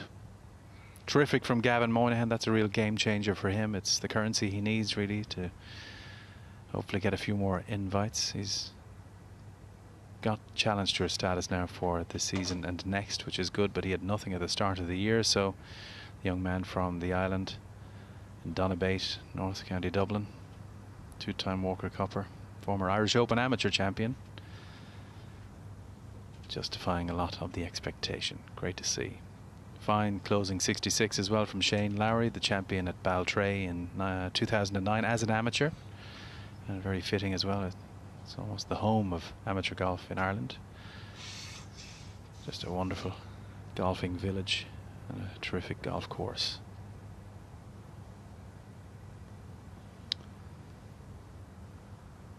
Very colourful leaderboard, lots of international players, lots of birdies. It's been a terrific week. But it's all building now towards the conclusion. On to watch Lee Hao Tong, Chinese player, really making his mark on the world stage over the last 2 years. Callum Shinkwin of England, fine 71 from him. You can expect big things from him. Great to see Miguel Ángel Jiménez here, one of the favourites for the Senior British Open at Royal Porthcawl, so getting a lot of links practice in now over the next while. You'll see him pitch up next week as well in Dundonald. Good closing 67 from the Spaniard. Paul Dunn looked like he was going to have a great week. He had a great conclusion to the French Open last Sunday, but the man from Greystones around in 71, not his best, but another check, and certainly showing his comfortability now amongst the big names in the best events. Former champion Simon Dyson bringing up the rear, winner down in Killarney a few years back. And this is the lot of our final pairing. Daniel Im just off the fairway, but Jon Rahm a bit of a hoof away to the left. It was quite a hoof, Shane, and he's in a spot of bother. I don't think he can find the green, so he'll probably just try lay up. Ideal for Daniel. He's got 171 flag. But back into a little bit of breeze, so it's going to be a firm 6-iron. This green just peels off a little to the left, so something in right of this flag. Just give himself a chance for birdie. The air is quite heavy, so he'll need good contact to get this back to the flag.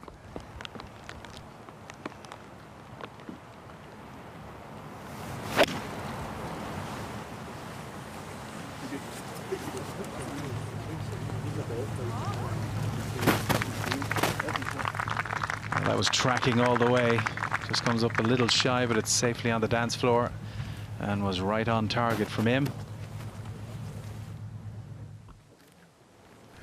Yeah, he's got the ball well above his feet. I really can't see him finding the green from here. He'll make a mockery of me if he does, but all right, very still, please. Thank you. He has done some remarkable things today.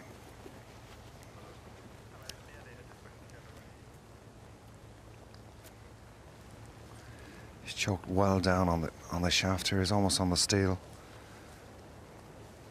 Looks like he's going to have a crack at it.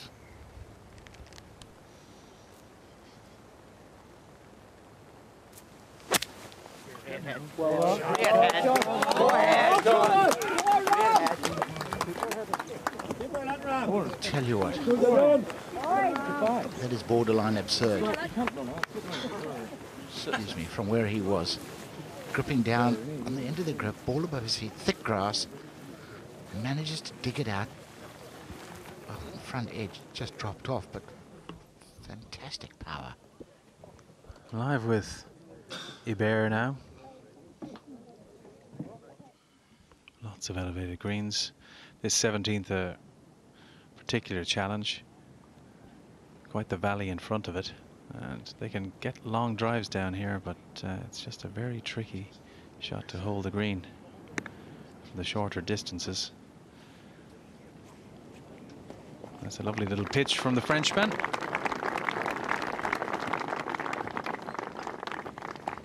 Four birdies on this back nine so far, but a nasty drop shot on the 13th. Overall, though, he's 1 under on the day.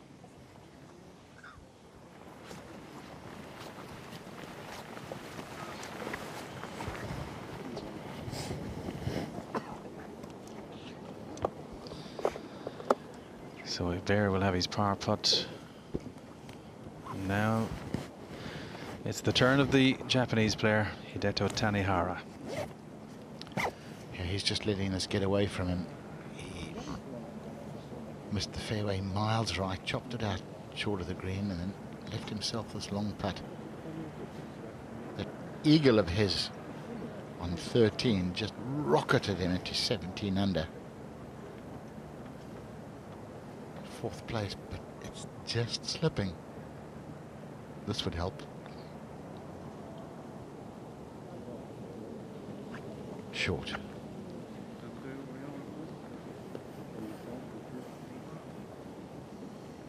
Pretty frustrating.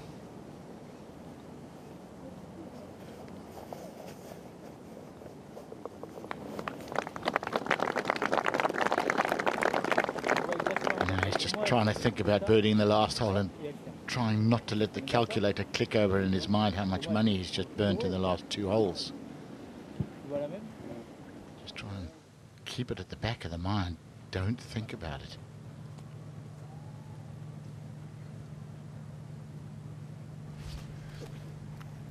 That was a phenomenal shot to get it from where he was down to here. Unbelievable strength. Can't believe he got it that far. He hit that over 140 odd, but he still has plenty of work. He's got a 35-yard putt here, lots of green.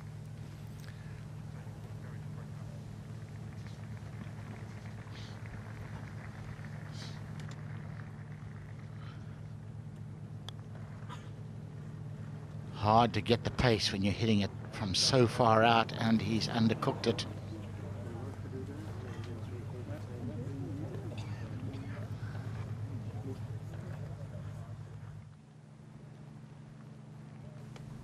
Wow. This is a 3rd shot from Ken. He was in the fairway bunker, pitched to here.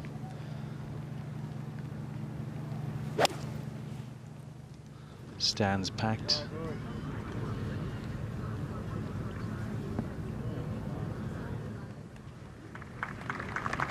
It's okay.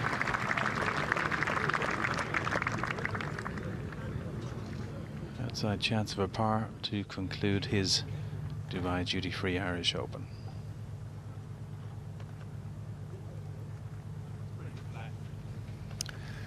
Good shot in from Daniel Lim, but the heavy air has just come up a little shorter than what he wanted, and he's got just over 30 feet here for his birdie.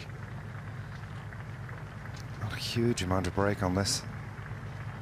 But he's in that log jam in 2nd place, and if he could find a birdie coming in, it would be huge.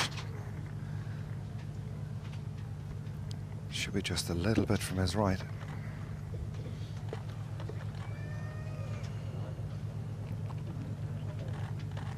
He's going to have 2 more birdie opportunities left. Not on this occasion.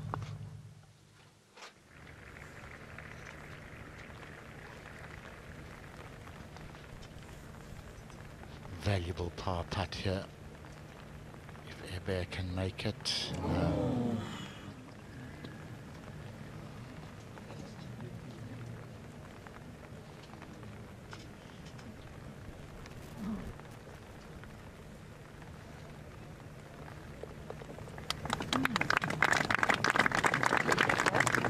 It's a pity, he's been fighting back valiantly. Par try for Rahm, which would be phenomenal from where he was off the tee. He has been phenomenal all day long. Still massive crowds out here, even though the weather is not the best. I think we're witnessing a new star. There's no denying that. Everyone wants to be here to see that. Can he roll another one in? No drop shots so far. Oh, and one comes on the 16th. Well, he was 8 under par for his round to that point, so drops back to 7 under. He's 24 under in total. He is 6 shots ahead. I think he's choking. Stand, please. It's an amazing, you know, amount of pressure to be able to withstand as well. All of the talk, all the expectation. You know, Phil Mickelson saying this guy is going to be world #1. Could well be right. Daniel Lim brushes it in. Jon Rahm. You can't really say a star of the future. I think he's arrived. It's been a fantastic watch, hasn't it? Over there. Yeah, absolutely. Daniel Lim now has a chance really to jump ahead and maybe get that second spot on his own. It's really down to him. He's in perfect position. A couple of holes left. Prize money absolutely massive here. Final tee.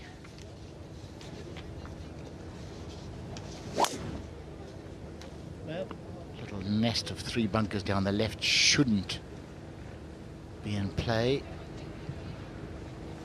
No, not if you pull it that far left. Needs a break. Well, we saw Julian Ken and his approach to the 18th here at this point in 3. So he has this for a closing par for a round of 69. Oh, such a beautiful stroke. And it's a pity.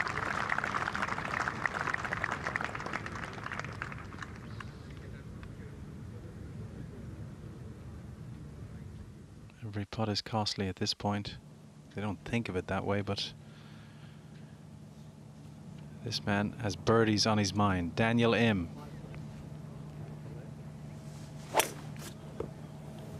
Yeah, great shot.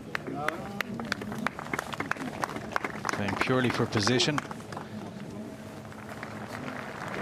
Good tactic. He's on the flat as well. That's a fortuitous break because so many humps and hollows in this fairway. Excellent tee shot there for Daniel M down the fairway. Absolutely ideal. No letting up here from Jon Rahm out with the big stick. Breeze just a little down from the left, so if this lands in the fairway, he won't have any more than 60, 70 yards to the front of the screen.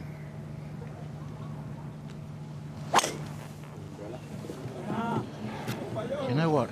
A close-up of the face of the club there. Come on, man. There was quite a lot of water on the face. These modern metalwoods don't have very much grooving. And one thing you've got to make sure is that the face is dry before you give it a swish, because if you get a bit of water between club and ball, it can do weird things. And I wouldn't be surprised if that's what's happened there. Ken for a bogey. Disappointed to finish with a drop shot, but a very, very good week for the Frenchman, and he needed it.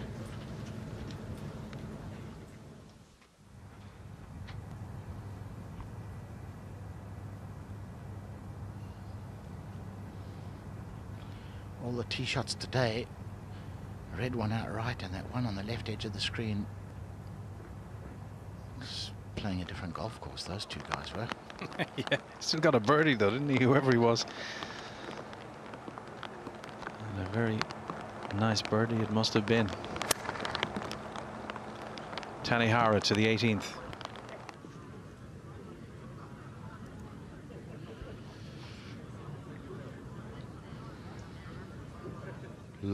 Long putt.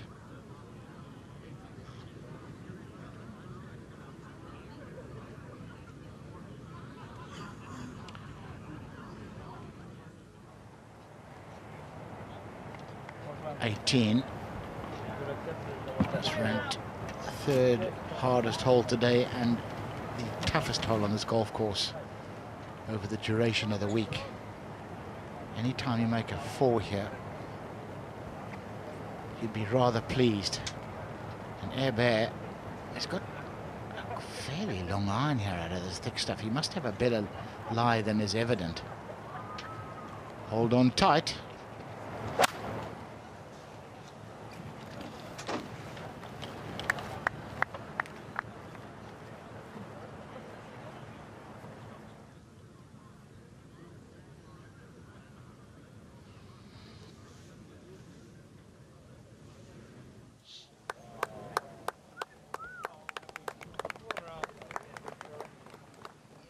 Holding back with Jon Rahm.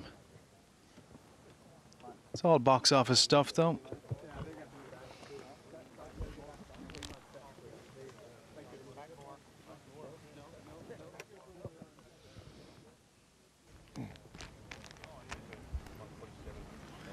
Jon Rahm's got a good break down the left-hand side, clattered into the crowd, but he's on that trampled rough, so lie is not really an issue, and he's on top of the hill from just 154. It'll just be just a little tickle of a wedge down this hill for the powerhouse.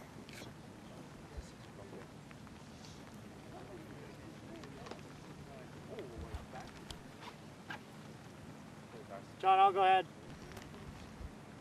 Adam. We'll go ahead. Squad, please. Will be first to go on exactly the same yardage. That hasn't very often today. 154.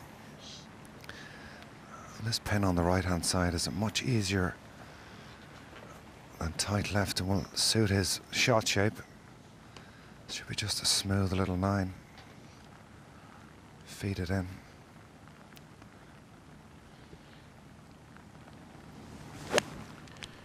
Just one more good drive. 2 good iron shots. Set yourself up for 2 birdies. There's one of them. Drifts away a little bit, but that is a birdie chance, a real birdie chance. No, it's just good. Well, we did mention people watching all over the world. Someone has texted me from mid-air. Brad Faxon is on his way from Rome to Boston on an Alitalia flight. Oh, hello, Brad. So, good colleague of mine on Fox Sports, and Walker Cupper back in '83 at Hoylake, 8-time winner on the PGA Tour, and big fan of this man, Jon Rahm. The wind just starting to hammer down, but shouldn't be an issue, just a wedge.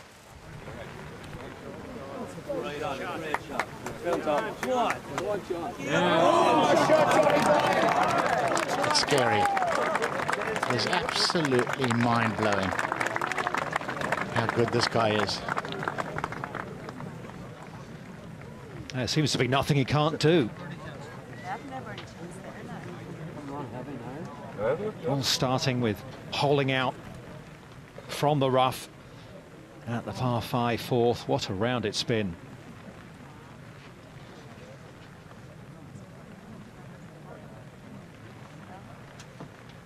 So strong. I bet he's thinking about getting the shot back that he dropped at 16.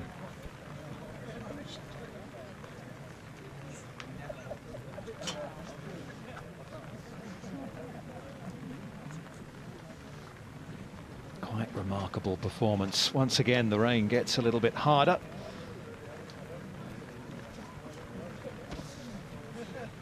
But he has stayed on course. After that eagle 3 at the 4th, then the 4 birdies around the turn, 7, 8, 9 and 10. Another 3 at a par 5 at the 14th.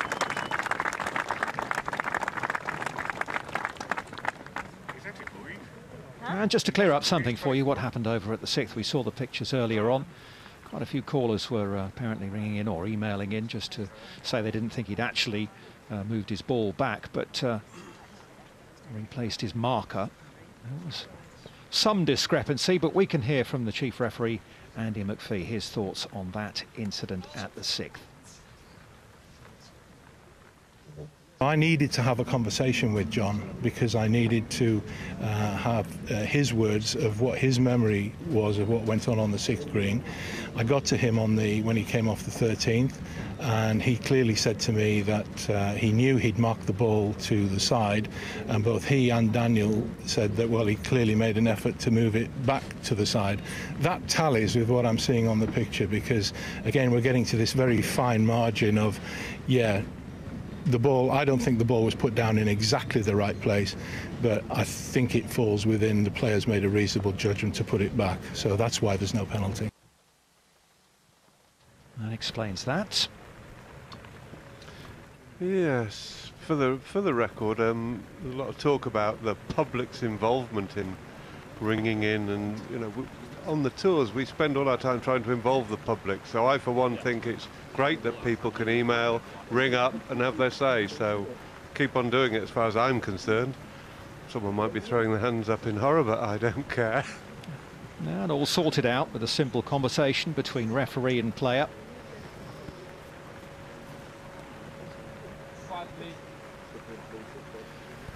And the rain is coming quite nasty now, and the wind's blowing across this green.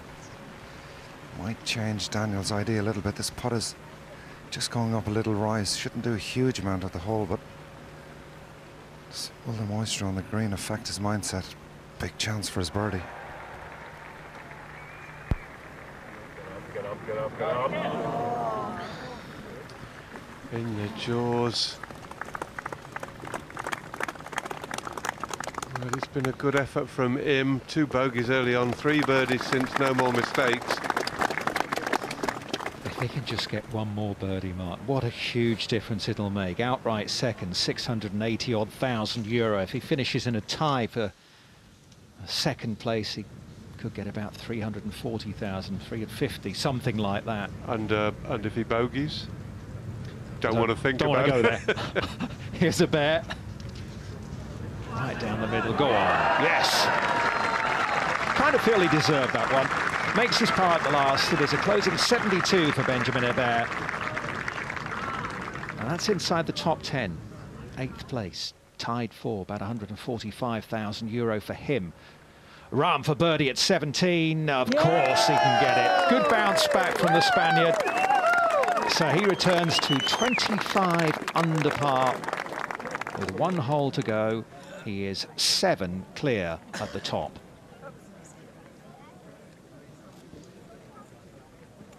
The engraver can begin his work.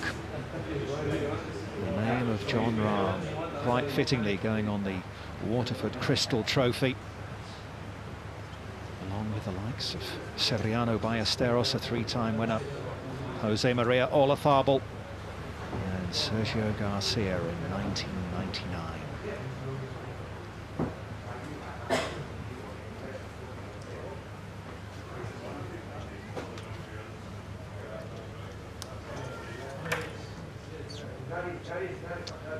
Well, I hesitate to say that's. I hope that's. Is that just the sort of outline? Yes, it is. Yeah. Yes, he will engrave it properly.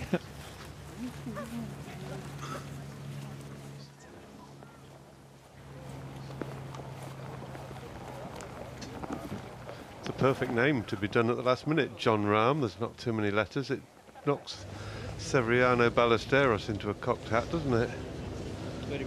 Rambo, he was christened earlier this season, and you can understand why on the performance we've seen this week. His full name is Jon Rahm Rodriguez. I can understand him shortening it.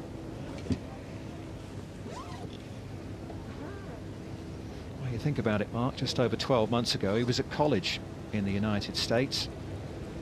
Yeah, it's scary, isn't it? He was an amateur this time last year, yeah. It looks though he's been around, you'd think, well, he must have been around 2 or 3 years. He's done so much. Up to the green. Tanihara with a par putt at 18. stand like a bet. It is a level par round of 72. They shake hands. Tanahara in a tie for 10th place. That is the 18th hole. Just 2 players left on the course.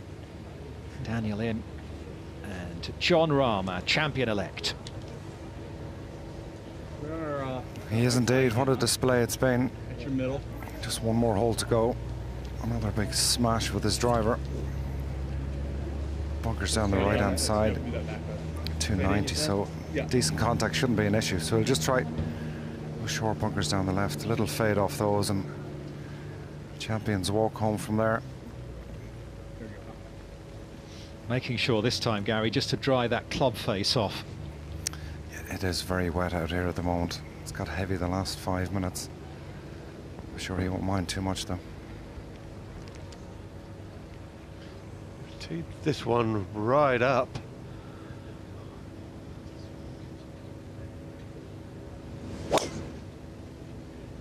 Lovely swing. Left of it, right? Oh yeah. Wow, it's playing long right now. It's incredible. Final bunker there, 283 to reach it. I mean, he's probably hit a big high cut, take a bit off it, but even so. And that just tells you the challenge Daniel Im has. He's probably 40 shorter than Jon Rahm off the tee. And I mean, a birdie down here, it's probably more than he's won in his career to date. So there's a lot on the line. Has to find this fairway, has to avoid these bunkers. These bunkers are penal.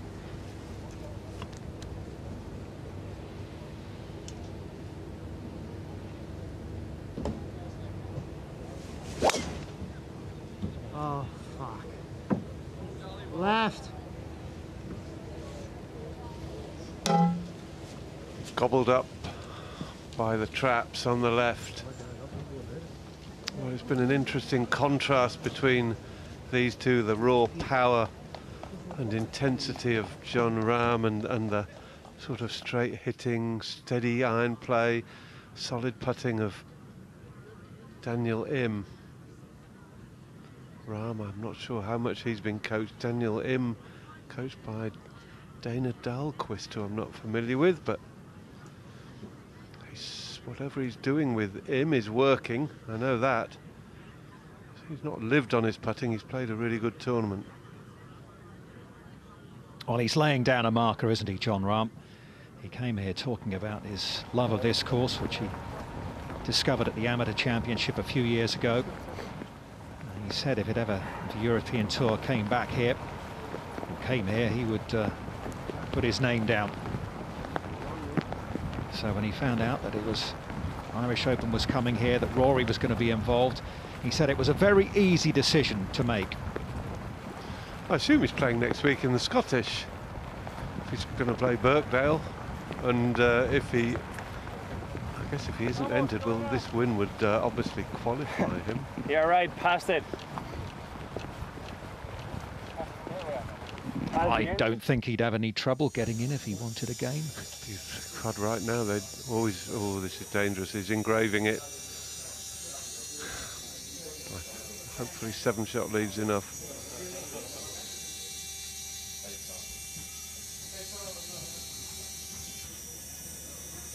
And John very aware of previous Spanish winners, and again he was bold enough at the start of the week to say he would love to get his name alongside Ballesteros, Olazabal and Garcia on the trophy.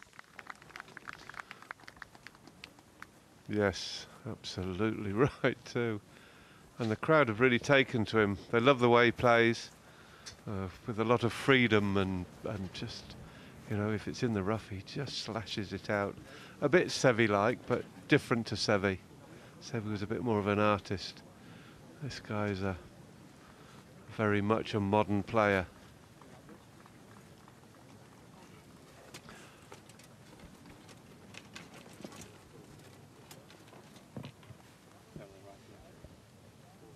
He's only popped that out 258 yards, and when you consider most of his drives go over 300, modest by his standards, maybe that was deliberate. Here's Im in the bunker. He just has to find this fairway. Has to find the fairway. I tried to think how much a bogey would cost him here. Not a time to get too clever. Just try hit it 70, 80 yards out of the bunker and leave himself a 5 or 6 iron in.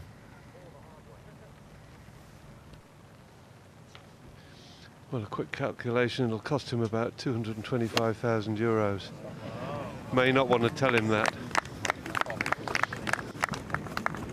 That's well played out of there, got it relatively clean. He'll have a chance.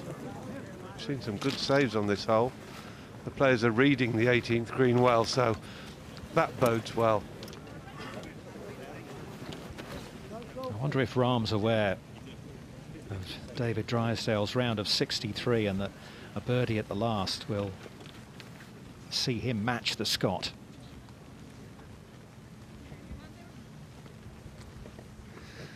.224, second shot, 7-shot lead, exactly what you want on a Sunday. 4 iron is the longest club he carries, longest iron, so that's what this will be.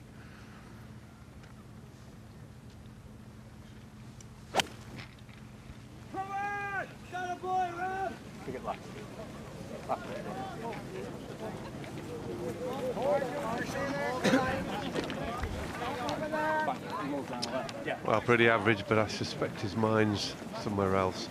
Enjoying the moment, enjoying the way the crowd have appreciated him, and enjoying his first triumph on European soil. Big moment for him. Looks like he'll go on to even bigger things, but right now, this is huge for Jon Rahm. He's going to move back into the top 10 of the world rankings, currently standing at number 11. He'll stay third on the Race to Dubai standings, just behind Sergio Garcia, but only just behind him. But such potential.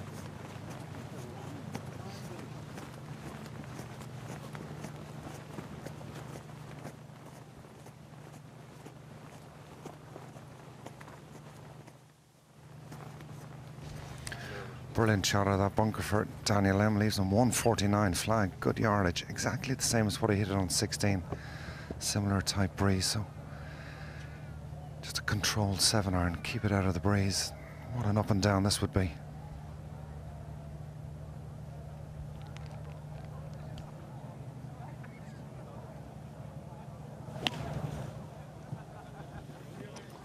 Going with the low cut. Just hoiked it a little. Plenty of work to do for his par.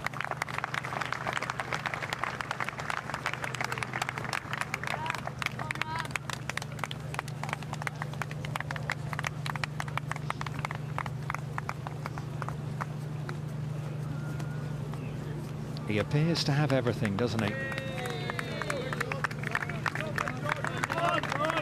Apart from anything else, he seems to have a good head on those young shoulders as well. Yeah, absolutely.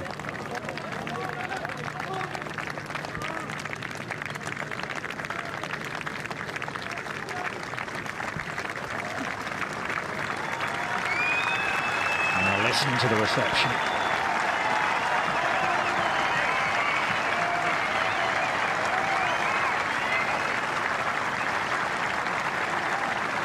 It's going to remind a lot of people of Seve's victory at Royal Dublin.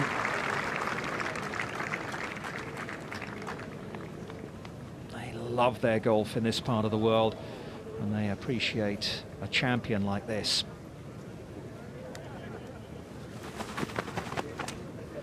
It's difficult to see, Dom and Tony's back with us, where this guy could improve his game. Just don't see any weaknesses. Just his marking. Well, has he changed to a smaller marker since the malarkey? Yeah. He actually has, Jess, but I'm with you. Where does he get better? Daniel Lim, you've got a feel for him. You'd love to see him hold that final putt. You said 225,000 euros difference if he misses it, Jess. That's nightmare stuff. About it. Yeah, yeah. That's a lot, but I mean, it's still A lot of money, and this has been a huge tournament for a number of players. Oliver Fisher was 100th. He finished just about in the top 12. So he'll have got his card for next year, finished tied 10th. Matthew Southgate from 145th has vaulted way up. Ken from 152nd. As Jon Rahm continues his victory walk.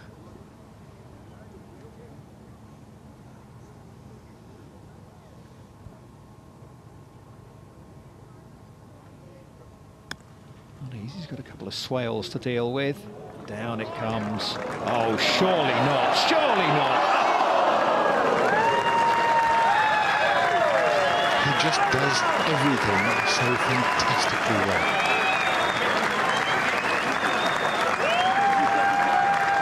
These people are watching Irish Open history here. Previous record 21 under. And he's had to get to 25. He's just demolished the records. The only thing he appears to have done wrong the last couple of days, or maybe this week, is he's missed a few fairways. But a lot of that is by design. He's missed them the right sides repeatedly. And he's very, very good out of the rough.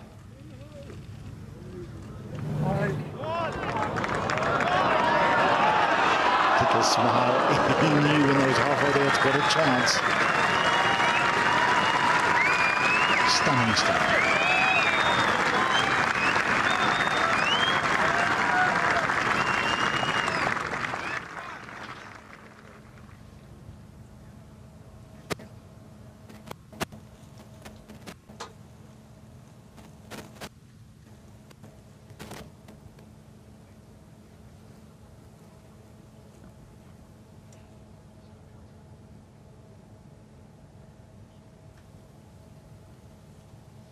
Girlfriend, watch is on. Huge putt for him.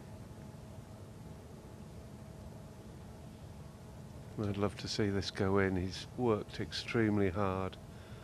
Really, what he's done this week, he deserves a piece a second.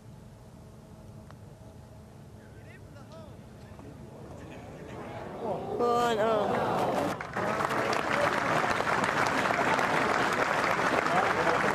Oh, what a shame. It's going to be a level past 72 for Daniel Im. He'll get a share of 4th place with that. He's still going to get a hefty check. He just couldn't. That should have been considerably bigger. So the stage is clear for our champion.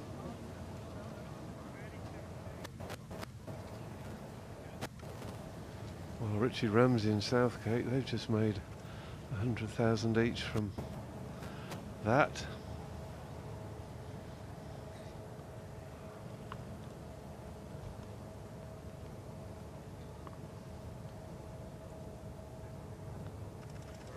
Well,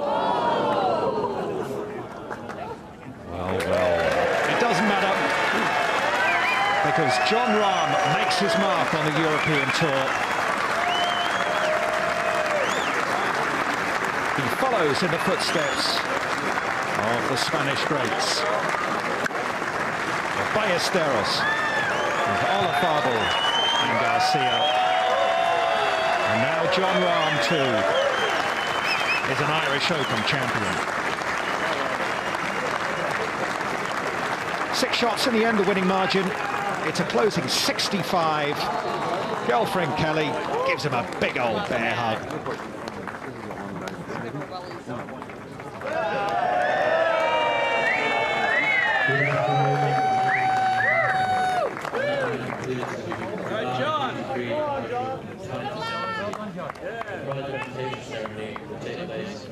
Well, it's been a privilege to watch, hasn't it? Really has. There is something special about that young man. Hey, thanks, man.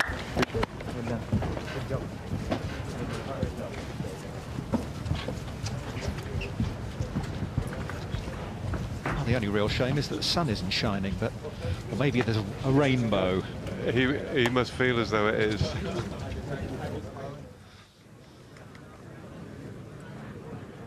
There it is for you, confirming that 6-shot victory for Rahm. And open spots for Daniel Im, Julian Ken and Benjamin Hebert as well. So congratulations to them. the top 3 players not already qualified inside the top 10.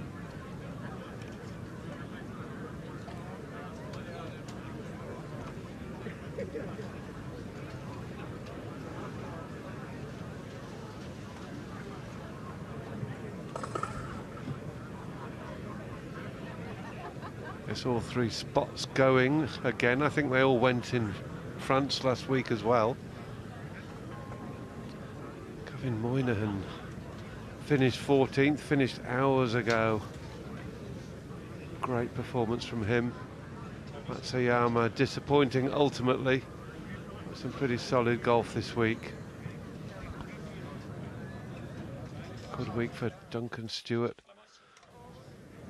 Ashley Chester's a good week for him, finding his way still in the pro ranks. And Jordan Smith, winner of the Challenge Tour last year, he's doing well week after week. These players all playing good golf this week. 11-10 under 36th. Shows you the quality of the course and the quality of the field. David Horsey after 78 yesterday, 66 today. And very few scores over par, and given the weather, that's quite incredible.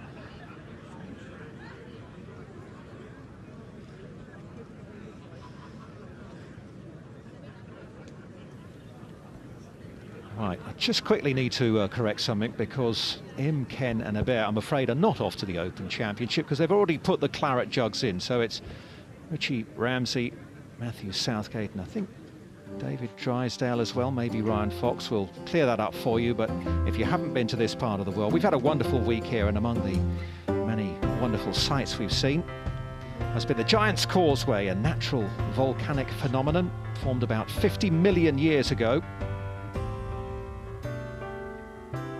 Lots of great stories attached to this one about giants crossing the waterway to Scotland, Northern Ireland's most visited tourist site.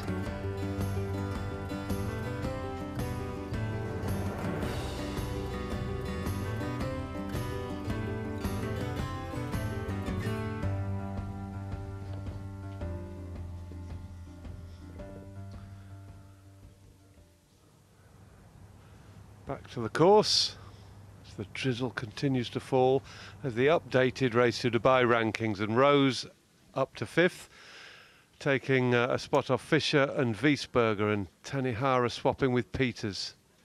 So not a huge changes. Fleetwood still leads from Garcia.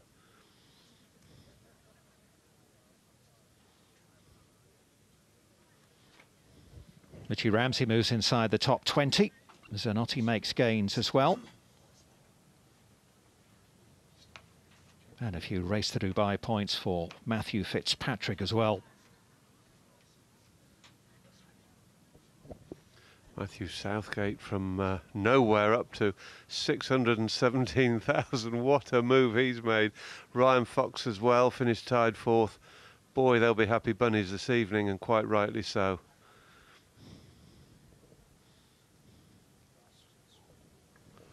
These Rolex Series events are so important now.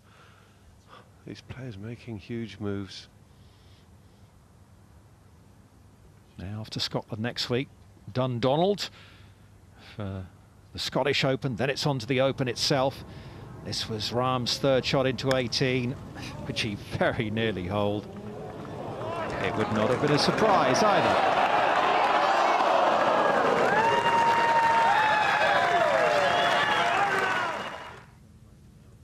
Shame about this one. Boy, in and out. And as we said at the time, it did not matter one jot.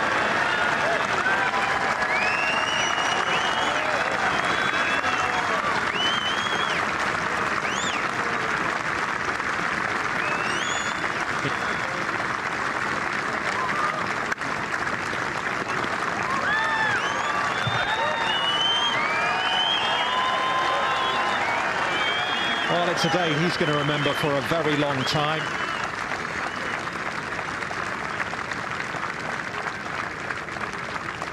One in the United States. Now he's done it in Europe as well. Many, many congratulations to Jon Rahm.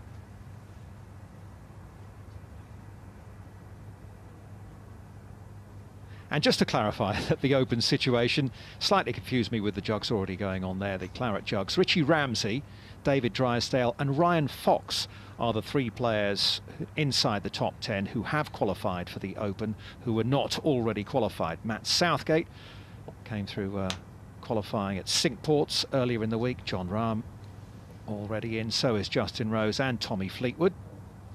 So congratulations to Fox, Drysdale and Ramsey. So that 18th cost him exemption for the Open as well, didn't it? That was such a shame. I guess it's one of those ones, isn't it, where at the end of the week, if you'd said, well, I'll give you a tied fourth finish in this tournament, he would have bitten your hand off. But having led through 54 holes, a little bit different. Yes, Tanihara there as well. He bogeyed 2 of the last 3, although he's already exempt. Time we heard from our champion, though. Jon Rahm closed out with a 65 today for that 6-shot victory. And the 22-year-old Spaniard is down. He's about to receive his trophy, and he's talking to Tim Barter. Welcome to the trophy presentation for the 2017 Dubai Duty Free Irish Open, hosted by the Rory Foundation. It's my great pleasure to introduce the presentation party to you. On my far left, Keith Pelly, Chief Executive of the European Tour. Next to him, Barry Funston, Chief Executive of the Rory Foundation. Next we have Mayor Joan Baird, Mayor of Causeway Coast and Glens. And finally, Cole McLaughlin, Executive Vice Chairman of Dubai Duty Free, who I'd now like to ask to pass the trophy to our champion, Jon Rahm. Jon Rahm, congratulations. Thank you. Thank you well very done. much. First class. Jon, many congratulations. Many congratulations. There are a lot of wonderful names on that trophy. Alongside them, your heroes, Ballesteros, Olazabal and Garcia. Just tell us what it means to add your name to the Roll of Honour. You know, it's such a great honor just to be now part of the history of this event. You know, such a great country, such a great history in the tournament, such a great golf course, and to me, it's such a great week. It really is special for me to be able to share with 3 of my heroes. Right? It's something that I was telling at the beginning of the week. It'll be hard to explain, and right now, it still seems unreal. I'll probably realize in the next 4 or 5 days, but right now, it's still kind of unbelievable. Let's talk about 1 or 2 of the key moments in the round. You hold your 3rd shot at the 4th, the par 5. Describe the adrenaline rush that went through you when you hold that shot. Man, that seems so long ago right now. Well, you know, at the beginning of the round, I was hoping to hit that fairway twice, you know, the tee shot and the 2nd shot, because I knew it would be unreachable. But once I missed the tee shot and I left the shot I had in, I told my caddy, Adam, listen, anything inside 20 feet, even 30 feet, it's a great shot. And when the ball came out, I actually thought it was going to be long. But once I hit the green and I saw the fans on the hills getting a little excited, I was like, oh man, this is a little better than I thought. And once it went in, it was a rush of emotion of, like, you know, I think I just gained like at least 2 or 3 strokes from the guys playing with me. The weather wasn't great, and to make that shot gave me a lot of confidence. And, you know, from that moment on until the tee shot on 11, I really didn't miss a single shot, and that's what it led to that great birdie run. You birdied, as you say, 4 holes in a row. From the 7th, you established a 5-shot lead. The only quirk in this came on the 13th when Andy McPhee approached you and said there may have been a problem on the 6th. Just talk about that from your point of view. Well, you know, it really makes me feel bad that the fact that, you know, my first win on the European Tour is always going to have that little mark in it. You know, Daniel putted it and my ball ended up exactly where his ball ended up, so his mark was right on line. And I purposely marked it on the side to then be able to move it, otherwise it would have been a big problem. And it was raining and I did it kind of fast, right? I purposely put it on the side, moved it, and when I put it back, I moved it back to the spot. I thought I put the ball exactly where it was. That's why I got confused. You know, they came to me telling me it was, they told me it was such a slight difference. I mean, I did tell them I thought it was in the same spot. And right there on 13, I told Andy, I said, listen, Andy, let me know if it's a penalty stroke or not. I mean, don't tell me what happened or what you guys saw. You know, this is what I did, this is what I think I did, and if it's a penalty stroke or not, let me know. They told me it wasn't, but I kind of played like it was, and that's probably why I had a little bit more emotion going on. Hit it really not a poor putt on 13, then made a great one on 14 and showed a little bit more excitement that maybe I would have wanted I was doing there prior to there in the round. But hey, I thought I put the ball back on the spot. It makes me feel bad that the fact that this or that I might have not. Having made the eagle at 14, you established a 7-shot lead. Just how much were you able to enjoy those last 4 holes? Because pretty much you knew it was done then. Well, I didn't know. Still 4 holes to play. I mean, Daniel could make 4 birdies in a row. He could make a couple bogeys, and hey, it's just golf is never done until the last putt's in. And it was a good par on 15. On 16, it was an unfortunate tee shot. I thought it was good. It just didn't fade back. Got away with the bogey. Same thing on 17. I got a little frustrated. Tried to hit a little too hard. I carried that a little bit too much emotion from 13, and I hit probably one of the best recovery shots I'll ever hit on this golf course, followed by a great putt. And once I was on 18 and I hit that fairway, I kind of let a little bit go. I lost a little bit of the tension, hence missing the iron shot and the putt. But I didn't think it was done, but I knew that it was going to be a lot easier down the last 4 holes. Just sum up your experience in this Rolex Series, and particularly here at the Irish Open. I mean, it's been great so far. I think it's great that the sponsors are going in together to make such a great round of events. We're all looking forward to this starting at the BMW, which I hope I can play in future years.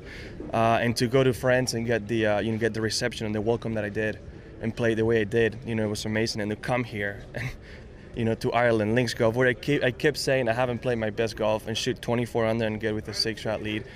I mean, it's something completely unreal. I can't believe it. It feels so great to be a European Tour winner, and just to be a part of the Rolex Series now forever. I think it's a really special moment for me. A year ago, you were 293rd in the world. You're now up to, we think, probably 8th. You're off to the Open Championship with a win on the other side of the Atlantic and here in Europe. Just how excited about the prospects there at Birkdale? Well, I mean, there's going to be a lot of high expectations for me probably after being performing as well on a links golf course, but hopefully I can enjoy that week the same way I enjoyed this one, and I know it's a great golf course, and I'm sure we had a ton of fun. Just lift that trophy for us one more time. Many congratulations.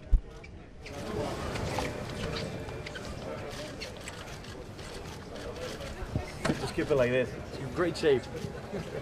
Speaks well, doesn't he, Dom? Really well. Very mature. His head is screwed very, very firmly on. Fantastic.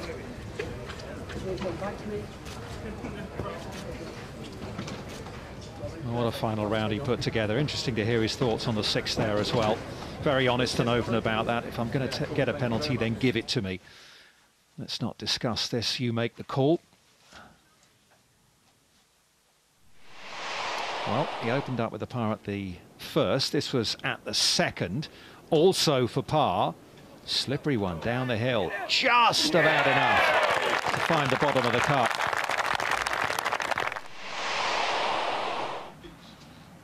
Par the 3rd. Then this was the moment that really got him going at the 4th. Ball below his feet coming out of the first cut of rough.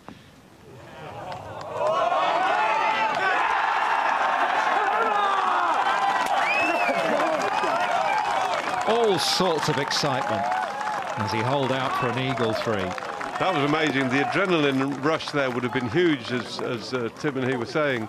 But on the next tee, we probably won't see that. He fired it straight down the middle, and I thought that might be where something might go wrong, but no, he coped with that perfectly. Then, of course, we had this where we can see what happened again. He marks it to the side with that frisbee. And then when he comes back, he actually moves it further left as we look, but then puts the ball in front instead of to the side. But there's no question of him trying to gain any advantage, so justice was done. Then back on the birdie trail. The 4 there at the par 5 7th. At the 8th, from about 7 feet, found another one, and he was really cruising at this stage. Big drive at the 9th, but an awkward shot for his 2nd. You liked this pitch, didn't you, Tony? Well, I thought if he could get this within 30 feet, he'd be doing well. He sort of questioned the planning with the tee shot, and he shut us up in a hurry. Came up with that to a tight flag. It was just a moment of brilliance again. That was 3 in a row, and then at the 10th, he made it 4. 6 under through the first 10 holes. And he was really in control at that stage. He birdied 11. 12. Then he had his conversation, his little chat with Andy McPhee, the chief referee, about what happened at the 6th, explained everything. And McPhee had looked at the pictures, by the way, frame by frame, to check that he'd not gained an advantage. Just needed to talk the player just to the player, just to get his side of things. He made a par at 13, then this at 14 for eagle.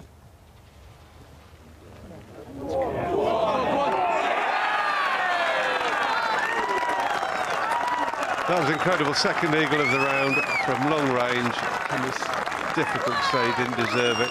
His tee shot looked to go miles right, but he knew exactly where he was missing that fairway, just like the one before where he missed it left. And then you get to 17 and, well, I mean, this is raw power. I mean, just dropped a shot at the 16th. So hard to hold the face square out of that stuff. Not many players in the field are that capable. Yeah, probably not many players in the world. He holed that one for birdie, then at 18, short of the green in 2, left himself a slightly awkward chip, to be honest. Up over that hump, down it came. It would not have surprised anyone, I think, if that had gone in. I also think he set a record on the 13th. I don't recall a player ever having 3 rulings on one hole. And this was a shame, but it doesn't matter, nor does the marking situation on 6. That'll be written about and compared to other situations in the press probably, but none of the fellow pros will remember it. We'll just remember a great player coming over here and winning a great tournament round an absolutely amazing course, and one I hope the tour comes back to in the future.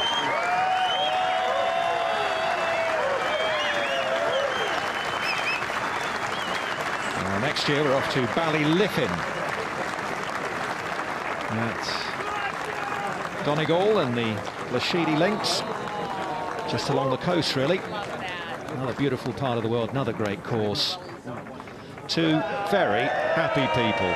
Yes, bodes well for the evening, doesn't it? I think they'll have a lovely dinner.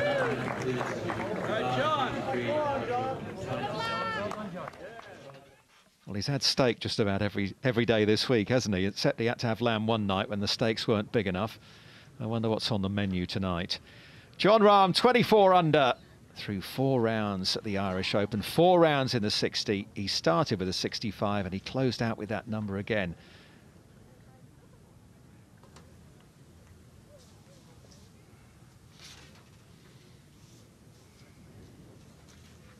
Well, one of the key things to the success of this tournament has been the involvement of Rory McIlroy. The tournament hosted by Rory's Foundation put their heart and soul into supporting young cancer victims in Ireland. Daisy Lodge in Newcastle, County Down, is a sanctuary for those children affected and their families away from the day-to-day hospital tests, the chemo and the stress of living with cancer. In 2016, the Rory Foundation donated £120,000 to Sport Changes Life to sponsor Victory Scholars who were carefully selected mainly from US colleges. The Victory Scholar students are driven young athletes hoping to further develop their skills at Irish universities whilst assisting local community outreach initiatives. Founded in partnership with Ulster University, Sport Changes Life seeks to raise the aspirations of young people through sporting excellence. Well, we're certainly raising the perspirations there, weren't they? Well, together with Colm and his team from Dubai Duty Free, they really have done wonders for this tournament, which always has been one of the main attractions on the European Tour. Such a wonderful history, such great champions. Jon Rahm's name slips very easily, very comfortably into that category. I can't wait to see him at the Open. Yes, he's going to be a big factor at the Open, you would think. A lot depends on how the course is set up. If the rough is really thick and it's been pretty wet of late, then he may need to change his tactics a little. It won't be enough to miss on the right side. It just may be too difficult. And look at all the red numbers on the right-hand column, the scores today. Almost no one over par. It is quite amazing, the standard now, and it's not just a a course that's in perfect condition with not too much wind and not a huge number of fairway bunkers. The standard of play from this field was astonishing, really. European golf is absolutely on the crest of a wave, and the way our players look, I wouldn't bet on America to win the next Ryder Cup personally. Well, it's the third of the Rolex Series tournaments this year on the European Tour. We have another one next week in Scotland at Dundonald Links, the Aberdeen Asset Management Scottish Open. Rory's playing there, amongst others. Henrik Stenson, the man who won the Open last year. And Jon Rahm. We'll see him, as I say, at Birkdale.